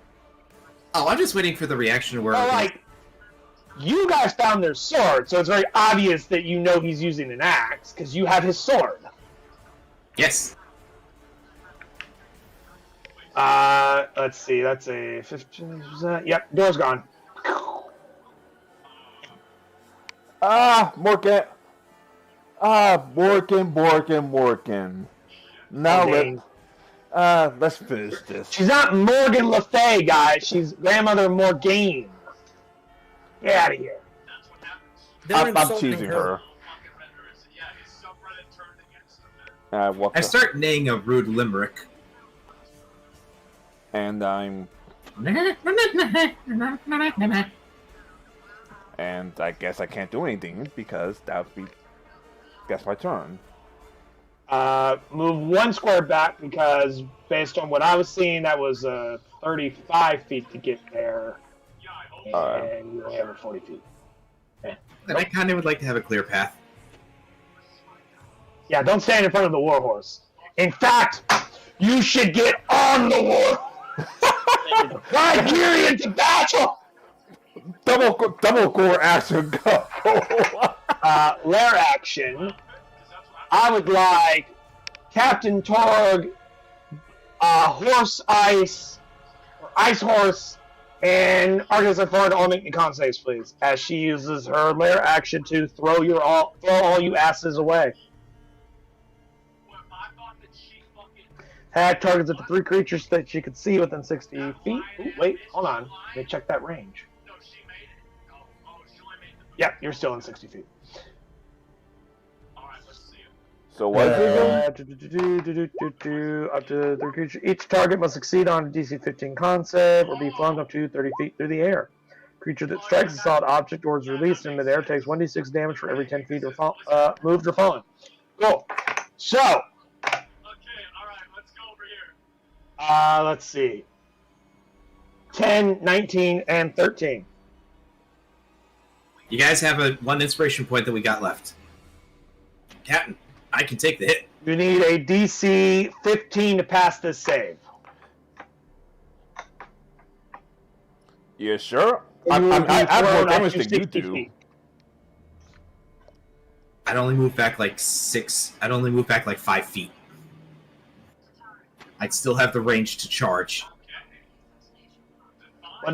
Well, it's not you're being flung back. You're being flung up to 60 feet. The direction is her choice. Ew. Now, granted, there's limit because I'm going to rule she can't throw you around a corner, so it has to be in a straight line. Now, here's something I would like to point out to you guys. Jim Payne has 1 hit point, and she can throw her up to a total of 60 feet in either direction. You two, she can't throw a full 60 feet. You take a d6 per 10 feet. I can do 6d6 of damage to Arkansas for right fucking now if you guys don't make her save the saving throw. She rolled a 19. But I'll do a 19. Yeah, she's fine. Never mind. So, how high is it? I looked. It's a DC 15. I was looking at the wrong save. I thought you rolled the 13. Oh, So are you? Yeah, I I rolled the 13. Well, you still failed. Yeah, so I could take it. That's what I meant to say. Yeah. I can take as well. Okay. Well, still roll.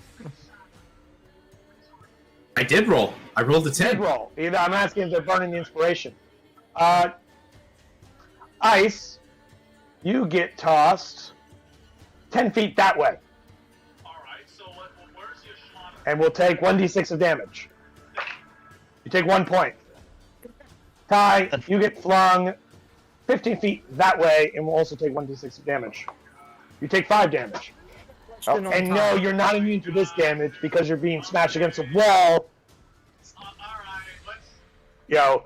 Being slammed against walls still do damage to you, much like if you fell out of a window and hit the ground. Let's be Because the world is full of magic. Badooch. Anyway, Physics. Okay. so falling down, I knew you were to ask that, but we established this long ago with the werewolf you fought. When he fell out the window, being thrown through the air, smashing into the ground, falling damage, crushing damage, all that still applies. It's when I physically try to harm you with a weapon where it matters.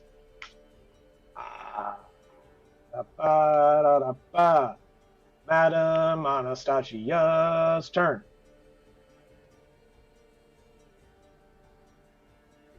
She gets to here because she can't dash past this fucking horse. Or rather, she's not going to. And she goes, "The hell are you chuckleheads doing? And where did this fucking horse come from?" I'll explain later. We're finishing off. She's right Ice, your there. turn.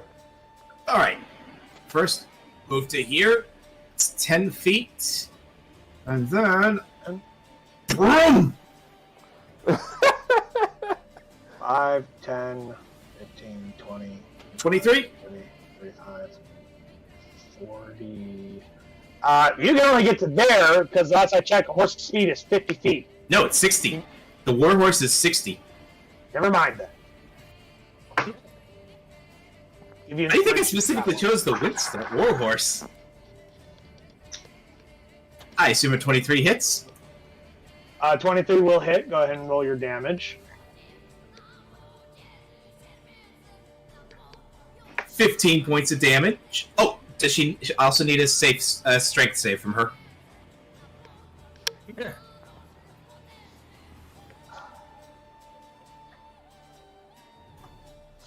DC 14. Hold on. Alright, I gotta calculate her damage and shit first before I start worrying about her strength saves. Natural 20 for a total of 24. Go fuck yourself. Oh, shit. Yeah! But did I bring down She's her... pretty much losing at this point. I gotta take my victories where I can. Do what, Dan? Or, what? I know she took some damage before with that false life, but is this enough to bring her down? No. She has like 30 some odd hit points. She took a bunch of potions earlier, remember? Oh, shit.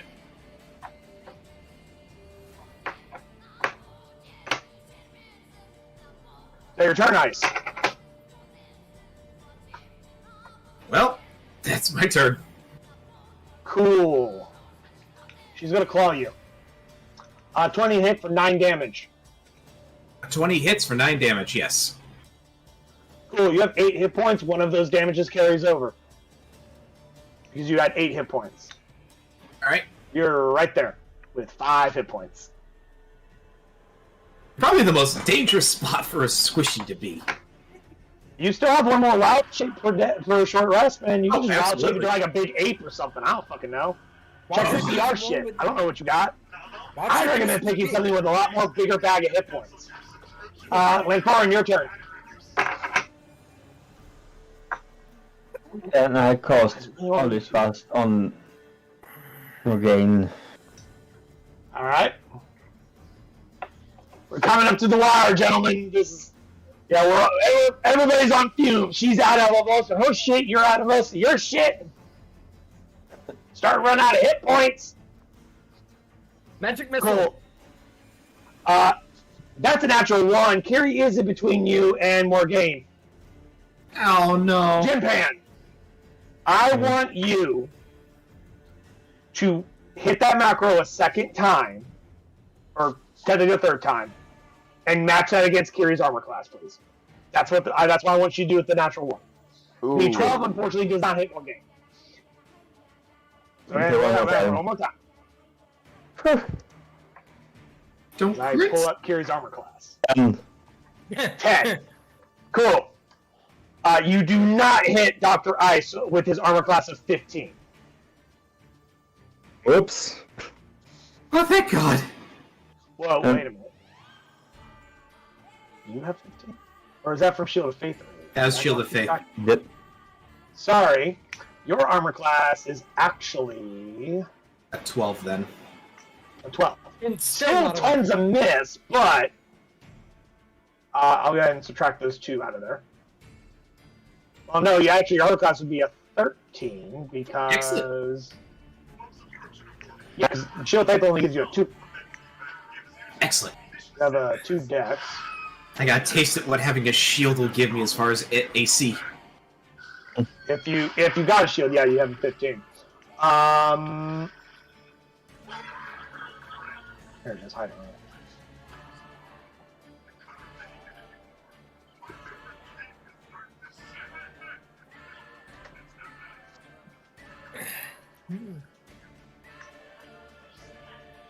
It's 12 plus X.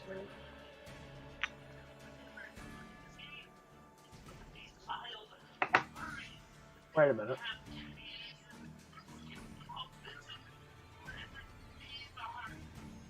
Okay, no, sorry. I was like, how do you only have a 13 plus 2? No, I looked at the wrong modifier. You only have a plus 1. Okay, that's it. I was reverse engineering your fucking number. I'm like, how do you only have a 13? I think we've asked this question before. Like, how do you only have a 13? But, Lanfarin, I believe that is your turn, correct? Yes. Captain. Alright, go back into the room again. 2, 3, 4, 5, 6. Seeing that I can't exactly go close to her. I won't try to shoot her in the lead, so obviously non-lethal. You can move a lot closer if you'd rather. Please don't hit Here's me. your options. You can either move up 40 feet and then shoot her instead of only, like, barely a fraction of the movement. You only Or you moved, can like, just 20. dash all the way up to be at least next to her. Up to you.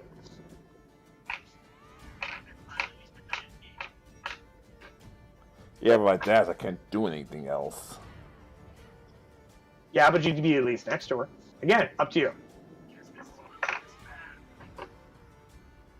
Why not give her 2 targets to hit? Yes. As I pull out my firearms, look at Ice standing there pleading like, Actually, I just remember, you don't have that. Ice took it from you earlier. Or no, you gave it to Ice earlier. So Oh, Ice that's right. has your pistol. But Ice hasn't had any ammo, so he hasn't had a chance to reload it. So, like, you couldn't have even done that if you wanted to. So I run down there and take the pistol back. And you reach to your holster and just find an empty leather holster. You're like, shit. So you're fuck it, and you just keep running. That's your full turn. Yeah. lair action. Now comes the scary action. Both of you, give me a con save. Oh, I just noticed Arcanist Line Foreign moved into cover where Morgane can't see her. Yeah, no. Technically, I mean, I can see your nameplate and the bottom of your foot from the image. But I'm going to give inspiration to Jim Pan for that one. So you got 3 on the table. Okay, Yeah, we're about to use Yes. Because I was about to say, wait a minute, Jim Pan's not in my sight, you little bastard. But anyway. Really? One of you just used one? I'll use one of the other ones.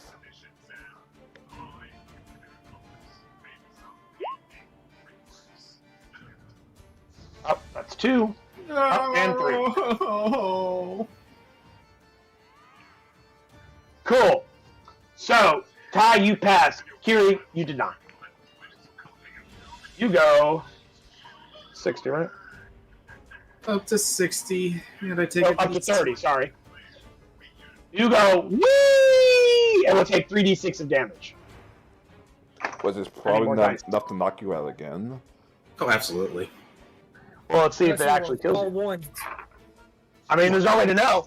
Well, yeah, if we roll 3d6, Let me roll these right next to my mic so you hear the dice.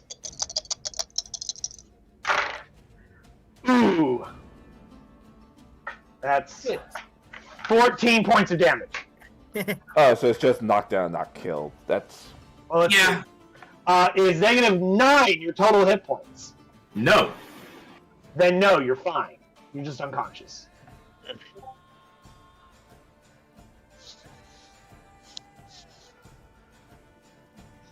Madam Anastasia.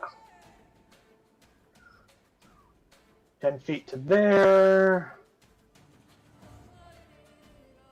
Say 10 feet to there instead. That way she's right there in that corner.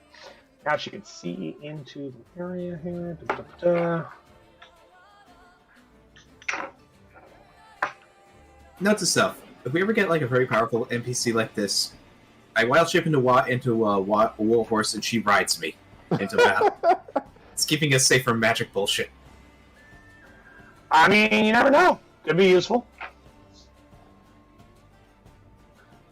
What she wants to do, she wants to move further into the room to lock Morgane's magic. But if she does that, that means the skeleton and the ogre zombie will make a straight line straight at Arcanist and Foreign. Because so long as she's between you and the rest of you guys, or as long as she's behind you guys, the zombie and the skeleton can't run up behind her and attack you guys. Because those things have been chasing her the whole way here. But they can't run past her or do anything to her because the moment they enter the circle, they collapse. But, in fact, actually, Jimpan, you should be able to see at least the skeleton from where you're standing. Yeah, you can see the skeleton. The ogre's right behind the corner. Right around the corner. So if she moves into the room, you don't have her between you and the creatures. So she has to stay there, otherwise you're going to get your ass beat. However, I'm going to add... She's actually going to take one step back, so you can move around the corner and still use your spells. Kiri! Death save. Death save! Here we go. Don't fuck up. 1 failure. Oh, Jesus. Again? Morgane! Magic missile spell. 1, 2, 3. Captain Tor, take a total of 10 damage as she just starts blasting you.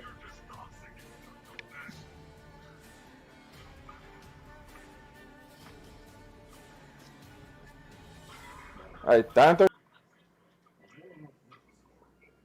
13. Really down to the wire. Yep.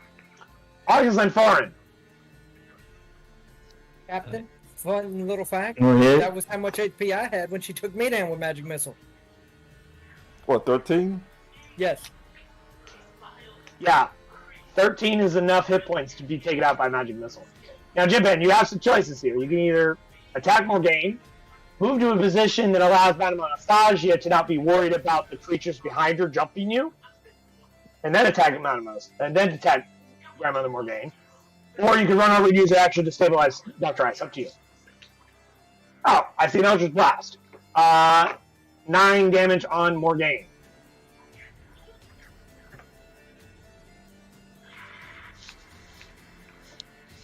you like to fire that second beam? 15. Alright. Anastasia is doing this, telling you to get into the room because she needs to move into the room and she can't leave you in the hallway. See. Because. Dude.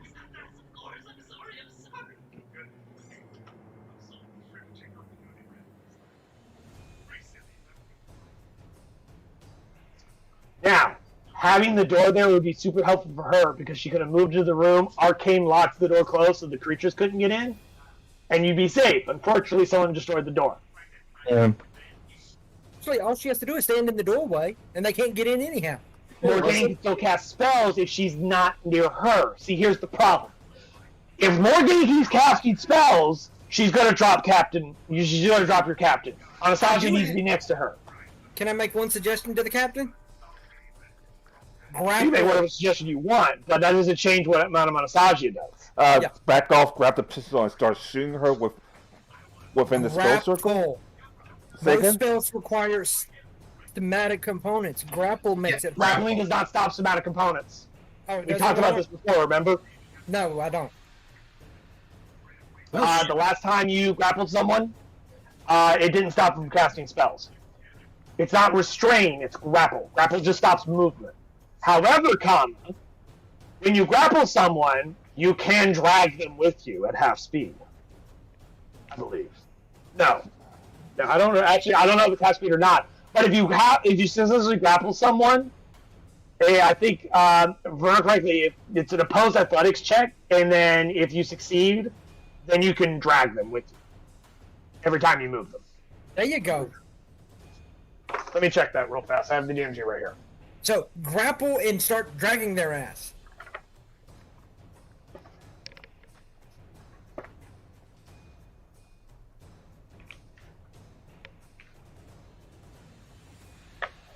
Wait, no.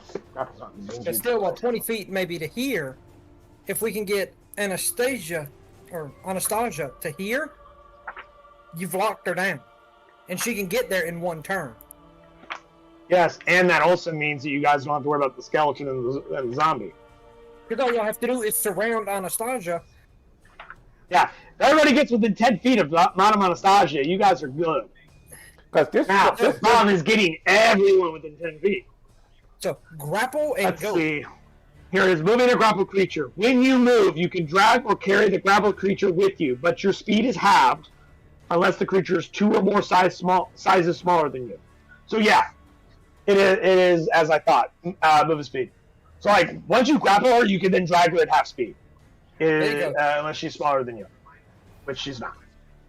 But it's not your turn. Skeleton goes, it walks into the circle, and then collapses.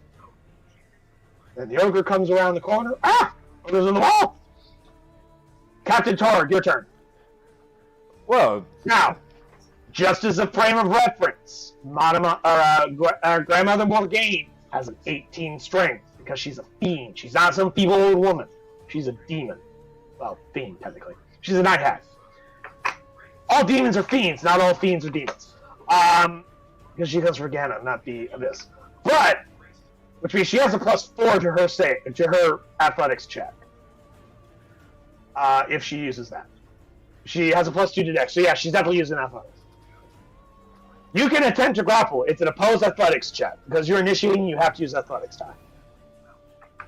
She can use either acrobatics or athletics. Obviously, she's going to choose athletics. If that is what you wish to do. I will get inspiration for Daniel's idea, because that is a really good idea, because I hadn't considered that. Yeah, because my original plan was to run back to Ice, grab my gun, load the pistol, then when Anastasia comes around the corner, I can just shoot her from distance. All of that's going to take way too much of your action, because Dr. Ice is way too fucking far away. It's your turn. What do you do? Alright, I'll try to grab her, the bitch, then. Alright, you attempt to grapple Grandmother Morgane. So, strength or athletics check? It's athletics for initiating a grapple. Alright. pray for me, fellas. Pray for me again, because I'm about to burn down that inspiration. Okay. Just a fun fact: skill checks cannot be critically succeeded or failed. However, a 7 is still really fucking low. A 20, on the other hand, is much better. You successfully grapple Grandmother Morgaine because she rolled a 19. Beat her by 1. And Fun fact: had she also rolled a 20, ties go in the favor of defender. So you definitely rolled the absolute minimum you had to roll. Now, Arcanist, can I make a suggestion for you? Okay. Move further into the room. Drag Ice as far into the room as you can. When it's her turn, yes. She's already used her movement and action and all that for her last turn. And of course, I'm going to drag her a couple feet. So. That is very good. Probably stabilizing you. One, Now, two. Captain, you still have your movement if you'd like to drag. Yeah, that's what I said. I'm going to drag her as far as possible. Move half your speed, which is 20 feet. I'll move her once you move. Cool. I mean, she's right there. You have one more space. 5, 10, 15. Yeah, you have one more square if you'd like to go. Go. Never mind, Arcanist. Just stabilize. Yeah, I'm going to Another use action. I need a con save for Dr. Ice, Captain Torg, and Artisan Foreign because she's going to throw you guys again. Oh no. Can he do a con save while unconscious? Yes. You fail Dex and Strength saves unconscious. You don't fail Con because Con is your physical hardiness. I'm just asking. If you're unconscious and I poison you, do you think you still get a Con save? Shouldn't you? Yeah, absolutely. That depends on Just because you're unconscious doesn't mean the poison sneaks past your immune system. You know what I mean? Well, it was nice knowing you guys. Cool. Gary, you go. Inspiration. You go. Thwack. How many death saves did you have a minute ago? I had 1. Oh, I failed 1. Cool. You now have 2 death saves. Fails. Because it's not automatically a crit, so you still have 1 more failure. Hey, perfect place to Artemis, you're gonna go, wow! There. And Captain, you're gonna go, wow! To there. But that draws her with me. No. If you're forced to move, you lose your grapple. That's how it works. Lame. In other words, by throwing you across the room, you lost your grapple on her. 5, 10, 15, 20. So 2d6 damage on Arcanist, my foreign. Cool. Jim Hand, take 7 points of damage, please. And for Ty, as you move the full 30. Wow. Take 5 points of damage, Ty. Whew. Everyone's down except the captain.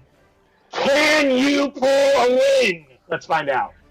Anastasia, though, is going to, because she knows those things can't hurt you, she's going to walk right past you. And she's going to go to here. She's going to pull out a med kit and attempt to stabilize Dr. Ice with her medicine check. Actually, Dr. Ice, do you have a healer's kit on you? Yes, I do. Mark 1 charge off, because she's going to take it and use that and just auto-stabilize you. Okay. Mark 1 charge off it. And that was 5, 10, 15, 20, 25, 30. On her following turn, she'll try to stabilize Arcanist and Form. Suggestion? Sorry, hold on. 30. Nope. No, fuck it. She's going to move right there. Thank you. Because I realized what her ultimate goal was, is to lock her down and her magic. In fact, actually, hold on.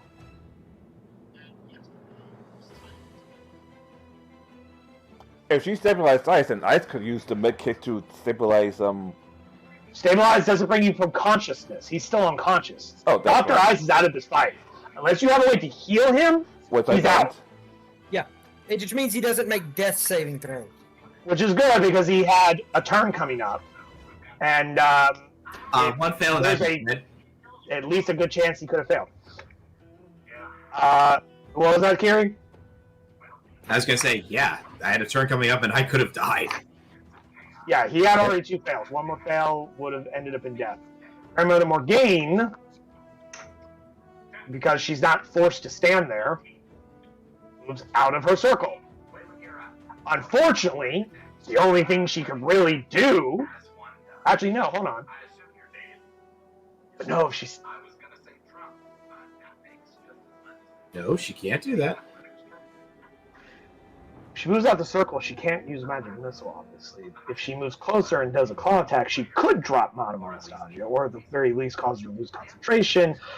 But would she technically be able to use Lair Actions? Lair Actions are the permeations of the magics of the lair. Would she still be able to use them even though she's in an anti-magic circle? If you're standing in a magic circle, it can't affect you, but if she's in it, can she still command it? I'd say yes, because it's more about the layer itself, which is bigger than the field. Yeah, but would you need to be but in order to command something that's magical, would you have to be outside of a circle though? Like, I think you would. Would an anti-magic circle prevent the ability for you to connect with that magic and command it though? I feel like it would. I feel like it would as well. If you were to cast Control Flame, which allows you to control the sphere around, and you step into the anti-magic zone, the sphere is outside of it. You're still able to command it because it is outside. At the same time, it's like stepping into a Faraday cage. Yeah, like, I would think it would block magic circles. Like, the spell may still exist, but, like, it's not, your radio communications would be interfered with, essentially. Okay. That's what I'm going to roll for now, because it makes more sense in my head. Because it's like, because it blocks all magic, including the ability to control magic. Like it's mad. You need magic to go from you to what you're commanding to command something magical. In my mind, like, how would you be able to do it?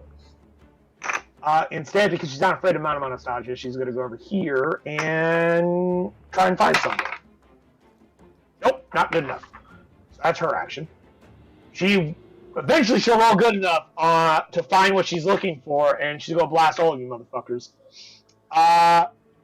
Argus and Foreign, death save.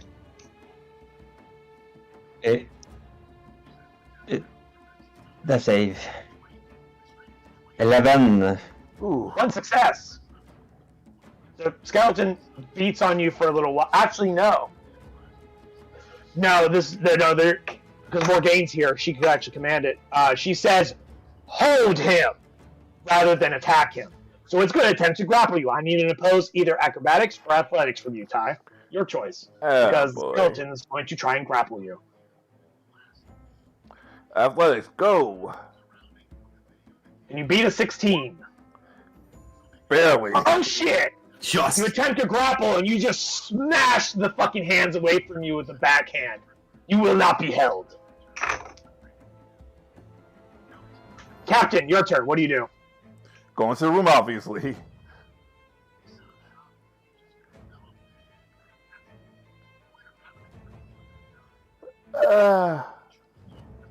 That's 35 feet. Would you like to stay there or keep going? Tentatively stay there just because magic. Yeah, If you stay there, magic cannot affect you. But of course, you're not holding more game. But hey, up to you. My recommendation, though, if you're not going to keep going with your action, instead of going all the way to there, or rather, on your way there, you might want to do a medicine check on Lanforin to at least stabilize you. If you're not going to go farther than the circle. True. I mean, you might as well do something with your action, right? Yeah. I'm not exactly good at medicine, so pray for me. The worst you could do is just not help. I'm not that kind of dungeon master that says if you fail a medicine check to stabilize someone, you do more harm and actually kill them. No. I'm going to be like, you can't stop the bleeding or set the bone right or some shit like that. So a medicine check of 5 is not enough. You need a DC 10. Which is much lower than back at 3.5. 3.5 was a DC 15 medicine check, which is bullshit. But you could also get up to medicine checks a lot easier than or higher numbers. Yeah, but it also made it harder for anyone that didn't have good medicine. Fifth edition is a little bit more forgiving because it flattened the math down some. Yeah. But that was 5, 10, 15. You can now move back where you were a moment ago at the edge of the circle if you so choose. Yeah, that's what I'm going to do. Okay. Lair action. She would love to throw your asses, but she can't. Does she have anything that would help her? So you should open and close doors and seal them. That's not super helpful. That is absolutely helpful. It keeps the skeletons away from us. There's no door. Yeah, but there's no door anymore. Somebody broke the door down. So she can't throw you or banish you. Yeah, she'll do that one. That's helpful for her. Anastasia will take 5 feet to move here. Auto-stabilize Artisan Form with the healer's kit. Kiri, go ahead and mark a second use off of it. Uh-huh. Because she'll give you back your healer's kit, obviously, but it does have only 10 charges. Yep, so we're down to 8. And then that was 5, and then she'll move 25 to here. Ooh, perfect.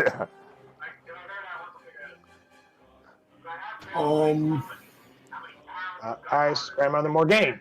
She's going to take her action to see if she can find her thingy. Nope. I haven't rolled higher than a 10 on this check so far. She will step out of the field. And then she'll use the rest of her movement. She goes to the floor because the lair action she chose was the ability to move through solid objects such as walls, doors, and ceilings and roofs. Which she couldn't do while she was in the circle, but she can do when she's out the circle. So she goes into the floor. Oh, lame. I have perfect charge ready too. And since through the floor, I'm not trying to fuck you guys over, but she is determined to live, and I am using everything she has possible for her. Farn is, of course, out. Unless somebody can do some healing. Now, the last order the skeleton was given was to hold you.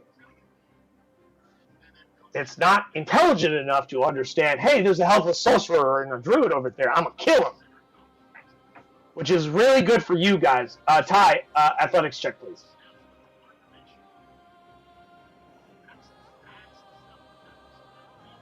Need to be a 20. That is a 16. You are grappled, my friend.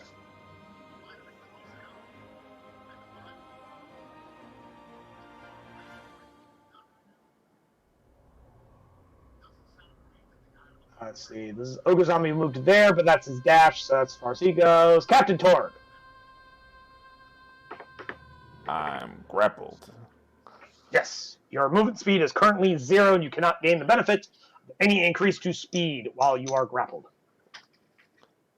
Can't exactly swing my sword with grapple. Yeah, you can. Oh, you can? Okay, guys. I'm going to explain the grapple condition one more time. The only thing grapple does is drop your speed to 0. It affects nothing else except your ability to move. Everybody on the same page now? Yes. Yes. Cool. Alright, so I'm going to bash the skeleton. Shut up. I'm going to fucking kill you, Daniel. 1. It doesn't stop you from casting spells. It doesn't stop you from attacking. It has no bearing on your accuracy when you attack. It only stops you from moving. Okay, 25 for 8 damage. And a 26 for 5 damage. Alright. And the tusk.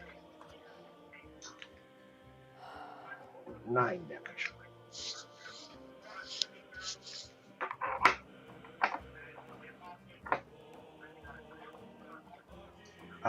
Lair action. She has to choose the same lair action she did before, because otherwise she is still in solid object right now. That'd be bad for her to turn that lair action off while still on the floor. Which means, so long as she's using this action, even if you guys aren't in the circle, she can't do anything to you as long as she's in the floor. Oh, thank God. Madam Anastasia is going to move to here and drop both of those fucking creatures because as soon as they go into the effect of the circle, they stop functioning. You are no longer grappled. Dr. Ice. Okay. Sorry, never mind. I forgot to remove. I didn't remove you guys from the initiative order, and you're unconscious. Sorry.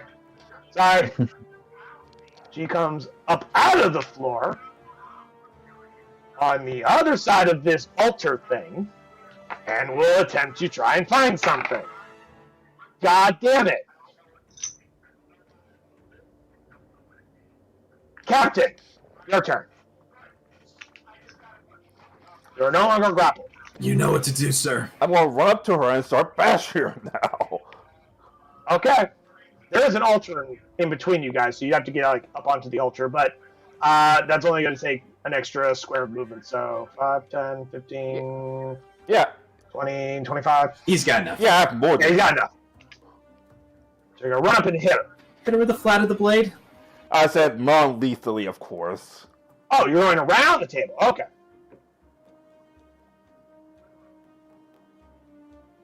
With the flat of the blade? Anastasia does yell after you, hold her in place. But we will do that crit first. That is 22 points of damage. Holy shit.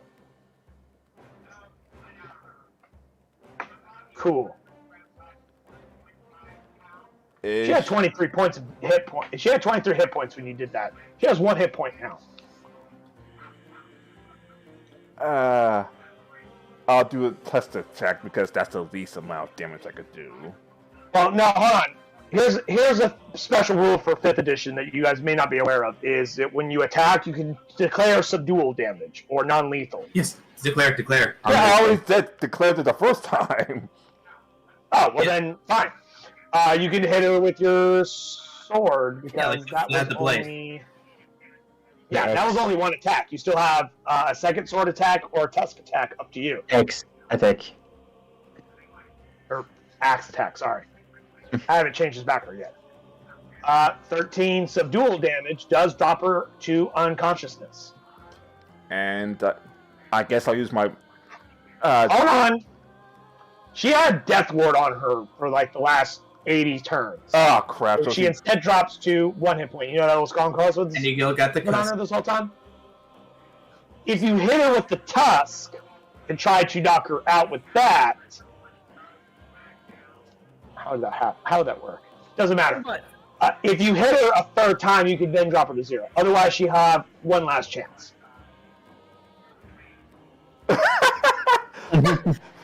The dice want this to be over with. I mean, I'd like this fight to be over with, too. This would be the 3rd fucking almost full session of this fucking combat. I'm ready for this shit to be done, too. She's unconscious now. I drop her, and as soon as I could, I'll cuff her to get this... That requires your action. You gotta do that on the next round.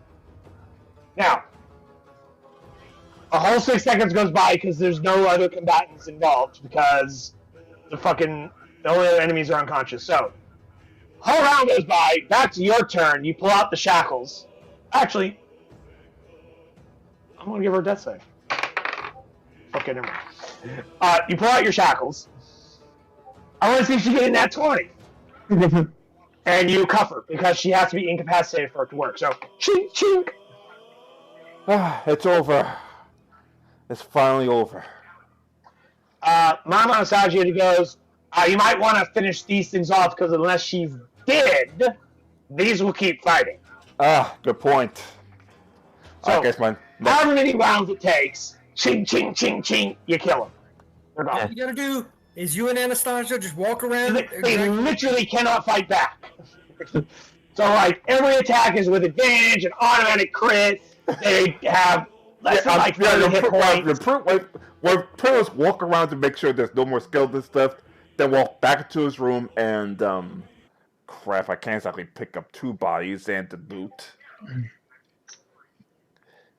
My Anastasia suggests you guys just take a rest inside the lair. I'm already well ahead of you in sleeping. Because so long as those shackles are on Morgaine, she can't plane shift, can't go ethereal, she can't dimensionally travel. She is incapable of going to any other plane except the prime material. Now, that being said, that does not prevent her from casting spells. That just means she can't shift through planes, through any magical or non-magical means, other than walking through a portal. Now, how you prevent someone... What are you all giggling about? Sleep mode active. That's going to be tricky. Because she could just kick me and kill me while I was sleeping. Well, she wakes up, because she's unconscious, she wakes up at 1d4 hours. Ah! We don't know when that is, so... Yeah, you have no idea when that is. Dr. Ice and Argus on Farm, both of you roll me d4s as well. We'll see how many hours you guys wake up in. Really? Ha! I stay awake this entire time till everyone wakes up.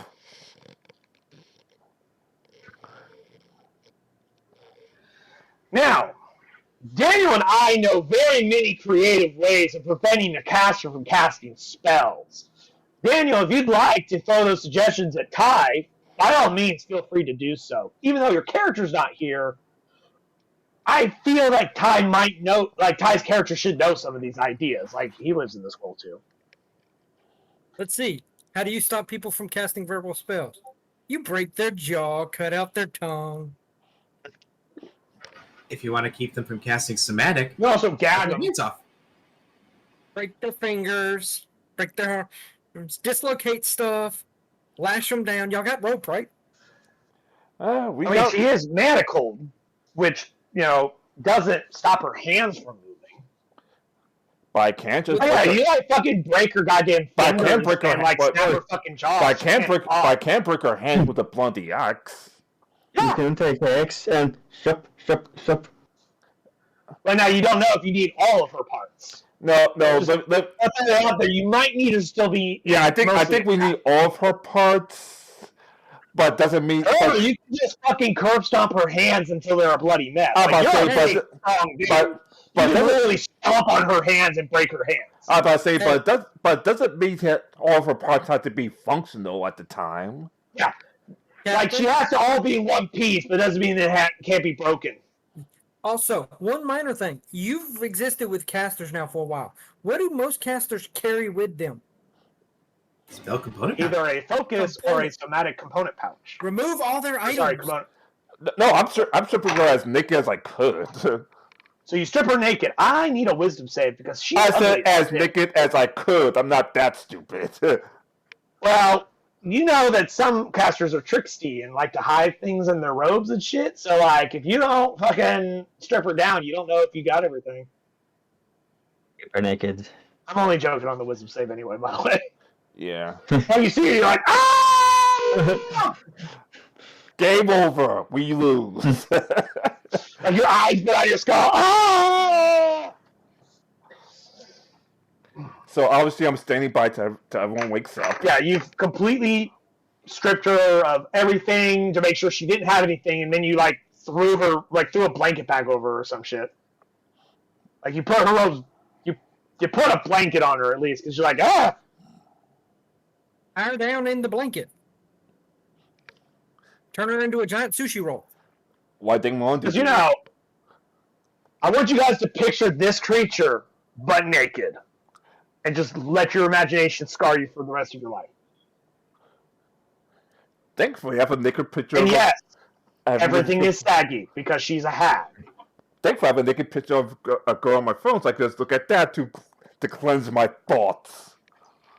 Also, hags like to purposely allow things like boils and scabs to get infected and scar over because they think it's beautiful. So imagine that, but naked, but also weird, gross skin shit on him. Not to mention the axes. Breath of life, yeah!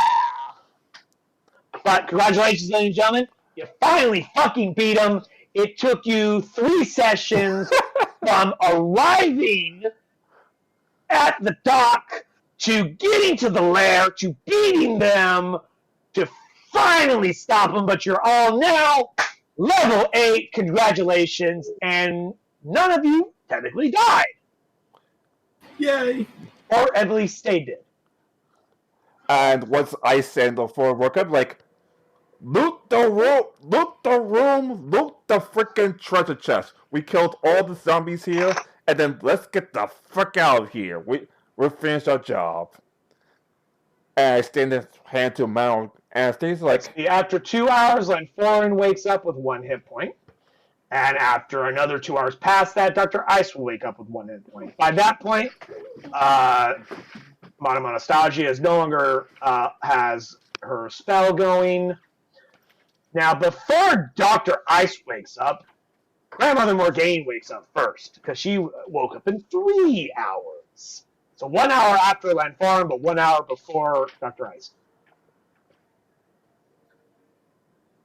And because her jaw is broken, she can't talk, so she sits there silently fuming. all right, fellas. As you can see, we finally did it. Let's loot this place and get out of here. Before they... as just a point of reference, the bog still has monsters in it. None or all of them serve the hag. So, do you guys really want to go chopping through the woods or through the bog that's dangerous with no spells and most of you below 20 hit points? Okay, since I broke her jaw and her fingers, let's just take a very, very long rest. Let's also break her legs so she can't run away. Hey, can I make a suggestion for the captain? Sure. Let's see. Let me check components on the boots she can use. Bro, we pushed something off the top of this to get in here. If we move it back on top, it at least acts as a partial barrier. It would also be incredibly difficult and awkward to pull it back over top of it while you're inside of it. The hags didn't need to worry about that because they can fucking phase through objects. But you guys might need to worry about that. There's a point of reference. And there's a few doors that aren't broken in this place. How about we go to one of the hallways that I didn't destroy and rust in that? I mean, fucking move your tokens where you want to go, and that's where I'll move Morgaine with you. While I'm looking something up. You and any creature you designate use the shackles, can use an action to move them. Ty, do you designate any creature with the ability to remove the shackles when you place them on them, or is it only you that can remove them? Me or my crewmate. Me or my crewmate. I need specific names because it says you can designate a creature. You can't just be a general. I need specific names. Who are you allowing? Dr. Ison is not foreign, just in case I drop dead. Cool. Because it says you and any creature you designate when you use the shackles can use an action to remove them. Don't forget at least the one sea hag. Oh, of course the sea hag as well. Do you remember their name? Motherfucker. I have to go look at my notes, but I could. Do you remember any of their names? Because there's 3 of them. I'll tell you the name of their coven, but that doesn't tell you the name of the individuals. The name of their coven was the Saltwater Coven, which is technically a hint to at least one of their names. Crap! I have to move the token normally. Yeah, because you can't move through the walls, unfortunately, due to dynamic lighting. So you literally gotta. So like when you start to drag, you literally gotta drag it around through the corridors. Once every 30 days, the bound creature can make a DC 30 Strength Athletics check. On a success, the creature breaks free and destroys the shackles. She literally cannot make that DC. She is not fucking physically strong enough because she has no proficiency in athletics. Even with a natural 20, she literally cannot break these cuffs. All right, so can't break these cuffs, guys. All right, so we're going to rest here and lock the doors once we drag everyone in here. What are you? There you are. Cool.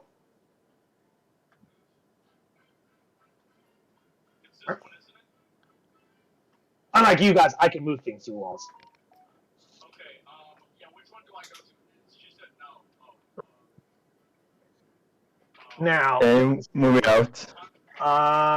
does Madam Anastasia have something that would be more helpful and beneficial for you guys?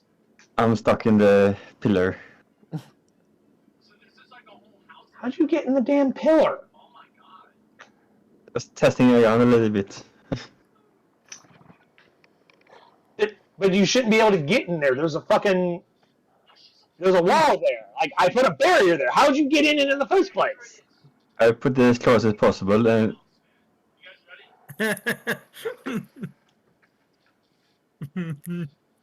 You fuckers need to stop finding ways around my barriers, and I'm gonna come and kick your asses. Yeah, You good luck told Marty, but nothing's gonna trying to happen. scream to kick his ass. I'm waiting again. I can't force it in. I will fly to Sweden and just to kick Jim Pan's butt.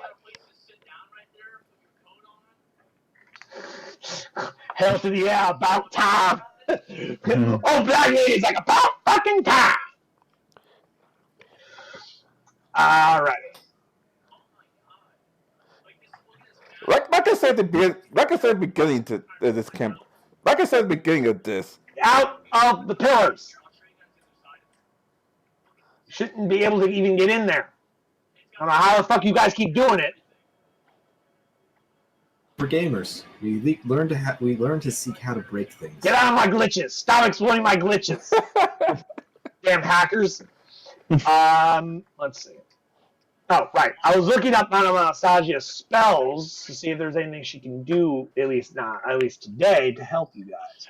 She still has a few spell slots. But she does not have the imprisonment spell prepared today. She'd have to do that tomorrow, even though she does have a 9th level spell. Those of you wondering, that is the imprisonment spell.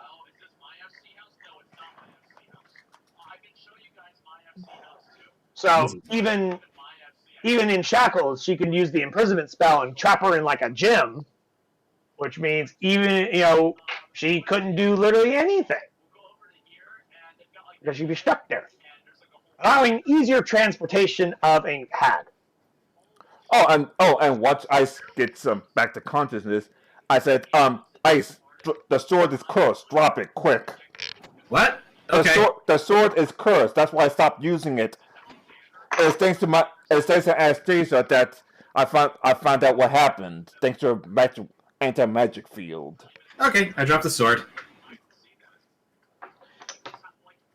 Kira, give me a wisdom save. Oh fuck. He's a druid. He should be good at these. He should be good at these. You start to hear some kind of whispers, but you let go of it before it's able to get a hook into your mind. Kind of a nasally voice. But everyone now may choose to, now that you know that it's cursed, imagine Jim Pan would be the only one. Jim Pan, well, Ty, are you going to describe to them what it was doing to you, or is all you say just curse? No, throughout the night that the stripe was done to me. Cool. All right, then roll me an Arcana check. You're the literal only one in this group that has a chance of success. 11. Yeah, roll high enough. Cool. Damn it. There's a part of the Sword of Vengeance description that I've never given you guys, and if you had rolled high enough, I would have given you that last 2 sentences. That would have been pretty important information to know, but unfortunately, there's no way for you to know. Wait a minute. Motherfucker, Anastasia can roll too, because she's a wizard. And she gets advantage because she's dealt with cursed items before. She is an expert in this field. Damn it. 23. Okay. Let me pull out that handout.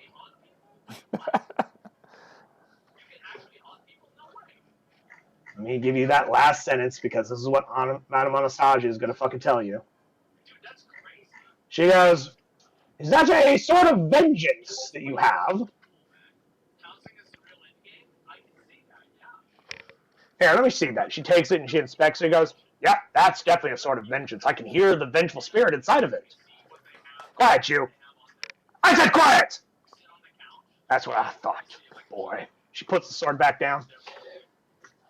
She goes, you know, you can get that thing right out of it. Like, the sword itself isn't actually cursed. The spirit inside the sword is what's causing the problem. If you banish the creature out of it, sword works just fine. So what I do? So do you know of anything to? Do you know anything to banish the creature from it? If you, gentlemen, the handout that I just linked to you, if you could be so kind as to scroll all the way down to the bottom of that description and read the last paragraph.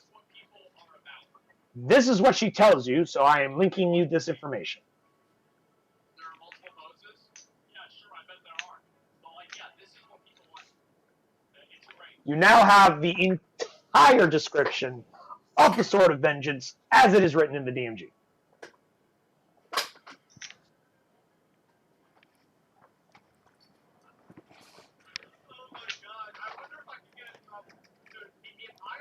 The only problem is that means someone has to pick it up in order to bring it back to the ship for us to get the banishment off of it.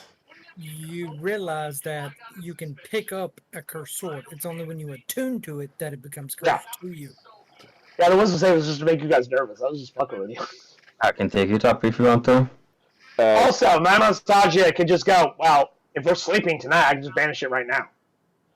Well, we're sleeping right here because we're burned out. She uses the 7th level spell to cast Banishment. The spirit's gone.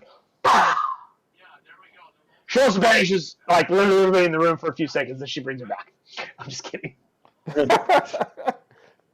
Because at 7th level, I think she could banish, like, fucking, like, what? 1, 2, 3. She can banish 3 people with the 7th level spell slot of Banishment. Because she literally has the Banishment spell. Because Banishment is an abjuration spell. I pick up the sword to make sure it's safe. It is now simply a +1 magic sword. Stock standard, nothing special, just +1 sword. Awesome. Doesn't even need attunement anymore because it's just a +1 sword. Which means, technically, not only do you got rid of your curse, but you freed up an attunement slot, technically. Because it now functions as a basic +1 sword. Awesome. Thank you very much. Nice. Thank you, Madam Anastasia. No problem. Now, you fuckers gotta watch this hag all night. Make sure she doesn't get any tricksy on us. Tomorrow morning, I'll be able to use an imprisonment spell to lock her into a gym, and then you guys can do whatever it is that you want to. What are you doing with this hag again? We had to transfer.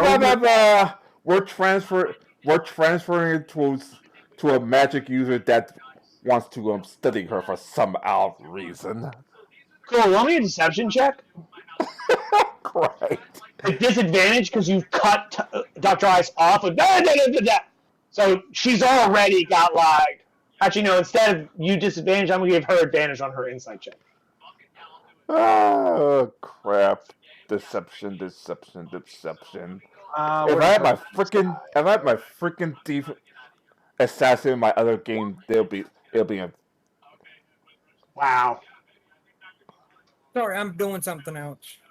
Wow, she is. Oh, I know. I thought that 22 was fucking tie. A natural 20 for a total of 21, even with advantage on her insight check. She only got an 11. So she's too tired to care. And she goes, okay. Whatever. She's too tired to notice. She goes, who the hell wants to study a live night hag? It's a weird pervert. Like, give me a name. Obviously, I would most likely know this person if they're powerful enough to actually be able to contain a night hag long enough to study. I'll take the first watch. No, you're not talking to her. She asked for a name. She believed you'll lie, but she's asking for details, so you gotta lie more. What do you tell her? Manfred Vogt Reckenwald? Only deception, Kiri.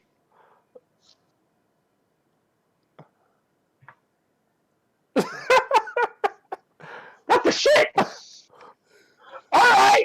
She goes, never heard of him. Who the hell is that guy? What are the odds? Nat 20s. 2 nat 20s. You guys aren't even good at lying. Your charisma blows. Why do you think I'm staying silent after the first nat 20? Your charisma's worse. We have a -1 to this chat. So she doesn't ask any more questions. She did. She's like, who the hell is that guy? Never heard of him.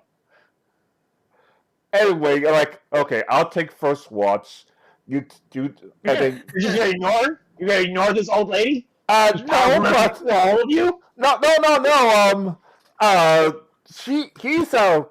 He's a new scientist that wants to make a revolutionary medicine out of the night hags.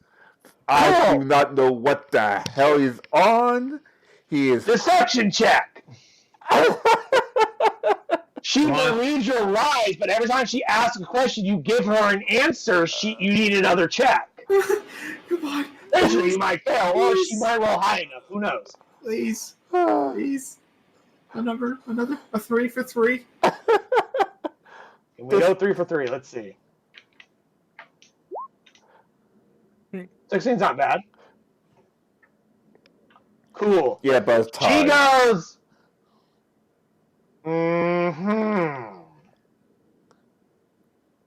The old grandma. Oh, I know you're lying, Sonny. Look. I just said she just goes. She goes. All right, you fuckers watch that damn hag for the night. I'm going to bed. She just fucking goes to sleep. Good night. I'll take the first watch. Or if I take the second watch, I took the third watch. Got it? All right. Cool. Now, here's the problem. Each of you can only stay up for 2 hours. You need 8 hours of sleep to get. You need 8 hours of rest, 6 of which must be asleep. None of you are full-blooded elves. None of you have trance. So, which means there are 4 hours of the night. None of you are watching if you're getting a long rest. So, if one of you doesn't want to get a long rest, I need a volunteer. If you're not there for another 4 days, sacrifice the long rest. You sure you want the cats or the sacrifice the long rest? Are we sure? Actually, that's a terrible idea. Yeah, I have no ranges. I have no freaking. As the dungeon master, my recommendation would be Captain Tor gains the benefit of a short rest, but stays up all night and just starts burning all of his hit dice to have some hit points. Fortunately, I have no hit. The only thing he gets back on a long rest is his rage, which he doesn't absolutely have to have to be functional. I'm about to say I have no hit dice left. That's the problem. Oh, well, that means you won't gain all your hit points. But whoever doesn't get a long rest does not gain the benefits. They don't get all their hit points. They don't get spell slots or any other abilities. So, if you guys want to watch her the entire night, someone has to stay up all night. The captain should. He should lead by example. I'm going to lay down. That's the opinion of the crew. Unfortunately, I agree. I'm laying down a torch so we'll have light. Well, Captain Tor can see in the dark. I don't know if, since I went unconscious, I don't know if dark vision still works. It lasts for a total of 8 hours. So tomorrow morning it will be off. Like at least Dr. And tomorrow morning you could just use produce flame to see in the dark. At least Dr. Ice can heal me once he's fully rested. That is true. He can burn some spell slots tomorrow morning to heal you. Actually, yes, I could do that. So, Dr. Ice and Organism Foreign are going to both gain the benefits of a long rest. Both of you go ahead and mark that off. Kai, you do not. However, you will, however, revert back to your, now that you are no longer in your battle state of mind, you will revert back to your humanoid form, because you can't maintain that form forever. And Locked in extra, what, Japan? and the extra HP we get before the battle. Your maximum HP resets to what it was before. Yeah. So whatever Abe gave you is gone, which was 25 points. So drop your max back 25 to put I've done yourself that. back to the way you were before. That includes you too, Ty. Yeah, I think it's your current hit points are still 8. So, Ty, I need a con save to not be exhausted because you're not getting a full rest. That's not good. I mean, you're good at these, right? You should be.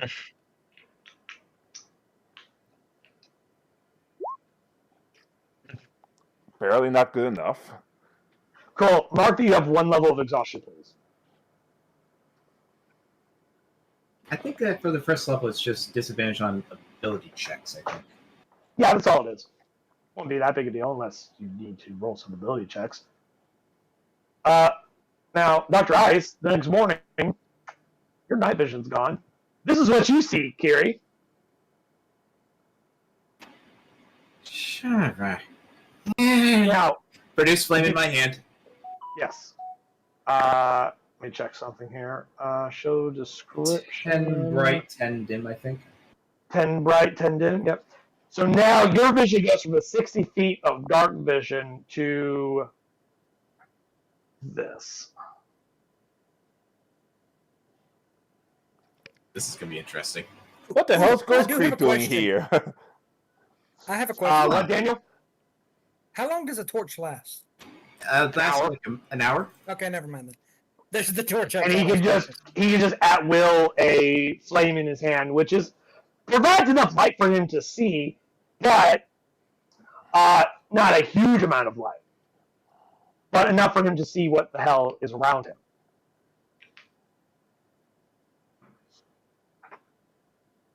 Mm-hmm. You're not here. Go away. Kapah! Hey, get here. Yeah. Yeah. Yeah. Anyway, jokes aside, you guys, but no, seriously.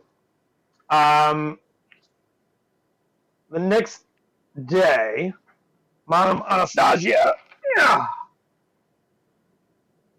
now having gained all her spell slots back, will cast, well, she'll prepare the imprisonment spell, earn her 9th level spell slot. She cast magic missile at the darkness. No. Oh, right. She would lose her dark vision as well. What can she see? Well, she sees the bright She goes, light. Bird, come here. Come here, damn bird. Closer, I need that flame. I can't see. Stand next to me. The other side of me. Closer to... Yep. I want you here, damn it. Shall I just grab you and move you over there? I need to be able to see what I'm doing. Okay. Let me go ahead and refresh her spell slots in her other rolls, in case it matters.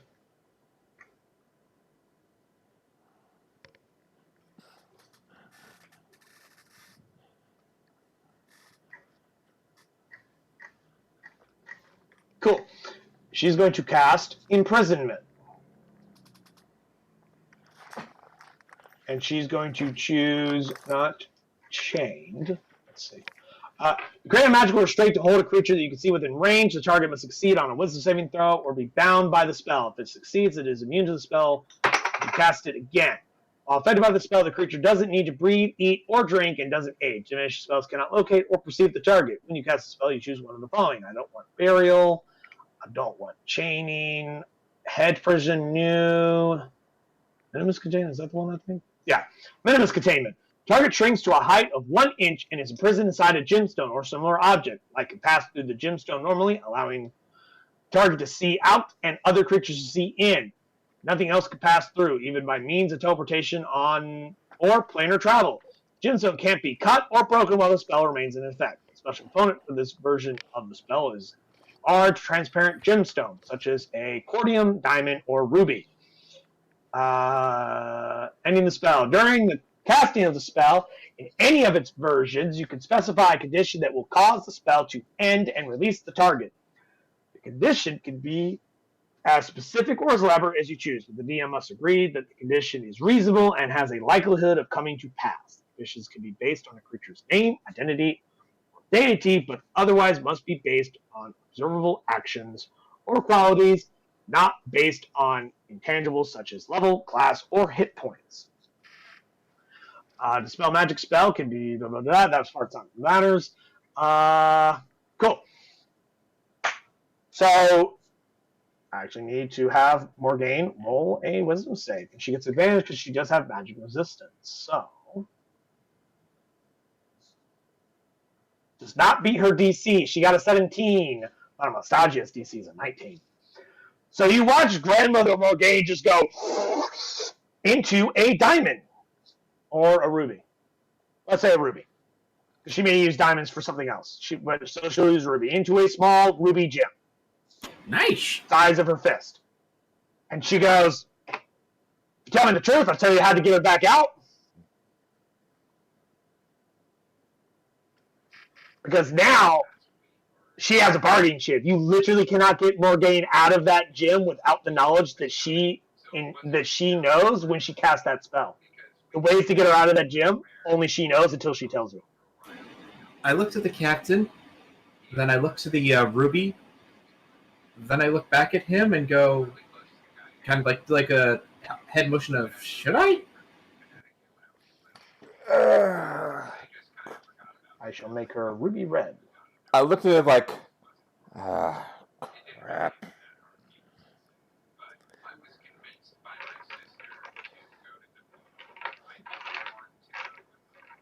So is that yes or no, Captain? Crap.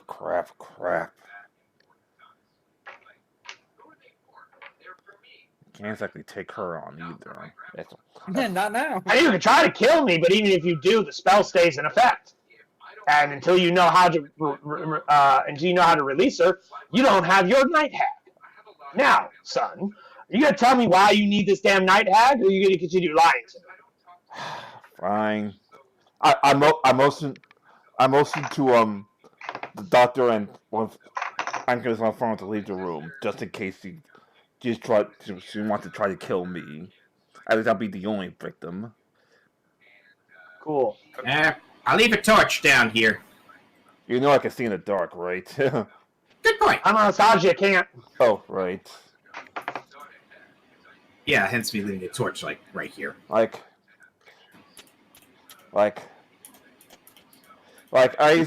you know what to do if something happens to me. Run around with panic screams. As soon as she goes, what's the real reason you need this? You've been lying to me since we first met. You almost had me when you convinced me that there was somebody you were taking this to, and I thought you were telling the truth then. Then that last thing you said, I finally caught on. Makes me wonder whether or not you were telling the truth before. What's the real reason you need this night hag, and why do you need her alive? Fine, I'll tell you the truth. That's why I sent my crew out here. Captain goes down with ship and all that. I don't care why you do anything. I need to know why you did this fucking hack. I don't give a shit about that. The truth is, another set of hags, the sea hags, says that can revive our teammate, the one you saw ghosting around earlier, if we bring this hag to them. You are a moron. You should have figured out by now, after everything we've been through, that a deal with a hag is always bad. They'll either use it, they'll either twist it in some way to cause you more suffering. They'll give you what you want but only by taking something you had that is valuable, like, what's an example I can think of? It will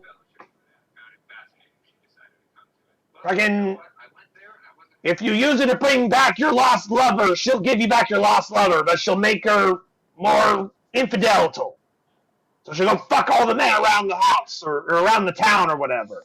They'll do that kind of shit. Trust me. Or they'll twist it in some way. Or they'll give you your fucking thing you want, but they'll take your soul or something. No, they don't take souls. They'll fucking take your ability to love or something. Trust yes, me. you got your lover, but you can't love her anymore. So now you hate everyone. Cause everyone around you suffering. Trust me. Trust me. Or they'll use it as a way to get you to do more things for them, and then they'll get their hooks into you, and then you become their servants. Trust me. I know that my same first mate made a deal with the hags to get out of this mess, and that you did a deal with the hags and that led to his death, and then you made another deal with them to bring them back from the dead. How do you think this one's going to end? What do you think they're going to do when they bring him back to life? You think maybe they'll give you him? Do you think they'll give you the real Creed? Or do you think they'll give you a meat puppet Creed? Or maybe a demon that looks like Creed? Or maybe they'll bring him back from the dead, but as a mindless zombie. Or maybe they'll imprint some kind of slave magic on them when they bring him back to life, so they can use him to strangle you when you piss him off or something. You are a moron!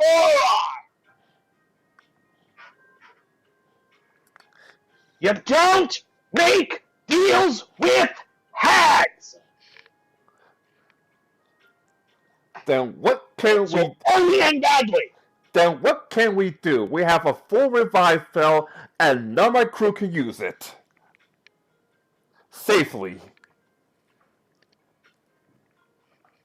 Anyone can use a fucking scroll if they're part of the types that use that type of magic. What, it's a resurrection scroll? Literally any cleric, literally any druid, literally any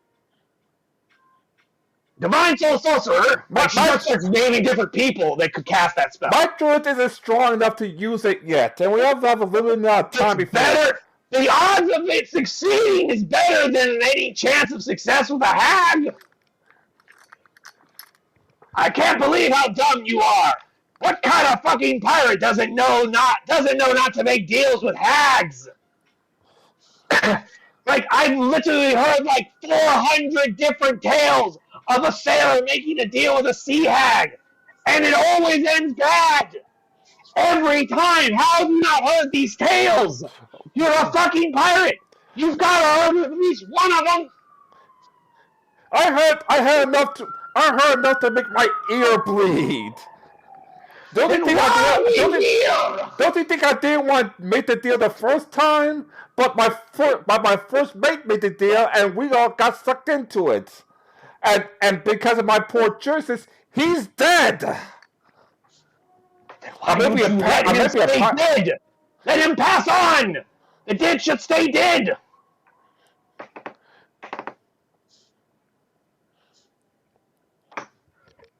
Ty, give me a persuasion check to try and convince her to give you that fucking gem and let you continue what you're doing.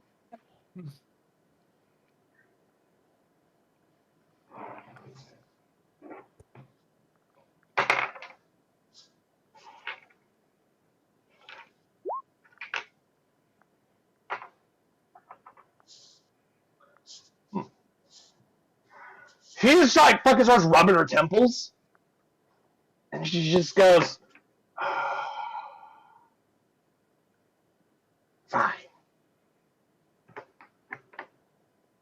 She hands you the gem. She says, "Pour the blood of a half-orc on and say tapioca, and it'll let her out." I'm a half-orc. Exactly. I didn't choose a creature that you weren't at. I could have said a hobgoblin just to be a pain in the ass, but that's not feasible unless you have a hobgoblin in your back pocket. No. Oh, it's a hobgoblin. So technically, that would actually work, because you could just have be like, "Oh, pour some blood on this gemstone for me." She's like, "Okay." But yeah, she hands you a ruby gem that has a night hag inside of it, and when you pour your blood on it and say tapioca, it will break the spell and let her out of the gym. Until then, there's literally nothing Morgane can do. Even if her hands and jaws weren't broken, she literally can't do anything. She is imprisoned inside that gym. You actually see her in there with the shackles on, like. I just flipped her off real quick. And she won't age, just need to eat, drink, breathe. You literally just put her in your pocket. You have a pocket monster. Or a Pokemon. Pocket monsters? Trust me, I wish I could throw this thing in the sea and end my story tonight with hacks once and for all. She goes, look. I understand the desire to want to bring back someone from the dead that you care about, but I'm telling you that it's going to end badly, and when it does, feel free to come back to town, and I will point at you and laugh and say, I told you so. Meantime, I'm going home. Could you just save the time and just do that already? Oh, wait, I'm not in the room. I don't want to move both of you. She picks up the torch, and she starts going this way. Bye, Madam Anastasia. I look at Ice like, we're going to try to use the resurrection spell first. Okay. Despite our arguing over there, she makes a good point. And I heard enough stories about his that their deals aren't exactly perfect. Yeah. I mean, I'm already owing quite a few favors. I got quite a bit of... As a reminder, I believe you already made an agreement to bring a night hag to... No, I'm going to still drop off the night hag, but try to get as few bargaining chips on their end. Oh, instead of it being an exchange, if you could bring back Creed with the scroll, you want to offer a gift? Want to do it as a gift to clear your debts? Yeah. Ooh. Yes. Now that is interesting because instead of you getting something as an exchange, just giving them the night hag means that they would owe you a favor. Or at the very least would mean that you don't have any special ties to them. Ooh, that's interesting. Yes. You can certainly give it a shot. Do you guys remember what level of resurrection spell that scroll was? It was like level 9. Yeah, it was a true resurrection. So you need a DC 19 spellcasting check on whoever uses it. So that'd be Arcana. No, spellcasting check, meaning what stat you use for your spellcasting. For you, it'd be Wisdom. For Jim Pan, it would be Charisma. For Daniel, it would be Charisma. For a wizard, it'd be Intelligence. But it has to be 10 plus the level of the spell if you can't cast that spell normally, meaning you have to roll a 19 or better on a wisdom check. No proficiency, literally just a wisdom. Now, that being said, there are ways to stack this in your favor. There are spells that let you add bonuses or gain advantages, one of which a druid can cast, or actually several of them which a druid can cast. Guidance? Guidance, that you add a d4, but enhance ability if you use Owl's Wisdom, because this is a ability check, not a attack roll or saving throw or anything like that. If you use Owl's Wisdom, which is part of the enhance ability spell, it gives you advantage on this check.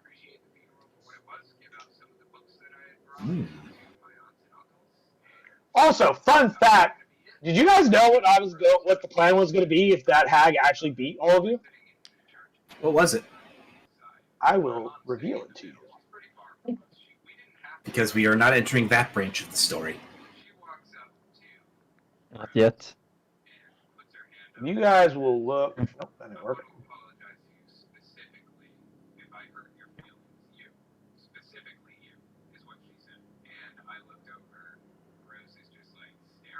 I had all these tokens sitting off to the side. What would have happened had you taken the other branch in the story is that assuming Madame Anastasia got away and you guys were all captured because the hags were not going to kill you, they were going to keep you alive so they could do horrible, evil things to you, your crew would have come busting in here like a goddamn assault team to get you. Because you have 18 deck cans, 14 of them, plus all 8 retainers would have come down here. That was my thought of like, okay, what if they do lose? What would the hags do? Well, the hags aren't going to kill you, because why would they kill you? They can torture you, and use you for experimentation, which means that the rest of the fucking StormBreaker crew has a chance to come rescue you. So all these guys sitting off the side, just in case. Meanwhile, they're just sitting there on the deck, like that. No, mirror they're sitting there the next morning, wondering if you guys are coming back or not. Because to get a full rest, you guys, because it was midnight, it's now 8 in the morning.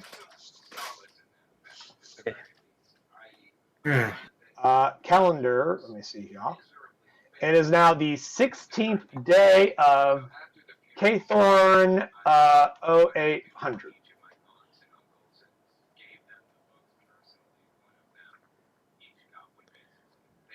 All right, Dr. Ice. Let me heal up so we can get the fuck out of here.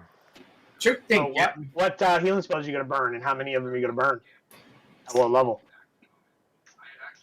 Now, just as a reminder to you, Kiri, if you cast Cure Wounds at a higher level, it lets you add more dice.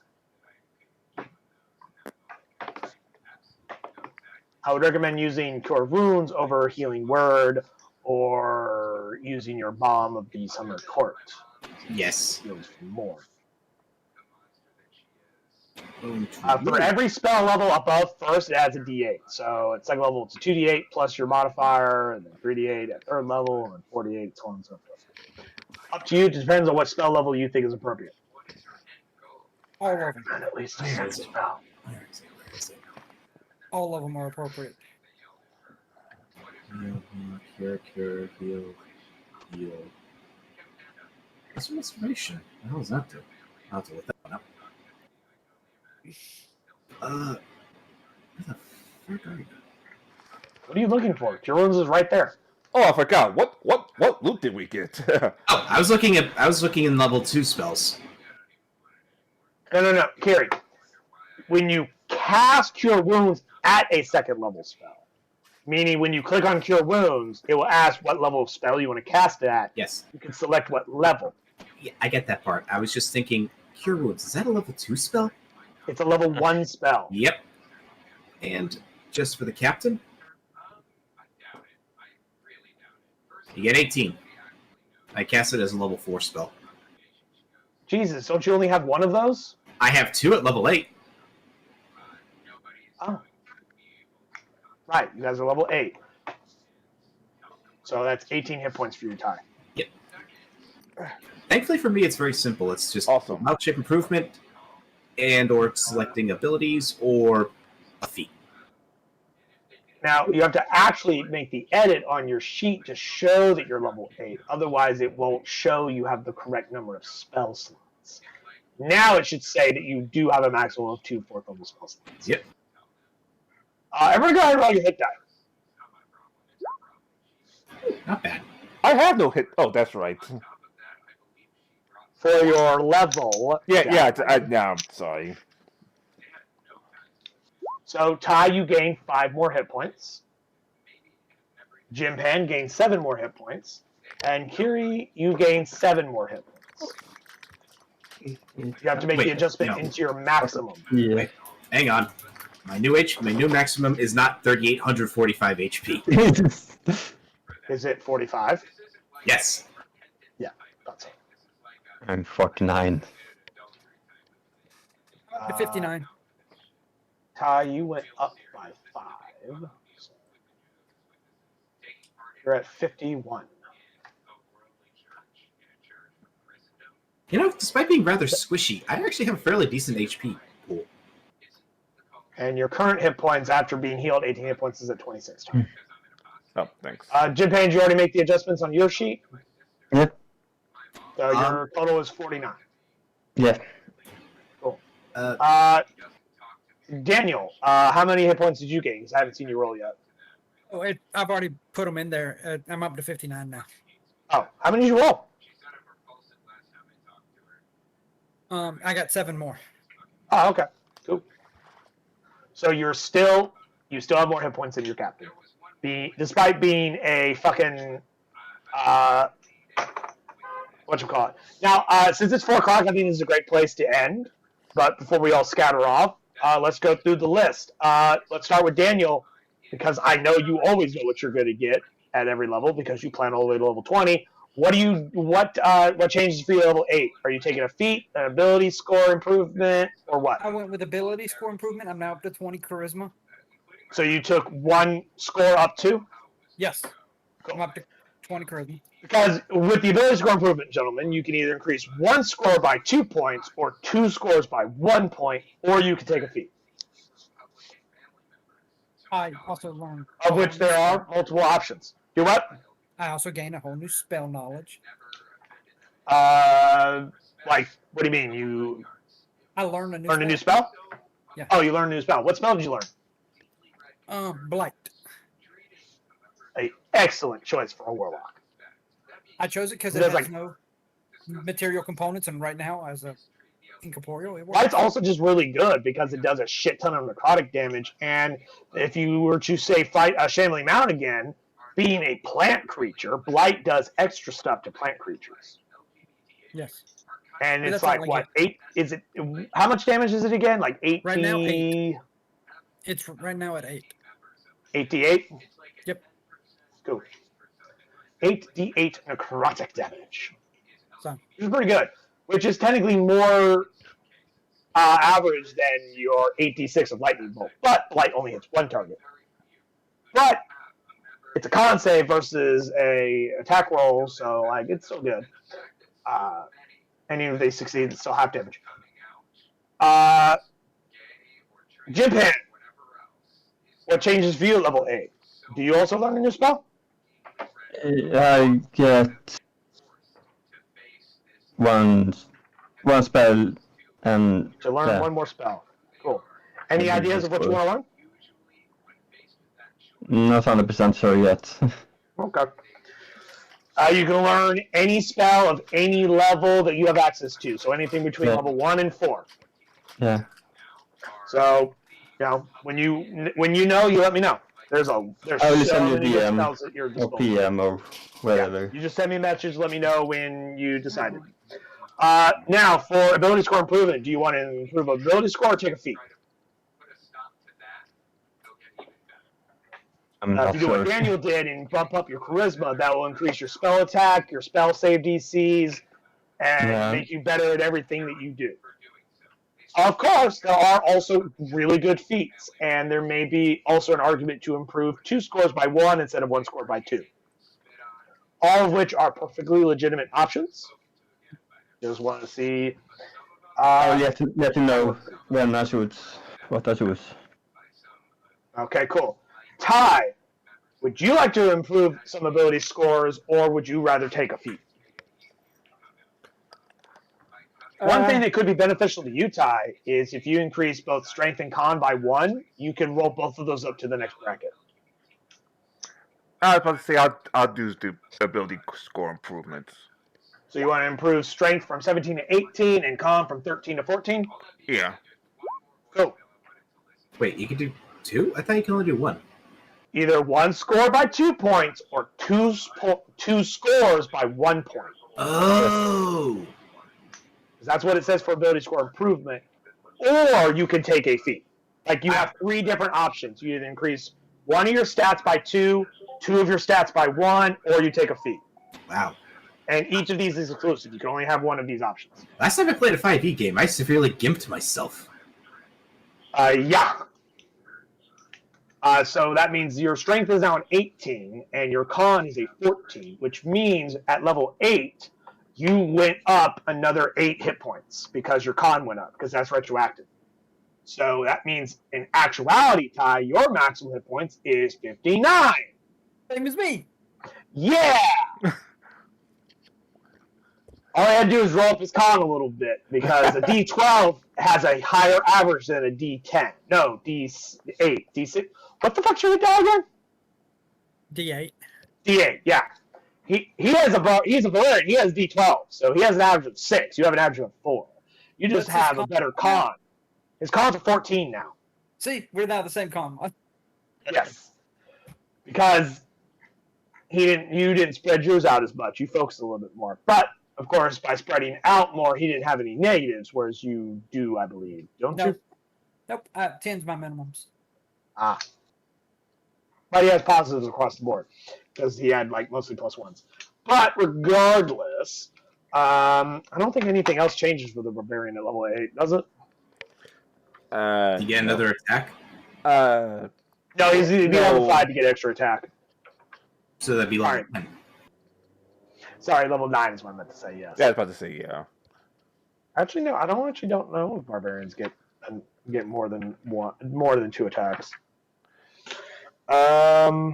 He just gets an ability score improvement, and that's in HP. That's it. Yeah, that's it. Now, let me look at that extra attack feature. Yeah, it's fighters that get more attacks past just the second one with extra attack.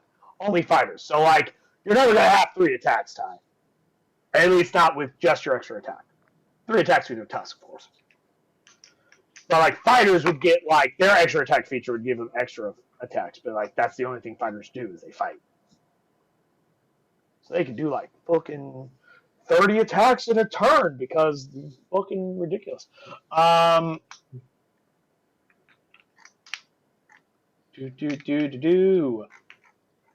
And Kiri.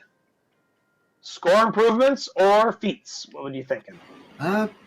Between the feats, there were 2 that I was looking at. One was obviously Warcaster, which you suggested. Warcaster would be incredibly useful. It lets you get advantage on concentration saves for taking damage. It will also allow you to cast spells that require somatic components when your hands are full. Mm-hmm. However, that was before I also realized that as a druid, your druidic focus is things like staffs made of like special wood, which your staff of withering is made of special wood because you took it from another druid. And the thing about casting somatic spells that require a focus as well is that the hand you use to hold your focus can be the same hand for the somatic. Because it specifies that in the specific rules. So you don't absolutely need Warcaster to cast your spells while, whatchamacallit. Now, that being said, of course, Warcaster has other benefits. Do what? It will only give him 2.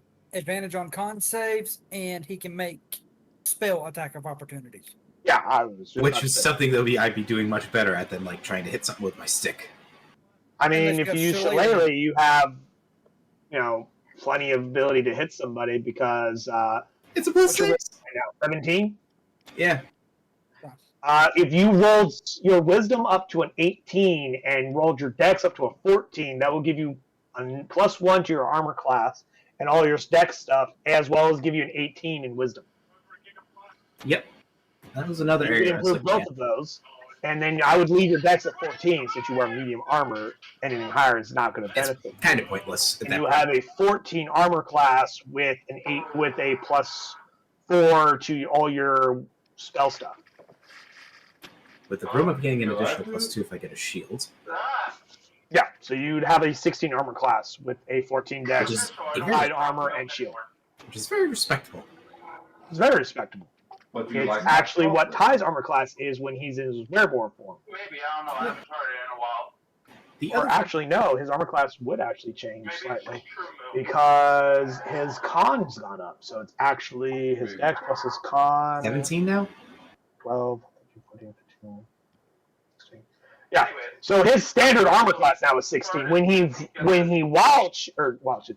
he shape changes, it goes up to 17 now because he always gets a +1 to armor class when he goes into his animal or hybrid form because that's what wereborns do. Nice. Because his skin changes to have that nice thick hide, which makes him just slightly harder to hurt or hit. Sure. Nice. So every time he shape changes, his armor class goes up by 1. And I was actually just about to decrease it until I remembered he improved his con, so now his armor class is 16.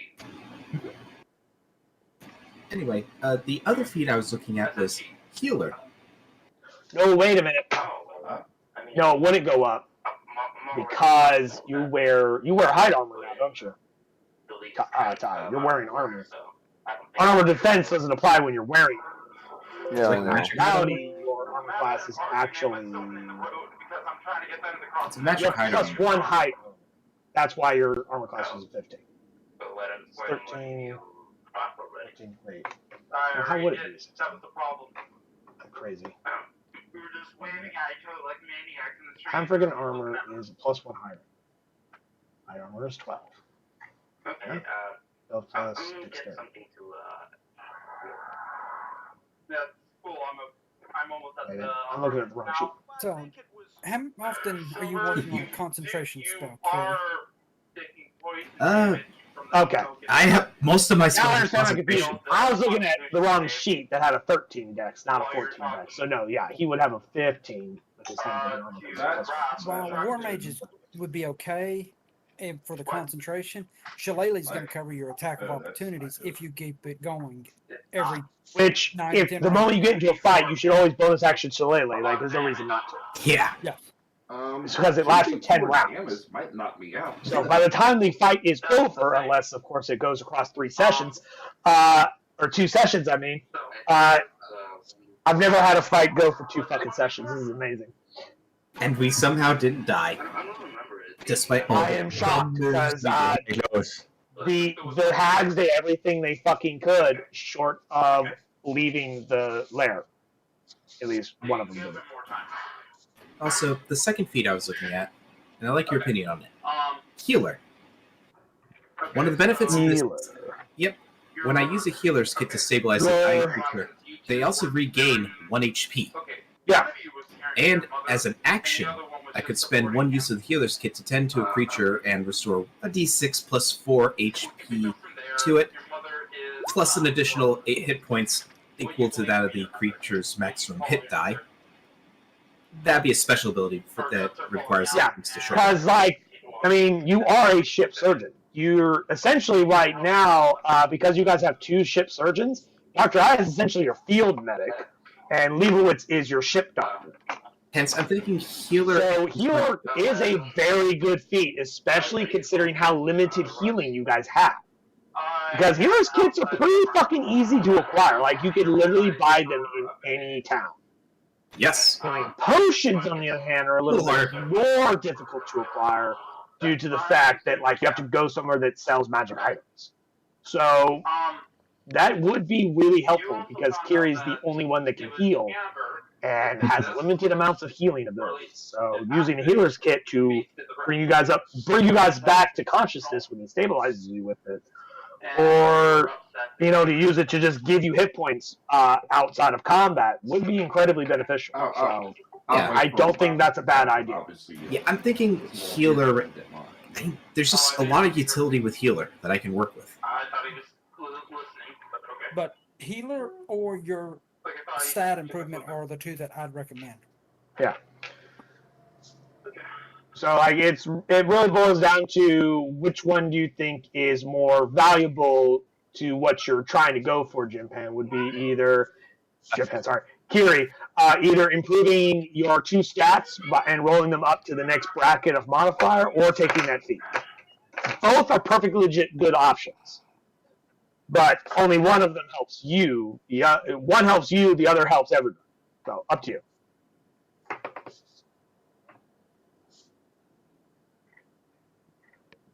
Because I'm not going to tell you which one you should do. I simply just give you my thoughts on it, and I think they're both good options.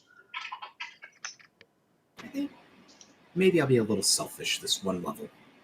Just this one level? Yes. So you want to do the stat improvement instead? Yes. Next time I can improve stats, I'll get healer. That will be in 4 levels. So if you think you can put healer off for 4 levels, that's up to you. Because your next ability score improvement won't happen for another 4 levels. And then you put it like 8, that. 9, 10, 11, 12. You'd have to be level 12 before you could have another option to take this feat. Because ability score improvements will only happen like once every 4 levels, give or take. I can confirm it real quick for the druid. Yeah. You won't get the option to take this feat again until level 12. I'll go with healer. Okay. I'm at the apartment in the room now. I'm Because thinking. at the very least, I can still at least cast spells and do some damage in the back. Yeah. Like, your armor class, I mean, your stats would just give you +1 to armor class, so you'd go from a 13 to a 14. And improving your ability score of wisdom would go from a 17 to an 18, meaning all your spell attacks would have a +1 to hit, and all your DCs would go up by 1. Which is helpful. That's a 5% on every one of that. But, that being said, my philosophy when I'm designing a character and when I'm picking options is, one, I pick a specific archetype or like design of what I'm going for. Like, why does my character exist? Is my first question. Like, what is my role? Yours is technically healer because you're literally the only one that can heal. Not that you can't also pull out fucking stupid amounts of damage as a druid and soak damage as a druid. But that being said, is one of my philosophies when I design a character is what is the most helpful to the group at large? Is improving my stats helpful to the group? Or is taking a feat helpful to the group? And if so, what feat is the most helpful? And in this case, it's definitely healer. Cool. What, me or Hannibal? What you looking at, Jim Penn? Yeah, because not to have ignored you, Jim I'm Penn, but thinking. I heard you said something about I'm thinking, and I assume you're talking about a spell?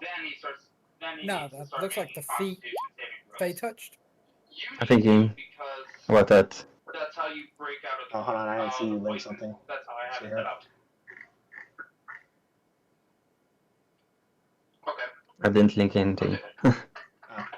I saw I'm showing my the screen. Roll a Constitution save every time, every round or something. So I got an 8. Okay. So, what are you thinking then?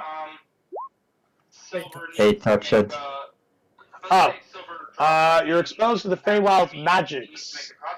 Magic has changed you, granting you the following benefits. Increase your intelligence, wisdom, or charisma score by 1.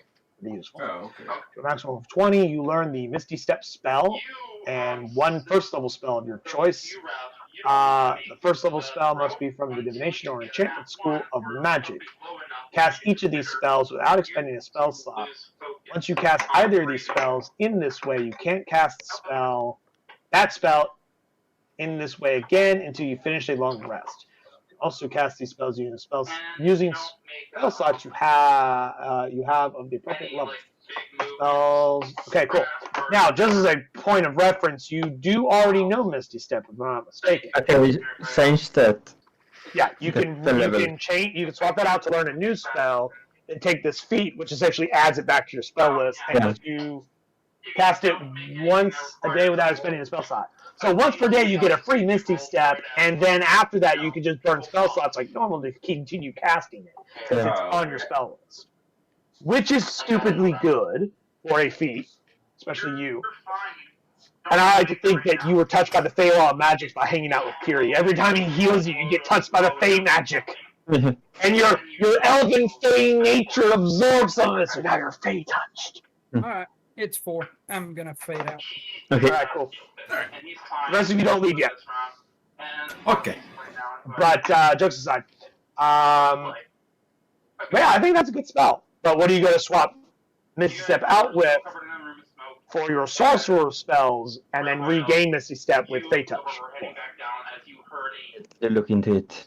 Cool. So you learn a new spell for 4th level. Or sorry, you learn a new spell between levels 1 and 4. How long ago? No, never mind.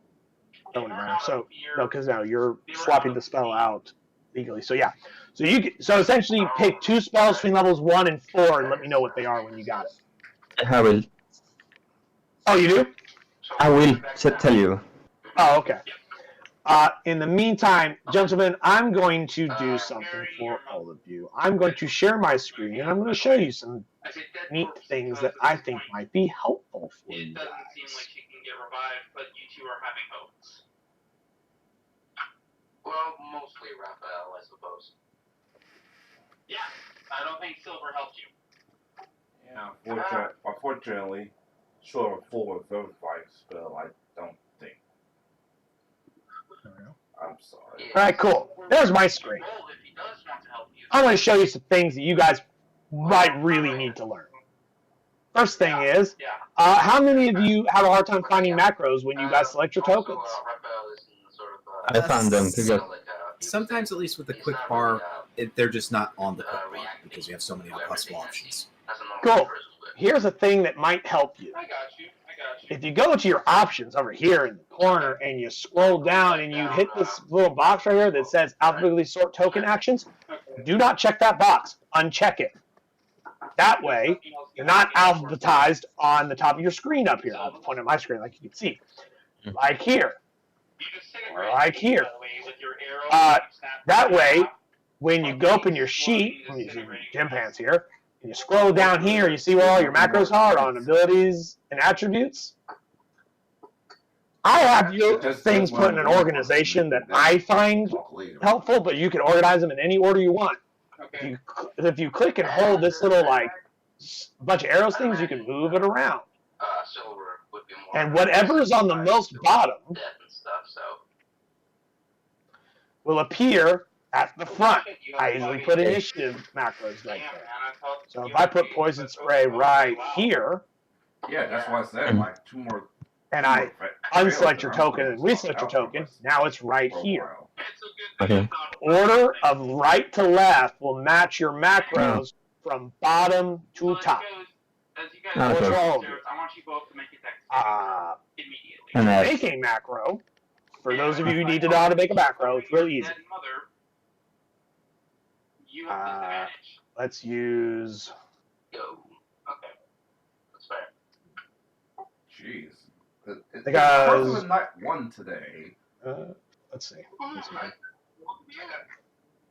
Macros do you have? You Any can't get number one worse. for you? You No. cannot get worse than a natural one. No, I don't think so. Yeah. Oh, There's no reason to please Japan for a make moment. second roll. Let's say Japan wants a macro of his fucking dagger. Yeah. You can either click on it on your sheet and it'll roll your dagger and whatnot. If you go to attributes abilities, or right here where it says abilities, not your attributes. These are like all the things that when you activate things on your sheet, it keys off of. You don't want to change these values unless you really want those values to be different. I can provide you anything. I have a Like your initiative, like right here. Because I like to, in case I need to change initiative, I always go into that list, I find it, and I drag it all the way to the top so I can find it later. It's usually initiative's like halfway or to the bottom of this fucking list of stuff. Like, look at all this. Look at all this. I gotta find the initiative bonus through all of this shit. It goes all the way down to here. Oh no. That's a lot of crap. Why do you think why do you think we were running the campaign I was running? It took a long time to get the initiative because I had to go through every single thing to Well, that's find just the the thing initiative bonus. to You can roll it. literally just go to your character sheet and get your initiative here unless you're crazy like me and you change what the value is. So I usually drive all the way to the top of every sheet I make, and then I adjust it appropriately from here. Shendu, speaking of, Yes. it seems somehow like during like the change, like to level up, it changed my initiative to Dex instead of Intelligence. That's because you changed your dex, didn't you? I know. No, I I'm didn't. not dead. My Dex is still 13. I'm unconscious.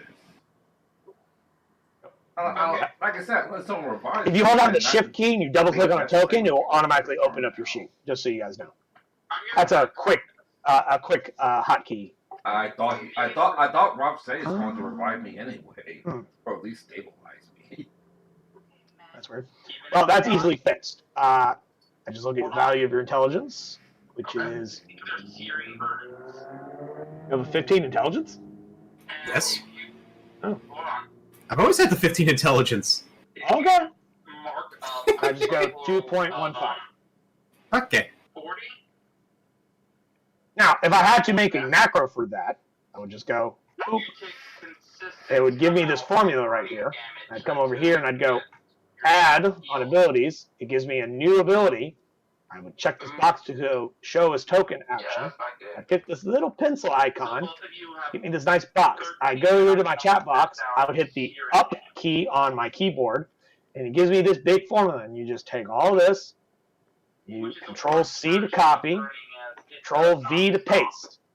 and you give it a name, Does that also apply whatever. to- Every time you put a space bar, it puts a hyphen in it, He doesn't take and official whatnot. damage. And then you hit this little checkbox. Now, Factor, he's just getting every time you click on that macro, it does it automatically. Obviously, I'm not going to leave that macro on your sheet because you literally already have an initiative macro, then which you start rolls just fine. massive burning. And you're getting all the good rolls. And I Yes. mean massive. Okay. But yeah, you just hit add, and you just make the adjustment, and then you can literally move it anywhere in the initiative order you want, It automatically switches to the however you see fit.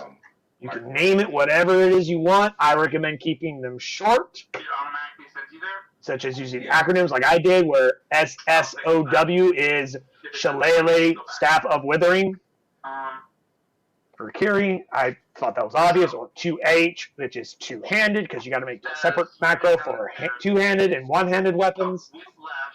If it's a versatile type weapon, I also made a macro for his necrotic damage, if he should burn a charge, 2-inch wave just comes blasting and all that. back you too. All of the formulas I get to make these macros, I get off your sheet. So, like, in here, I made... I edited into the sheet where I put Staff of Withering necrotic damage. I unchecked attacked. I checked the saving throw. I told him what saving throw it was, told him what the damage was, and all that jazz. But it went through you. And then I just clicked on that, and that gave me the formula. Up arrow. I copy and pasted that. From there, as you can see here, where is it? Yeah. And that's the formula. And so every time you click on this macro, it will always come out just like this. Gives you just enough of a description for you to understand what it does. Tells you what the DC is, the constitution save, damage, current damage, all that jazz. So that's how you make a macro. It's literally that fucking easy. So you guys can go fucking nuts and make all the goddamn macros you want. And you don't have to worry about checking with me because it's your fucking macros. Do what you want. That question. Anytime you want to edit a macro, you just hit this little pencil right here, and you can change the name of it, or whatever. The Moonbeam spell here has a different macro because of the fact I got the formula when I went to a spell list, and I went to Moonbeam, and I clicked on it, and it asked me this thing. I fucking said second level, whatever. And when you up arrow key, that's the formula it gives you. I don't know why it's so much different. It just is. Now, what was your question, Gary?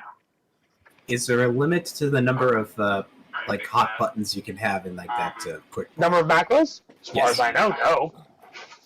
So, like, if you literally want to make a macro for every single fucking spell you have, by all means, go for it. Knock yourself out. I'm not going to tell you what to do. You do you. Okay. Okay, the healer feat. Fun fact, gentlemen. You can maximize and minimize them by just literally clicking the thing.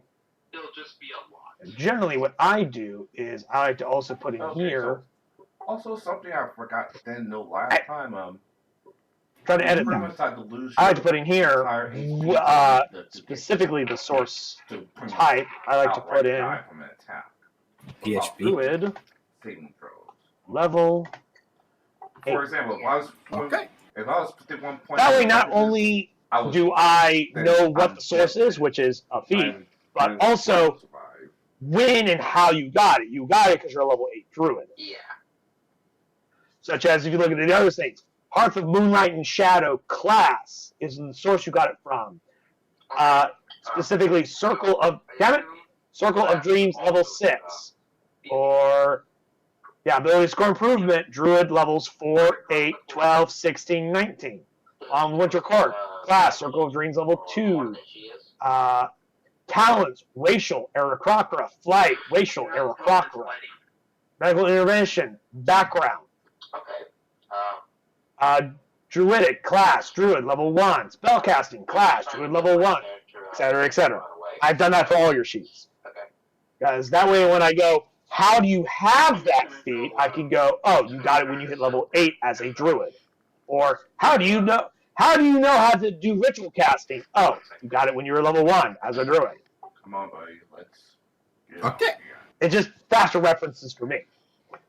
Or like when I pull up ties over here and it goes, okay, he gets rage for being a level 1 barbarian, unarmored defense, level 1 barbarian, storm aura, C, class, Storm Herald level 3. Relentless, other, lycanthropy, damage mutants, racial, lycanthropy. And if you guys need to see the full description on it, you just click on them and you just go. My former job, I'm not. Because I notice sometimes you guys do this. You go to the wheel over here to edit mode instead of read mode. Just a heads up on that one. And you can also come up to them and you see the little text bubble. Click on it. It links into the chat. Fast movement. Storm Soul. Barrel Instinct. Etc. Just fun little things. For ability checks and stuff like that, you literally can just click on your strength to do a strength ability check rather than clicking on strength save for a strength save. Click on any of your skills and it will roll. Okay, anything that you set up as an attack, which you can always hit this little plus sign to add a new thing in there, and then you edit it to your heart's content. You can keep track of your weight. If you put the items in your equipment and you put down what the number is for the weight, and you check and uncheck that box, it will tell you, never mind, that will tell you whether or not it's equipped. So like, right now his armor class is a 15. If I unequip his friggin' armor, it drops to 12. Because it automatically factors in, never mind, no it doesn't. It doesn't factor in his saving, or his unarmed defense. I'm sure if I go to your sheet settings, I can figure out how to make it do that. But, yeah, until I can figure out how to do that, I basically have always had like a separate spreadsheet that tells me, okay, this is how much my character actually weighs, despite what the character sheet would say. Yeah, which you can, like I said, you can usually do that with the character sheet. It will calculate your total weight. Like, based on what's in his item list, I don't know if Ty has been keeping this fully up to date or not. I don't fucking know. I'm not gonna fucking. Yeah, it looks like Argus Unforeign is making a dagger macro in case you want to stab someone with a dagger. Up to you. I don't care. Your macros, man. You make them as you wish. I just want to make sure everybody's aware of how to make them. According to this, because we don't have a weight on the Blaine pin or the Explorer's Pack or the Sword of Vengeance, I'm not going to nickel and dime your asses on every bit of weight, but according to the numbers on these weight items, 33.2 units of weight, which D&D does not use the metric system, so it's 33 pounds of weight, which is about, I would say, approximately 15 kilos of weight for our Swedish. Because it's 2.2 difference. So when you go from kilos to pounds, you essentially double it at approximately 10%. And if you go from pounds to kilos, divide by 2, and approximately subtract an extra 10%. That's the fast. I'm not going to say you calculate exactly 2.2 for an exact measurement because it doesn't matter. But for ballpark, it's about 15 kilos. To make sure no monster will attack us or get rest. I know this because I had to answer how much that is in pounds to people I've weighed at like dialysis centers and stuff like that. Because in the medical field, we only use the metric system. We do all measurements in kilos, et cetera, et cetera. So like when you take someone to dialysis, you got to weigh them before and after dialysis because you got to know how much did they weigh before, how much they weigh after, because they're pulling off fluid. They don't want to pull too much, or they want to know how much fluid is on you. So they want your wet weight, your dry weight. Your dry weight is after dialysis. Wet weight is before dialysis. Yeah, that's the same thing like my monthly doctor visits. Yeah. All of it's in kilos. And they're like, well, how much is that in pounds? It's like most of these people are in like their fucking 80s and shit. So like, they don't fucking know. No, they pull out calculator like, oh, see, so that's boom, boom, boom, boom. Yeah, when they go, how much is like 100, it's like, oh, you weigh 57 point, no. That's an average number I usually get. I have one patient, she's usually around the ballpark of like 140-something kilos. Like, well, how much is that in pounds? And I'm like, well, it's approximately 260-something pounds. Probably 270. She's a big lady. Yeah, you're like, okay, it's da-da-da plus da-da-da multiply multiply 2.2 and then subtract 7 for the driveline batteries, and this you're right. I just double it and add maybe an extra like 10 or 20. So like 100 pound or 100 kilos is like 210 pounds, approximately. Is that the exact number? No, but it's close enough. Yeah. I'm going to be within 50 fucking number units of the fucking weight. Yeah, that's the point. You know, I think Jim Payne 100 wanted to say kilos is something. 200 pounds. I'm still going to be somewhere within 20 or 30 fucking pounds of the fucking number. I think Jim Payne wanted to say something. No, he said roughly. Like, yeah, he's about- agreeing with me in the fact of like, when someone asks how much is that in pounds because they want to know the approximate, I give them the approximate. Yes, Now, about. if I'm actually converting it, I would actually out fucking either a sheet of paper or take several moments to try and do it in my mind, or fucking get a calculator if I needed it to be exact, which I'm I gonna have very to well. duck out right now. Or the power of Google. I'm just gonna have to duck out Well, right now. I don't need Google. I know Don't, this don't, is don't, actually don't worry, required. don't worry, Kiri. I'm streaming this. Make sure you post in the Discord what character you want, because I get an idea what I'm building. Okay. And what system was it?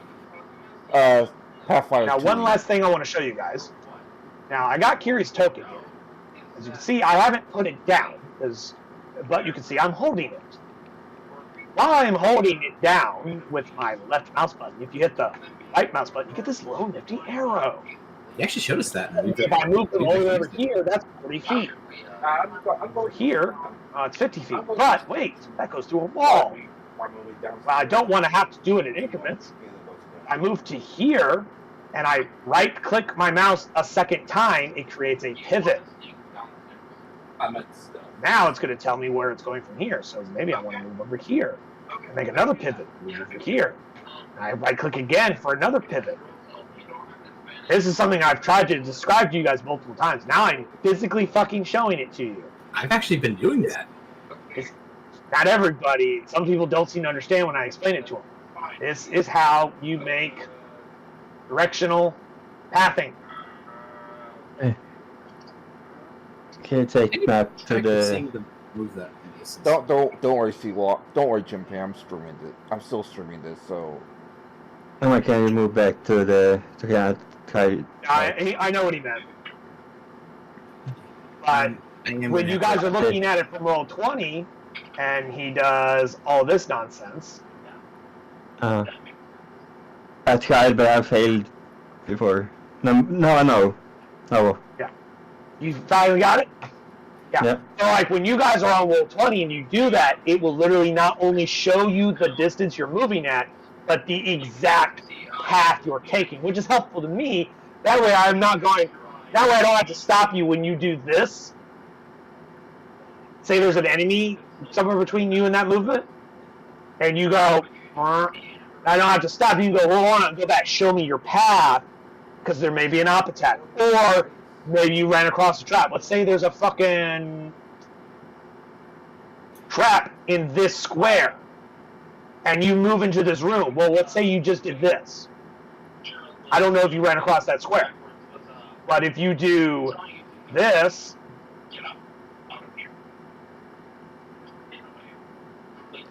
I know for a fact you didn't go in that square. But if you decide to move into the room like this, now I know you moved past that square. I'm like, oh, stop, and I would drag you right back to here. I literally saw you go across that square. Plus, it also helps with, like, those of you who have 40 feet of movement and don't keep track of your fucking numbers, you just right-click and you go, okay, I can move 5 feet there, and that's 40 feet right there. Boom. And you go, well, I want to dash. I click to get my measurement, and boom, another 40 feet. Like it literally shows you how much movement, because that tool knows every square is 5 feet, because that's the setting I set in the options of page settings. Where I have it set to grid type square, grid cell distance 5 feet. square has 5 feet. And while you guys can't actually see the grid, technically, because I have it matching in black, I need to change it to, say, yellow. There's your grid! I actually use this color for when I need to line up the grid if I have a pre-existing grid on a map. And then afterwards I change it to black. 8 o'clock at night, that's fine. Which No, makes it blend into the already black grid, so you guys can't tell the difference. And if, say, I had like darkness or fog of war, you see here on the edge, you guys could see it because of the slightly less darker background, but I also changed the background of the entire map. Because like this right here is the edge of your map that you play on, but this is the actual edge of the page. You can't see the grid there because it's dark. So if I was still playing with like Fog of War and I had all this in darkness, but you moved to an area where you could see this and this, you still wouldn't know the difference. Yeah. It's how I trick you into not knowing that you've reached the edge of the map. And God forbid, if I have to, I could literally just make the page bigger if you guys keep wanting to go in that direction. I haven't had to do an emergency fucking map expansion before, but always a possibility.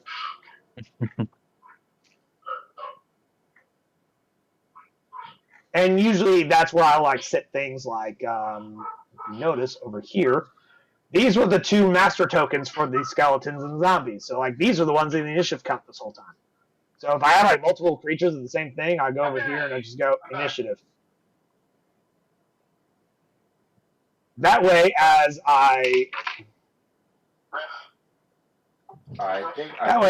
delete these things, oh, that one died, delete. Oh, that one died, delete. Stays in the initiative because that one is the one over here. Because when you mouse over an initiative, it shows the yellow box of what one it is.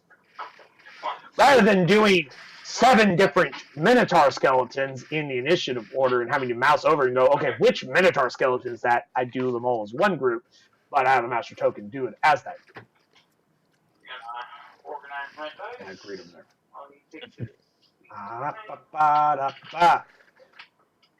Is there anything else I want to show you guys?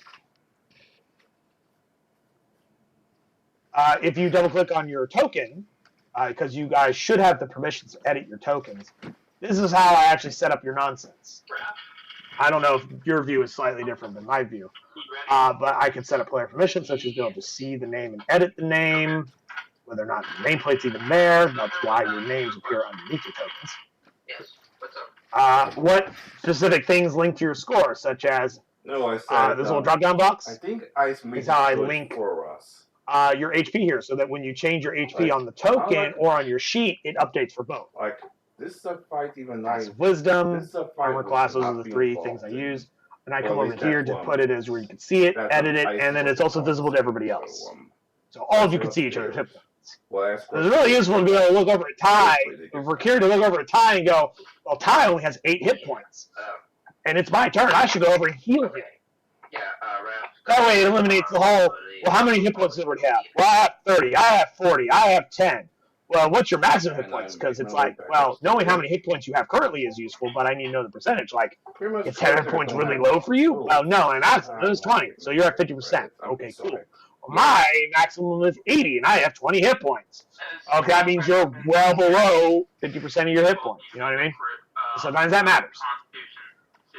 It skips certain steps. You can also change, I believe you can edit this. I have it set to see and edit, but you can also add auras. Yes, for the poison. Now he has a 10-foot aura. Nice. 17. Or 17, you're safe. 30-foot aura. Should I? Yes. Or you can make it a square. Or you can make it red. 19. You're safe. So I'm This is how I do Ty Storm Aura. I pick this light blue color and I put 10. Make it circle on this. Look familiar, gentlemen? Okay. Say someone trips and they need to make an acrobatics or. And then you hit save settings to change anything that you may need to. Then if you leave it blank, then there is no aura. But if you put a number there, it will put the aura at whatever that number is. And of course, you can have more than one aura because there's a second radii thing over here too. If you fail your roll, GM notes. You guys literally can't see this unless you're a GM. Dynamic gliding. Quick tutorial on the dynamic gliding, of course, is first you got to give it the ability to see, which it does have. So, like those of you who don't have the way to see it, because I can hit Control L, this is all that Kiri's character can see when he's using Produce Flame, because it's only 10 feet light and darkness. Granted, to make it a little bit better, I turn export mode off.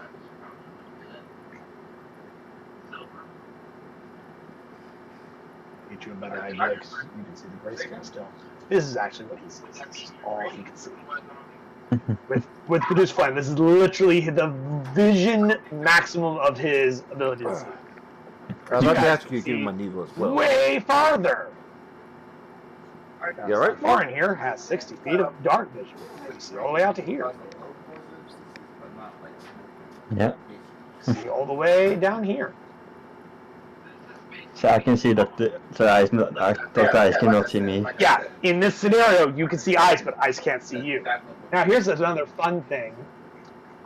Daniel's character actually has 120 foot range.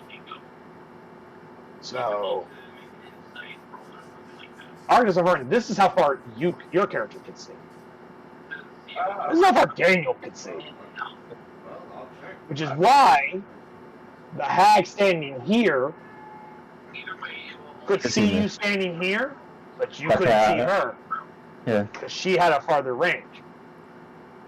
Daniel can also see through darkness because he has Devil's Sight. That's actually how he has 120. Normally, tieflings only have 60 feet, but Devil's Sight and Invocation Warlock's Kit gives him the ability to see out to 120 feet through both normal and both non-magical and magical darkness.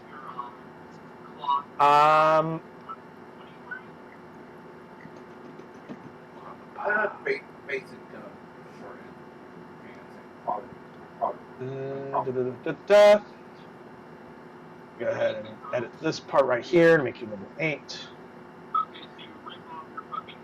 You have no hit dice, unfortunately, because you have 10 on rest. But yeah, you can also have 1 level of exhaustion, which is cool. Like, this must have been some new update with the sheets, but it not only tells you not only can track your exhaustion levels on your sheet, but it also tells you what happens at level 1, or level 2, or level 6. Last one being death. You don't want to hit level 6. Yeah. As high as the exhaustion levels go. He only has level 1, which he won't lose until somebody either casts Greater Restoration on him or heals him. Greater Restoration is kind of an expensive spell, and it's a 5th level spell slot because it actually has a cost component. And Mana Mastagia is not going to burn any of her fucking gems to fucking remove something that is mostly not going to be a problem. Well, I say that, but to get through the bog safely is going to require a skill challenge to not get lost in the bog. And if he has a level of exhaustion, that means all of his ability checks are with disadvantage. That could be a problem later on, but we won't worry about that right now. That's next session's problem. And you can also adjust like your hit points, your temporary hit points, yada yada. Yeah, I just want to show you guys how to make your macros and how to like link stuff on your sheet like this. Or you can read it yourself, or if it's like, hey, can you link that into the chat? You just a little chat box. Oop. Oop. Hey, what languages do you speak? Boom, boom, boom. If I put them as separate. You could also essentially make these both. Yeah. I could also have edited this to where it looks like this instead if I really wanted to. It's like, hey, what? I spelled orc wrong because I hit the wrong buttons in the wrong order. But hey, what language do you speak? Oh, I speak these languages. I did them as separate because that way they're easier to see. Because if you have a lot of languages.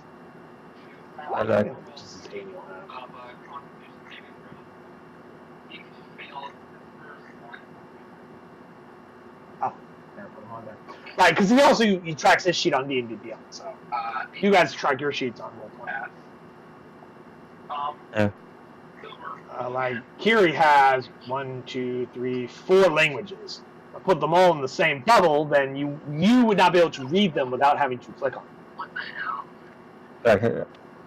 Like this, you can't read all of what his armor proficiencies are. So you click on it, then it tells you that. He can't read them. Or his weapon proficiencies. I just put these on here just so we know them. If you ever need to see them, you just click them and it pops them in the chat for you.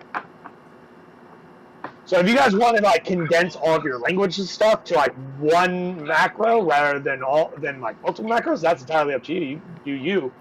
That way, if I ask what languages you know, you can just be like, I know these languages. Click. But that's up to you.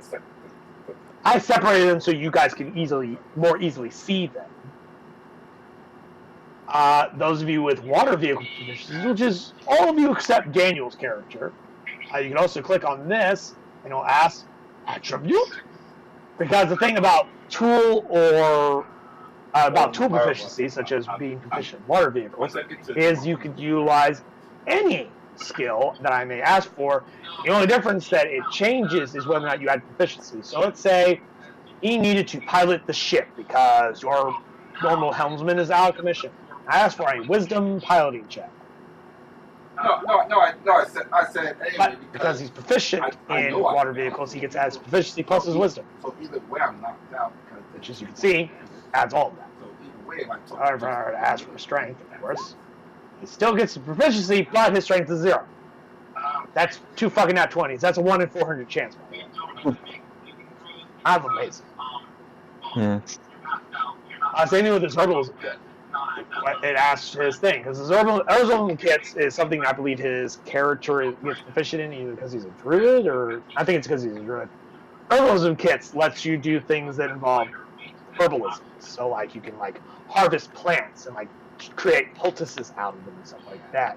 It's a toolkit. So, hopefully, Raph passes so he can drive my ass out. So you can, like, strength to try and, like, really rip that thing out using your fucking gardener harvest tool out of your herbalism kit. Oh, hey, you got a 17 on that check. Hooray, congratulations. Yeah, as long as you stabilize me. So you have cartographer's tools. So if I ask you to make a cartography check to make a map, let's say you're trying to remember the geography of something, I might ask for an intelligence check. There's your total check. You got a 10. But it still adds your proficiency plus your intelligence model. But you have a 14 intelligence. Oh, that's pretty good. I used to be putting like actual decent intelligence in your characters. You actually wrote on your sheet drop of blood of half orc, spelled with a K instead of a C, and say tapioca. Just so you remember what the fucking way to get the gym open. Yeah. I'll tell you what. I'm gonna give you a retroactive inspiration token so that when you start the next game, you have one. Because your ass took fucking notes. Yeah. And make sure you don't forget.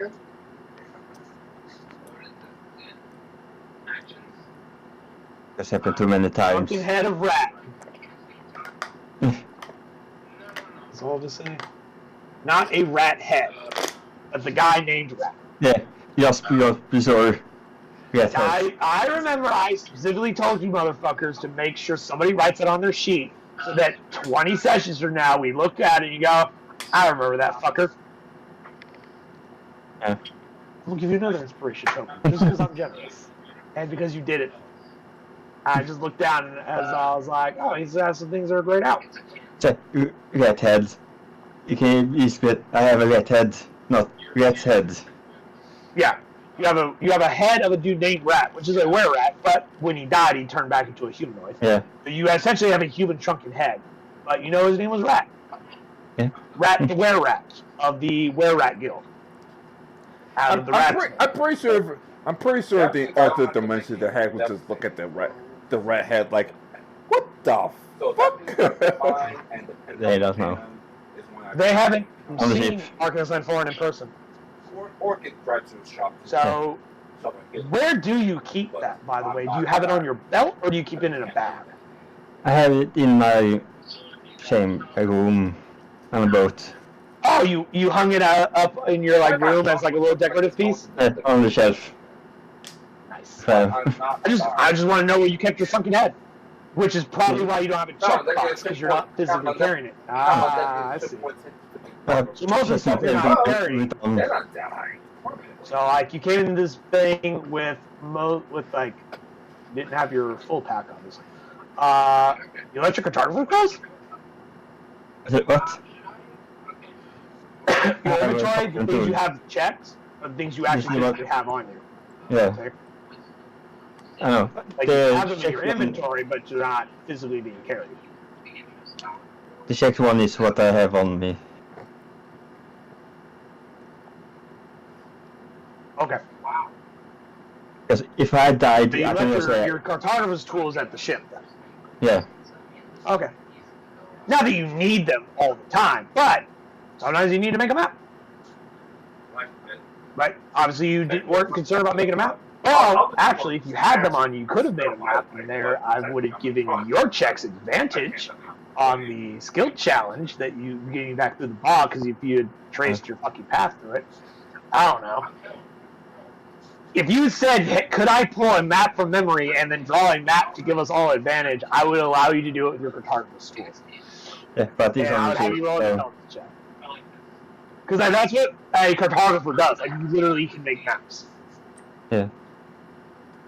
Which makes you incredibly valuable on a ship.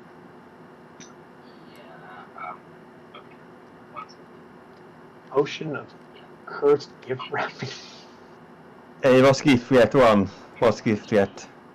One was gift wrap, yeah. The wrapping paper itself isn't cursed, though. It's just wrapping paper. Yeah, but... Yeah, potion of poison. Yes. This look like health potion. Yes, that's part of the cursed item. I think, did I ever? Yep, I did. Potion of poison. I dropped it as a handout for you guys. Speaking of which, I should release this into your journals. I think Creed is the only one who knows this post is cursed. Which one is cursed? The potion?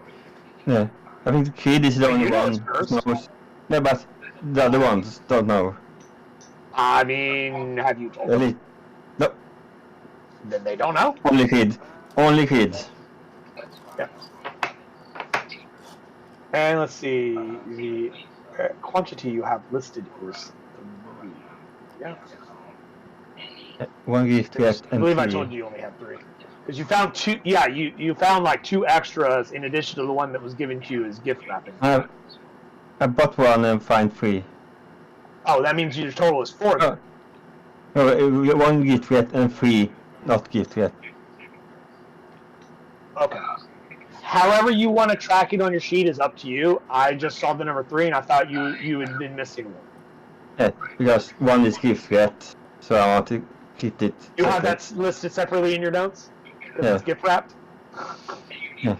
Okay, cool. So I can give it I'll away just to quickly go someone. through what you guys got as your loot, since the other 2 ran off because I hadn't given it to you yet.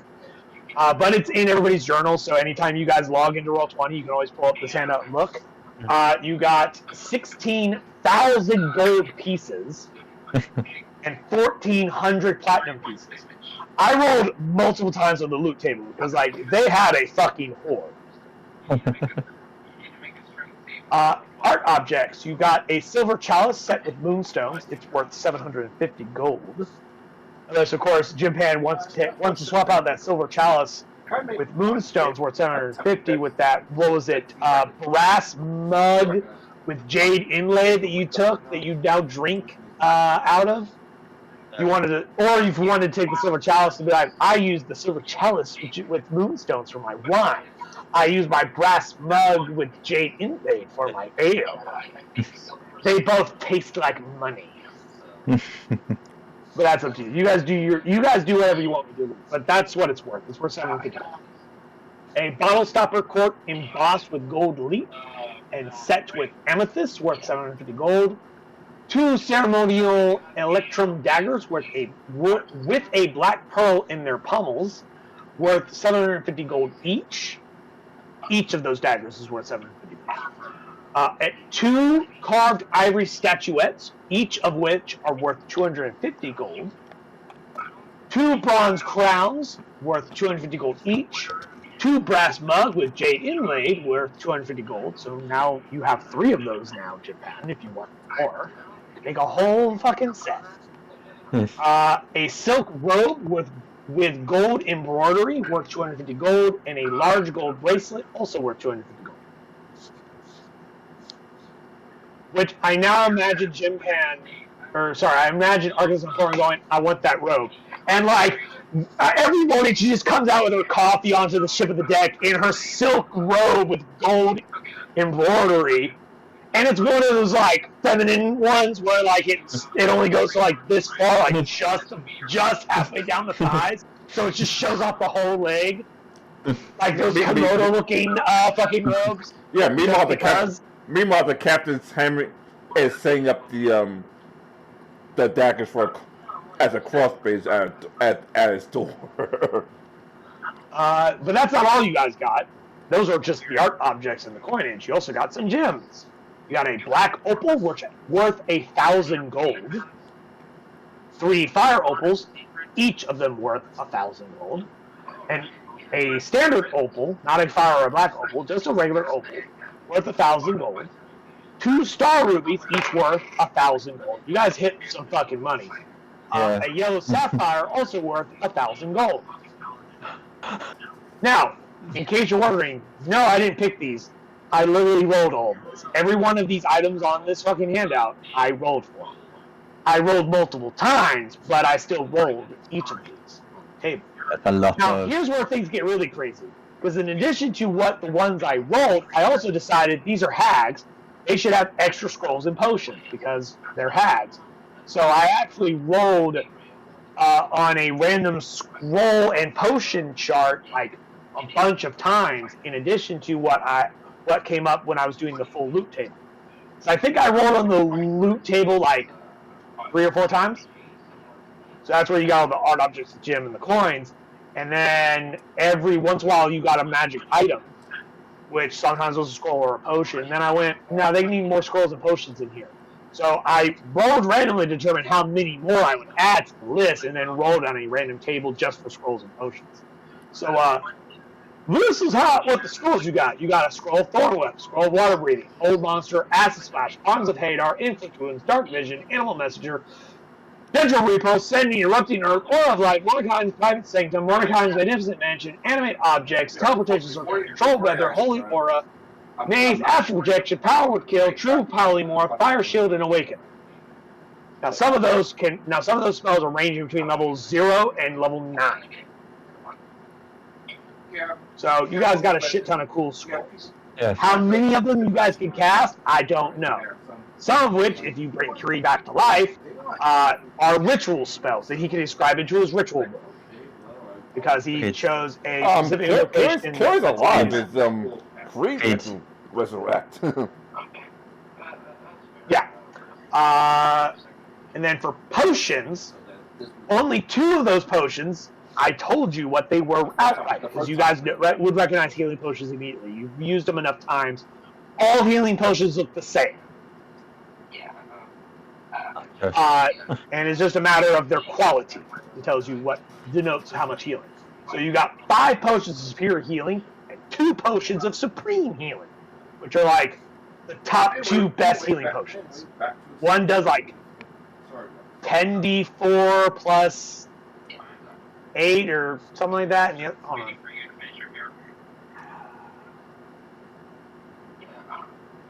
Thank you. Superior does 8d4 plus 8. Supreme does 10d4 plus 20. So yeah. The rest are unidentified until someone identifies them, or just drinks from them. That's them. However, each of them have descriptions out of the DMG, which is what I put. Don't look them up in the DMG like little cheating bastards. I won't. A jar of clear gelatinous oil that sparkles with tiny, ultra-thin silver shards. That's not a potion. That's actually an oil. So, like, don't drink that one. That one you smear on your weapon. But I didn't tell you what it is because it's still a fucking... Technically, that was a magic item, but I, for some reason, put it in the potions list. I don't know why. I actually should have put that in the magic items list. But we'll leave it there for now. Because it is consumable, so I guess... Never mind! A bottle of muddy-looking liquid that contains bits of fish scales, hummingbird tongues, cat claws, and squirrel hairs. A bottle filled with an amber liquid with a scorpion's tail, an adder's fang, a dead spider, and a tiny heart that, against all reason, is still beating suspended inside of it.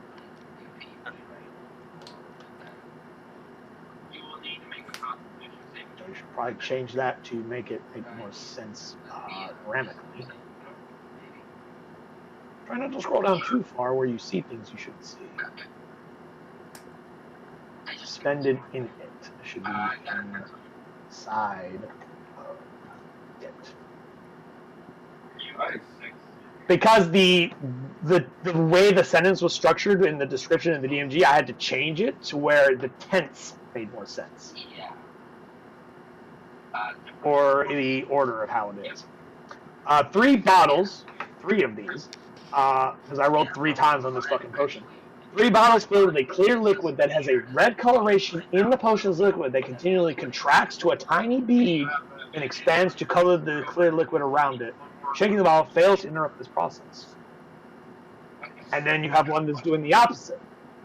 A bottle containing a clear liquid that floats at the top of its container. Nope, sorry. I could have sworn. No, there it is. I guess I didn't change the tense. One of those? Clear, shield your eyes for a second.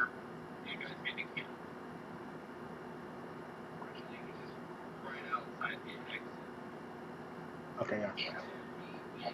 Another thing, I was reading this out loud to you guys because, in actuality, okay, you can look now. This should say 3. Was it 2 or 3? I gotta look at my notes again. It's 2. Do not read what the tiny print says. That will spoil things. Only read the big print. Text. I didn't read it as a text. Yeah. Idea. Because on the same handout, I put exactly what these items are, so that when you go, I want to know what the weird potion with the weird muddy water in it is, I could go, that was like 4 sessions ago. Hold on. I pull up the handout and I look at the GM notes. I go, oh, it's this potion. Oh. Don't worry. I have my glasses, so I can't exactly read clearly anyway. I know. Just ignore the tiny text. But I didn't read it. As a portions of something. Anyway, back to what I was saying.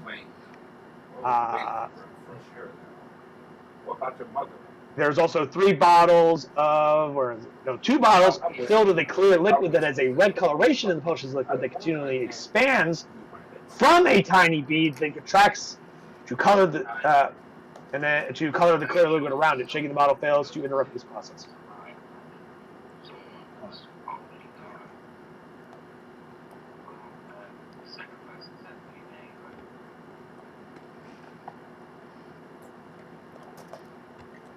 I must have been really tired when I fucking wrote this up, because I'm now seeing all the typos that I fucking should have fixed a while back. It expands from a tiny bead, then to color the liquid, and then contracts. But it should say. Expands from a tiny bead to color the clear liquid around it. And contracts. I'm going to take a nap for a little bit. Okay, I'll keep up for a chat when you rest.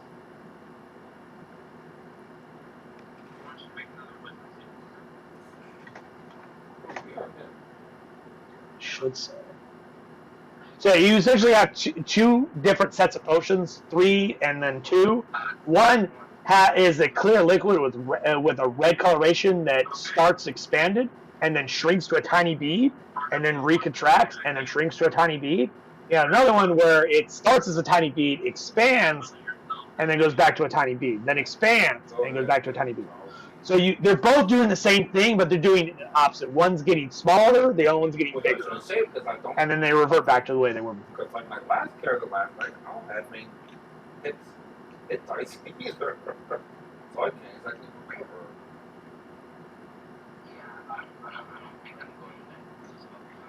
Anyway, back to reading these descriptions. A bottle containing a clear liquid that floats at the top of its container and has cloudy white impurities drifting in it. A bottle of fog that moves and pours like water. A bottle that of blue. What the fuck? I'm seeing all my typos again. A bottle of blue liquid that bubbles and steams as if boiling. Let me just. Yeah, short rest is an hour, long rest is like. My OCD demands that I fix these immediately when I spot them, because it drives me nuts if I don't. My thing is, my DM yesterday forgot that a short rest can be 4 hours. Yeah, a short rest can last more than 1 hour. Because we had them. There we go. Water Cool. ships. Like, okay, I'm the captain, I'll stay. That's the one that says I'm not douche. It's 1 point of exhaust. a bottle of blue liquid that bubbles and steams as if. And you can actually give long rests too. A potion of healing. A potion of healing with a strange marking on its container. Jim, you could probably figure out what's weird about this potion of healing that's different than the other potion of healings. I'll just give it to you on that one. It's a potion of poison. Because I was rolling randomly, and one of them that came out was potion of poison. So, this is one the hags do have marked, because they definitely wanted to make sure they knew the difference between the potion of poison that looks like a potion of healing, and then the actual potions of healing. So they put a weird mark on the top of the cork to differentiate it. So I'll just give you that one. I'll make the edit in a moment. Because I believe it is poison, isn't it? Yes, it is.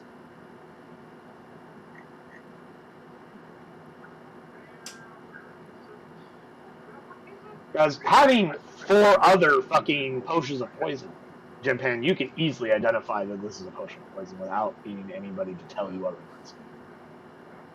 So, let's see. Potion of healing with a strange marker on its container. I'll just put I know it gets some short rests. a potion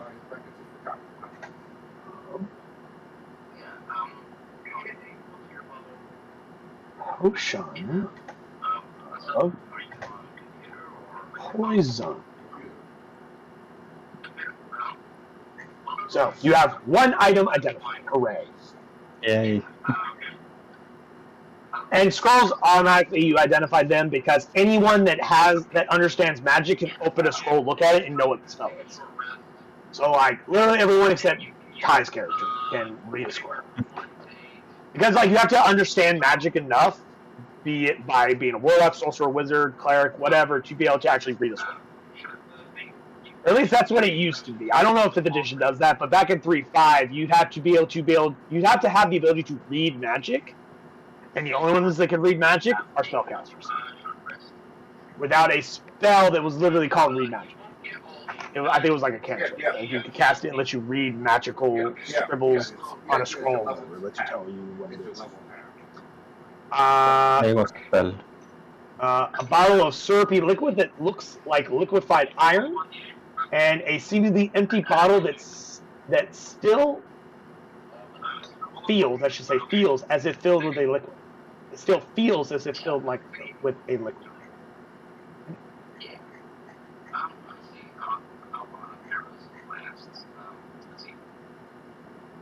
Like I said, I either must have been in a rush or actually, I think I know what happened. I was doing all of this plus rolling and looking up on tables. It's probably why I fucked up these typos. Yeah. It's easy. And then your magic items are 3 arrows that are obviously magical. But you don't know what kind of arrows they are. They're just magical arrows. A jar of clear gelatinous oil that sparkles with tiny, ultra-thin silver shards, which is what I have up here. So I put that same thing twice and didn't remove it from the potions. I'll do that in a second. A pair of stones with faces carved into them, a golden brooch, a fine black cloth, soft as silk, that is folded up to the dimensions of a handkerchief. So you find this very super soft silk cloth that's been folded to like a handkerchief. So like it's a handkerchief that you can like unfold to like this big cloth. And it can unfold into a circular sheet that is 6 feet in diameter. So there's this ultra soft silk of cloth that's 6 feet in diameter that has been folded up into a size of a handkerchief. And a dark blue rhomboid, which are these items. No, don't read that. Oh. Shit. You can see their names because they're scrolled up far down. I'll tell you what. I'm gonna stop sharing my screen for a second here so I can fucking show these to you guys in Roll20. I saw text. I saw a text, so I didn't read it. Or something. Well, don't know what. Yeah. You guys will most likely figure these out soon enough, but I just want to keep the air of mystery for just a little bit longer, so it's a fun surprise for everybody. But I can actually link these to you in Roll20 real quick, because I can show you what I want you to see. Here you are. Show players. Without everyone and their mother actually seeing it, because I'm still streaming it. Yeah, the others will still see it. A dark blue rhomboid. A golden brooch. I have to put it in your journals for you to actually see it when I show to players. Some of you who fuck around in the DMG may recognize some of these images because I'm using a lot of images right out of the 5th edition Dungeons & Dragons Dungeon Master's Guide. But some of you may not.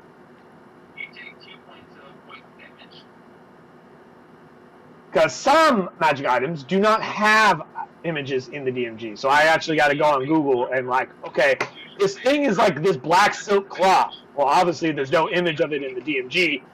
Google black silk cloth, and I just get a shit ton of black silk. Most of them were like tablecloths, or like curtains or whatever. I'm like, that's cool, but I want just the cloth. I don't want all this other furniture with it. I just want the cloth. It's very hard. Yeah. Fucking dark blue rhomboid though? Super easy to find, funny enough. I think I either typed in the rhomboid, or I literally typed in like dark blue crystal or some shit. But anyway, here's these strange stones with faces carved in them.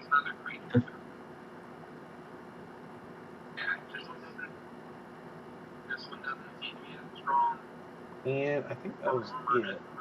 I didn't make special handouts for the arrows because they weren't like significant enough to get their own handout. Nor did I make the other thing. Like those are like those special. These are those special permanent magic items that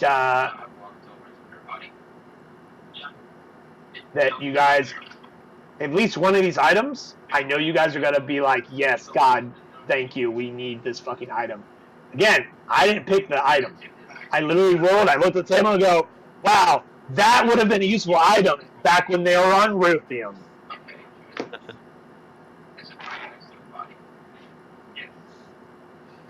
Because the strange stones, it's a pair. It's literally 2 different stones. They come as a pair.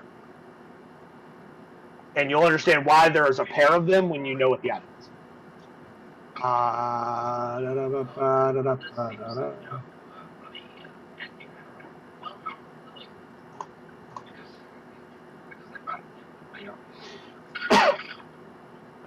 can just show the players the hag thing.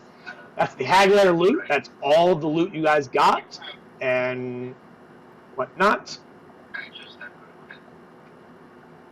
Yep. And then you got these strange looking stones with faces on them, a gold brooch, dark blue rhomboid, and the black cloth. When you find out what the black cloth is, you'll understand what my next statement, which is, I almost considered not letting you guys have that, but I rolled on the table. It was on the table. It's what you got.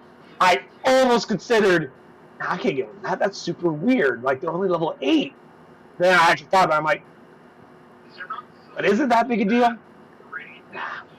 I decided, no, it wasn't a big deal. Because when I thought about the limitations of the item, I went, yeah, let them have it. Let them have it.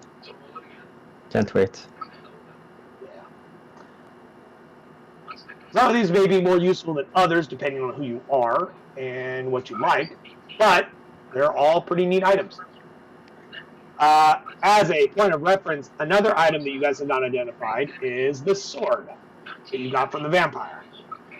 You haven't had a chance to identify it since you acquired it.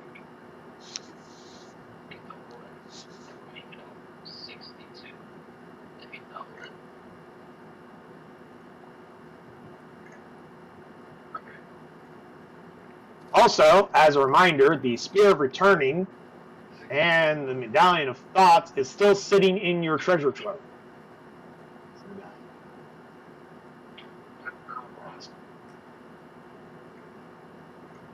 Just want to remind you guys that, like, you got these 2 items and you've given them to nobody.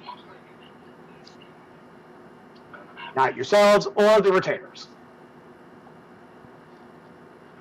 And technically, you also still have Creed's magic wand because he lost attunement to it when he died. +1 wand of the War Mage. Useful for anybody that's a caster.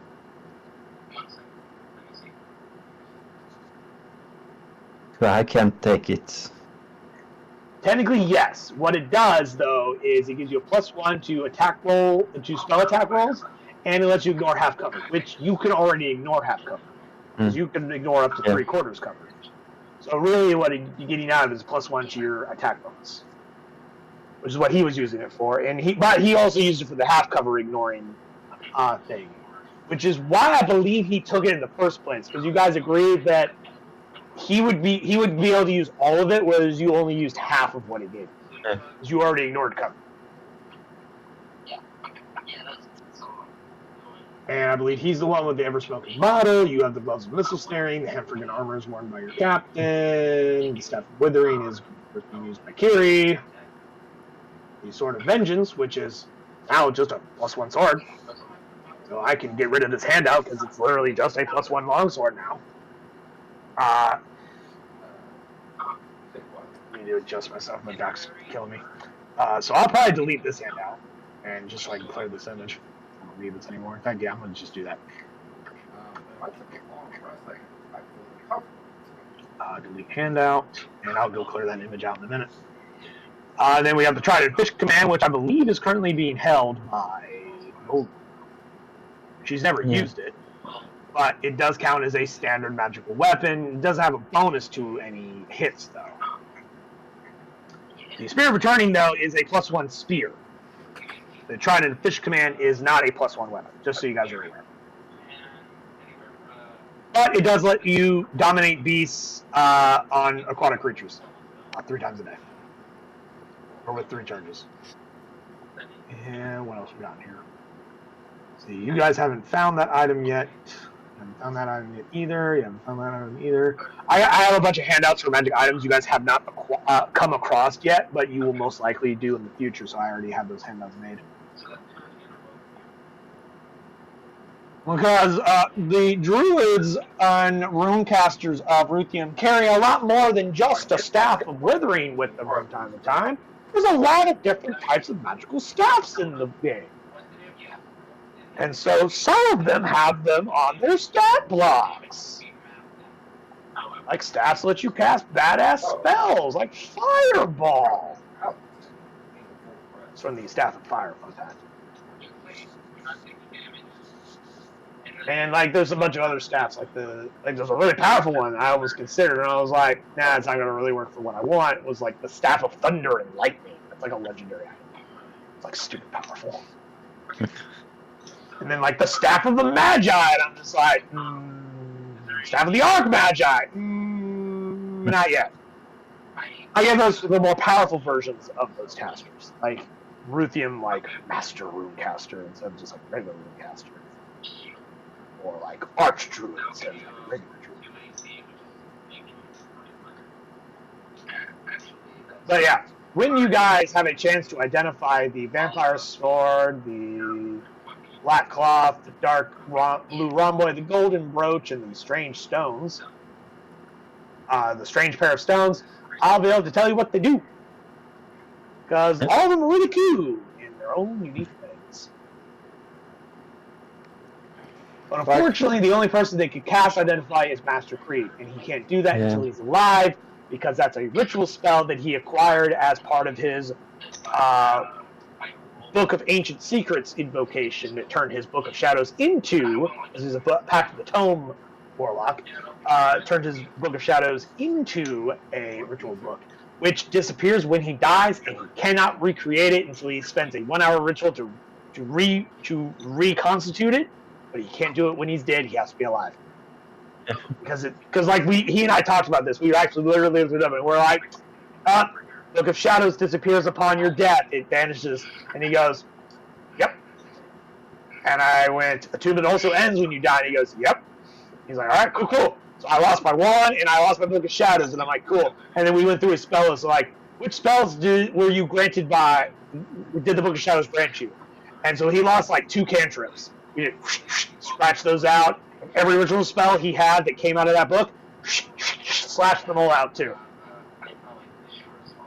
Because like when you take Pact of the Tome, you get the ritual book, and he gives you like 2 or 3 cantrips. I want to say 2. It might have been 3. And then when you hit level 5, he gained an additional invocation that, which is when he took Book of Ancient Secrets, which gave him 2 ritual spells, and every time he finds a scroll with a ritual spell in it, he can inscribe it into his book. Or if he finds a wizard's book, he can inscribe it. Essentially, he can inscribe spells just like a wizard, but he can only do ritual spells. But he can do it from anyone's spell. It's not just wizard spells. So, like, say, if there was a ritual spell of a cleric that you guys found a scroll of, he can inscribe that. Or a druid. Or anyone. But he can only do ritual spells.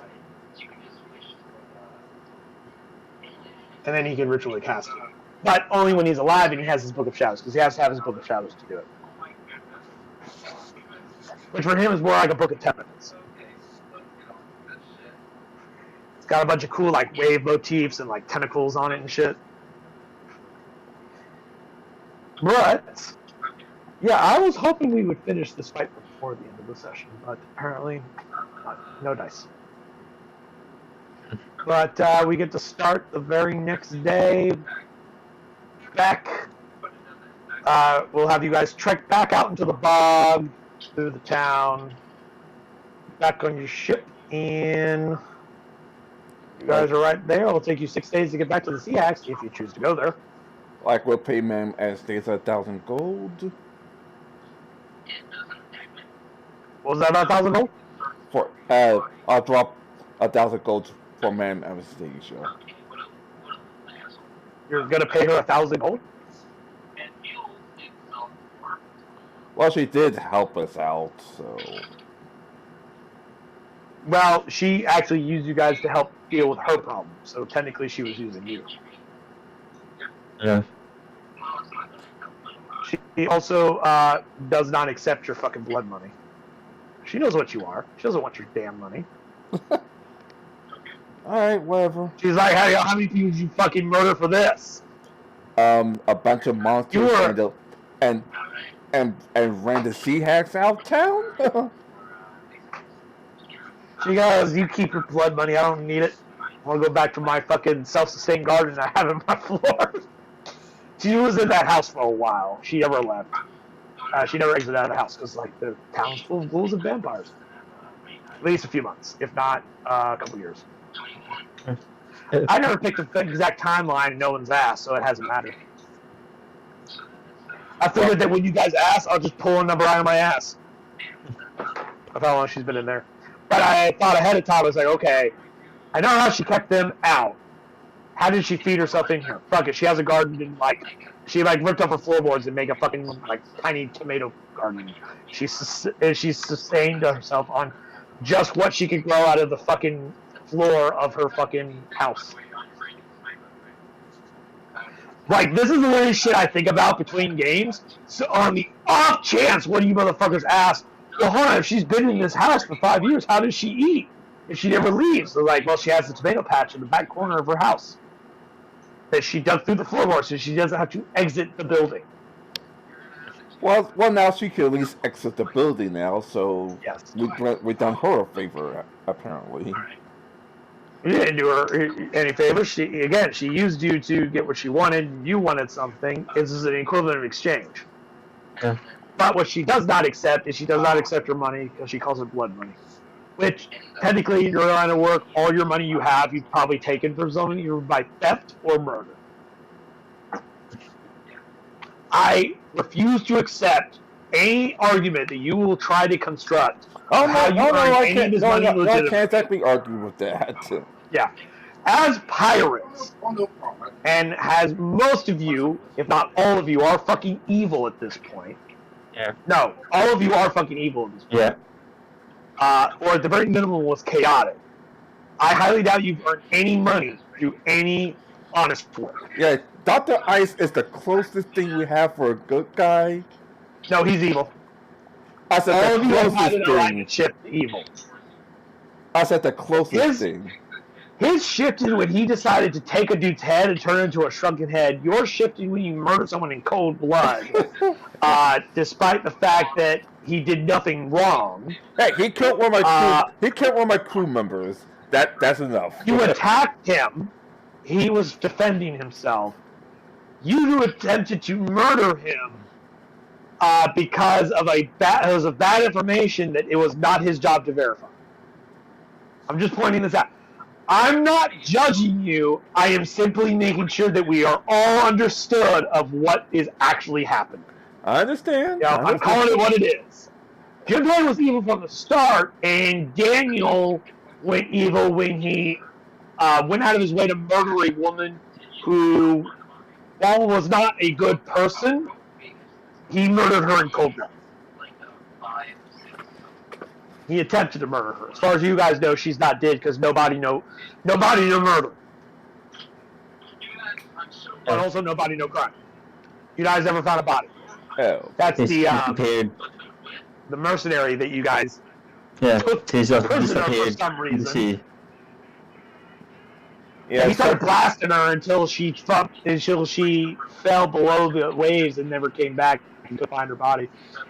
Yeah, so she either died and sunk so deep in the dark, murky water that he couldn't find her, or she's not dead. No way to know. By the way, do you guys remember her name? No, probably not. I don't remember. Okay. Would you remember if I dropped her token on the floor? If I dropped her image into the fucking thing, would you recognize her image? I think so. Maybe. I think I still have her image on here somewhere. So, where I put it?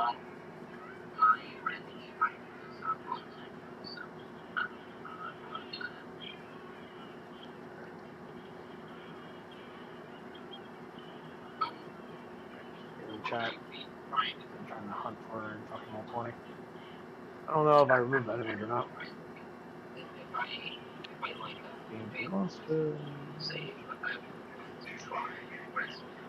Humanoids, humans. I think I put her under this. There she is.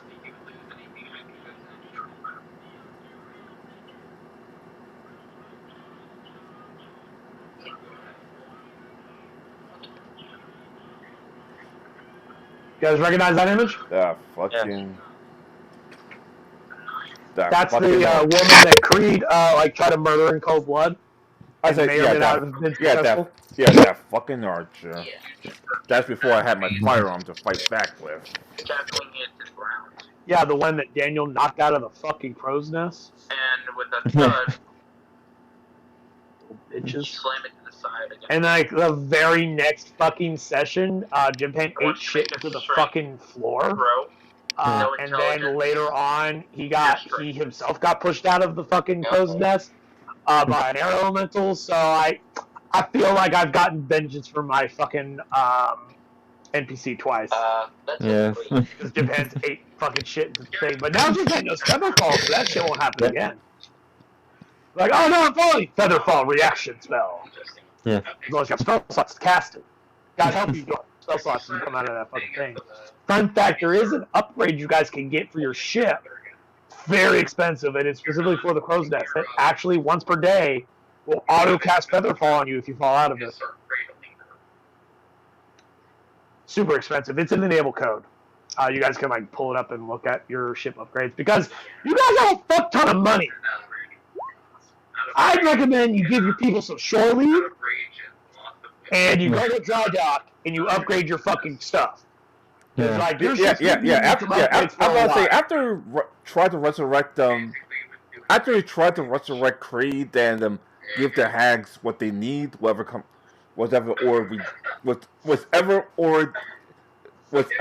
it is, then most of the next session will be shore leave, upgrade the ship, and hire some new crew members. Yeah, that would be my recommendation. You guys have gone through a lot of hell recently, since you have not taken any downtime since you left Luskin. This is based on my memory. You left Luskin, went to Waterdeep to do that quick smuggler job for some quick side cash, and then went straight from Waterdeep to Ruthium, got in the huge fight with some pirates, then got you got shipwrecked first, I think. Met the sea hags. At some point, I want to say you fought some Ruthian pirates. I don't remember when that happened. I know you fought some fucking Ruthian pirates out at sea. That was the second time you guys had naval combat, and that was the second time Kiri avoided it. So that was the third naval battle. Every time you guys have had a naval battle session, Kiri missed that session. He has not participated in a single naval battle once. As if he has he can see into the future this is a naval battle session. Maybe something. Yeah, somehow he just because that was the game he had a migraine. Yeah. So he didn't show up. And I want to say there was another naval battle that you guys had that you didn't do. Or no, that he wasn't there for. I don't remember when. I know that you've had 2 naval battles, because I know I've run 2 naval battles, and he's missed both of those.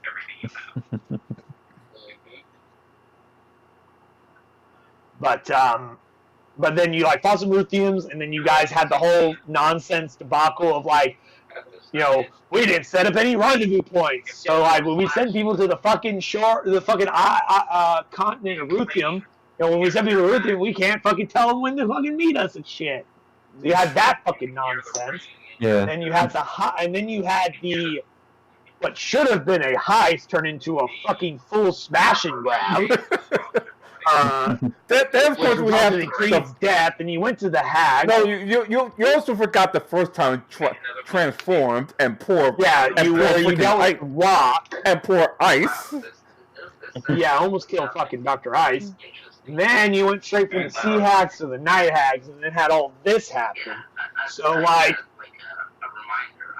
haven't done it in character yet, but when you guys get back to the ship, none of your crew are going to be like, hey, when are we going to get some shore leave? Because, we got a lot of loot. We'd like to have our cut so we can go spend it. Because we've been out to sea for a while. I don't remember how long you guys have been out to sea, because I refuse to keep track of that shit. That's up to you guys. And so I don't know how much food and water rations you guys still have. Like I said, nor do I know how much you owe your people. Like I said, the very first. Well, mostly Creed keeps in charge of that. But yeah. I know Daniel keeps track of that. I know for a fact Daniel knows the exact number of days you guys have been out and how much each day of pay you owe them. And if I'm not mistaken, Jim Pan's the one who's supposed to keep track of food and water. 44 days, if I remember How correctly. much do you still have? 44 days worth of food? Cool. If I remember correctly. Like I said, as captured the ship, the second we get the second we resurrect freaking Creed and hand that thing off to the freaking hags, we're going right back to Ruffian. We're getting as much shore leave as physically possible. Whoa! You're gonna go back to where? No, not Ruffian. Luskin. I'm sorry. Okay. I'm not that crazy to go back to that nightmare. Here's an interesting consequence of the fact that you guys are so fucking determined to bring your ship into their fucking docks. They know and recognize your ship and your ship profile.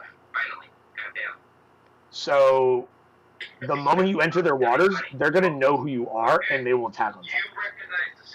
Not just to rape, like they're gonna fuck you up because like you fucked them up. And they will not be fucking punching you because they may want their stuff back and or these vengeance for burning half their fucking city down. There was a lot more deep scions that fucking came out of that water than I put on the map. There's a lot. There's a lot. Yeah. It was a swarm. Yeah, it's gonna be a while before we return back to Rock Island. If we return. If you retrieve the sea wolf, if you want to risk it, if you retrieve the sea wolf, you can also sell that for prize money, or some cash money, or you can have it re-outfitted and added into a fleet of ships that you own. That's entirely up to you. Like, I'm not going to tell you which one you should do, but if you sell it, you'll get a bunch of money. But if you keep it and then re-outfit it, you can make it yours, and then you can like have like an NPC, retainer, ally, crewman.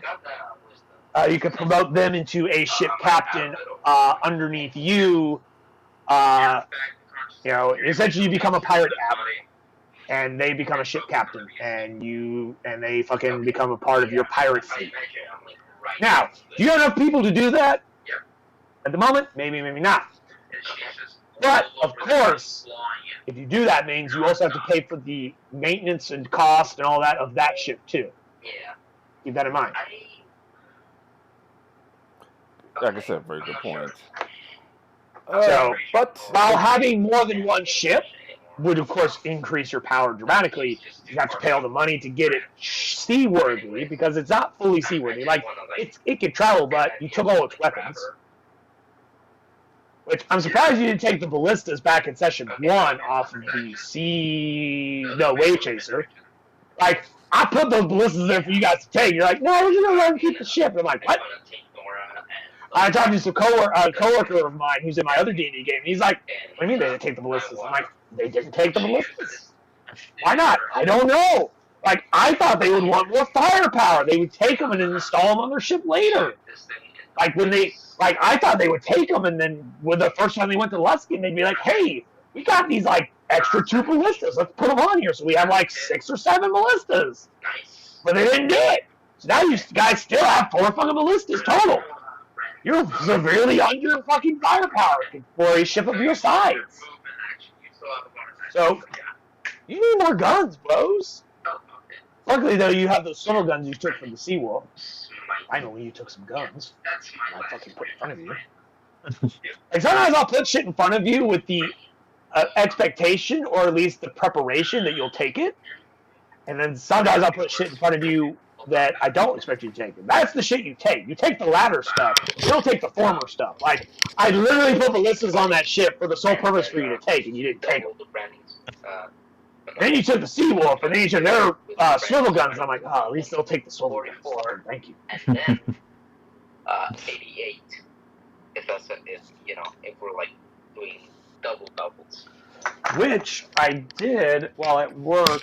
I hope I wrote it down.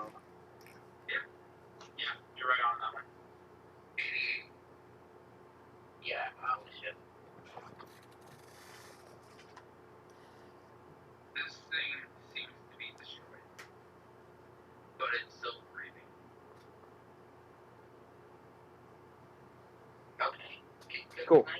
Yeah, I did write it down. The amount of like gunpowder you need per like cannonball size or whatever, I wrote down so that when you guys actually have weapons that actually use gunpowder, I'll tell you how much gunpowder it contains and whatnot, and how much gunpowder you need to effectively fire that size of cannon. The swivel guns are like 1 pound or like use 1 pound balls, which you do have the cannonballs. You don't have you don't have gunpowder. Guys, my assumption is you guys don't have gunpowder on your ship because it's dangerous, flammable, and explosive, and you don't have cannons, so there's no reason to have it. So you have cannonballs and swivel guns now. You don't have gunpowder, so you have to purchase gunpowder when you have a chance, which you can easily get in Luskin. Like, you can find somebody who can sell you some gunpowder. It's not a rare substance, it's a controlled substance. But Luskin is a free point. It buys and sells anything regardless of legality. Even stolen goods. You just gotta go talk to right people, like some smugglers, black market types. Yeah. Because they do have to keep up some semblance of law and order to maintain, certain diplomatic relations.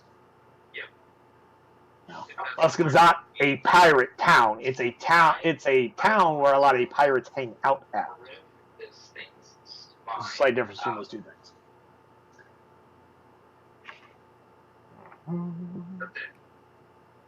So going old school being on us. And you buy gunpowder by the keg, or powder horn. Which, speaking of which, I need to be talking to you about that, Ty, is we hand waved it at the time, but you would have needed to get a powder horn to fill powder with your pistol. How much powder per shot you need, I don't believe I ever specified. But eventually, when I do have that number, I'll let you know, and we will retroactively assume that you acquired it somehow. Alright. Because you are keeping track of your bullets, right? Because you do have a limited number of bullets. Yeah, about 5 bullets left. How many did you start with? 10. 10? Cool. So you've shot the thing 5 times since you've acquired it. Okay. So when I get the information about like how much gunpowder, one, how much gunpowder is in a fucking powder horn, and 2, how much gunpowder you need to fire a flintlock pistol, which my friend and I at work did a lot of Googling to like figure out like how much volume can like this hold and like how much you need. Did you know that there is not a specific amount of gunpowder used for a cannon? You know how unhelpful that is? Because it's different based on who's using it and how much of explosive you need. Sometimes you want just smoke, and sometimes you want a lot of force. Sometimes you only need just the right amount of force.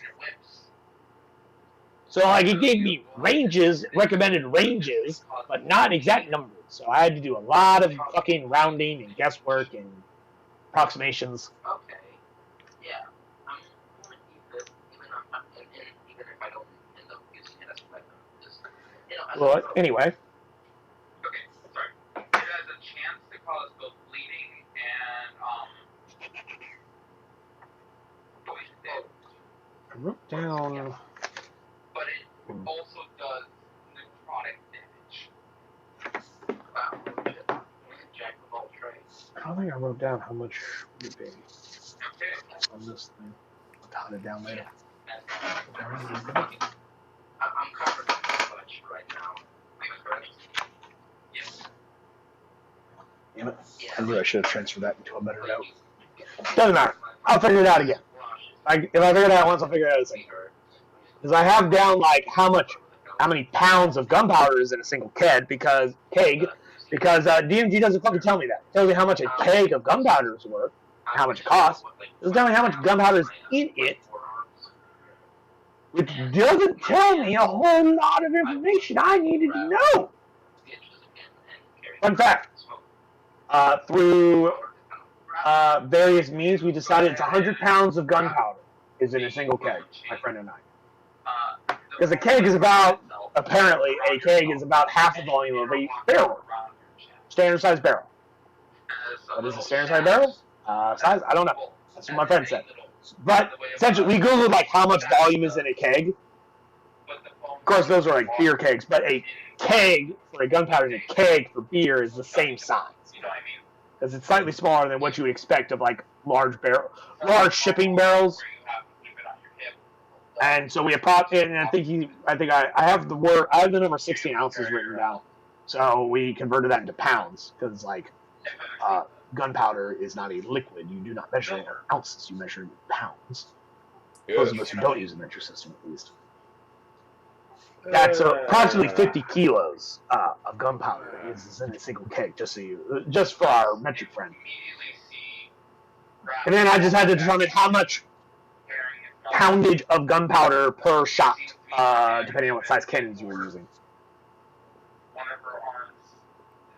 And I don't think I wrote that down. I got a lot of other shit written down on this piece of paper, but like it was a long discussion. I didn't write everything down, and I'm that kind of person that sometimes if I go back and look at my notes of just random scribbles that I fucking wrote down, I don't know what the fuck I wrote or what the fuck it meant.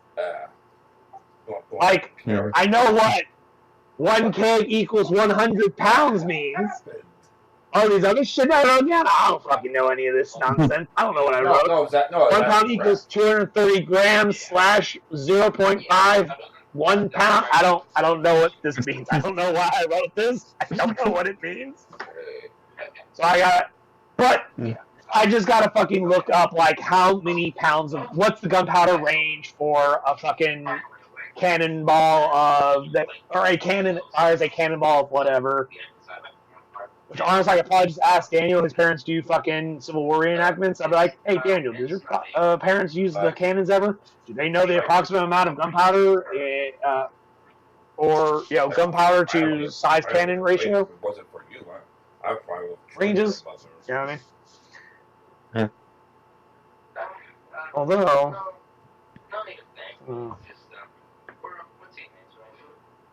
Actually, no, I know what that means now. Wait, is that?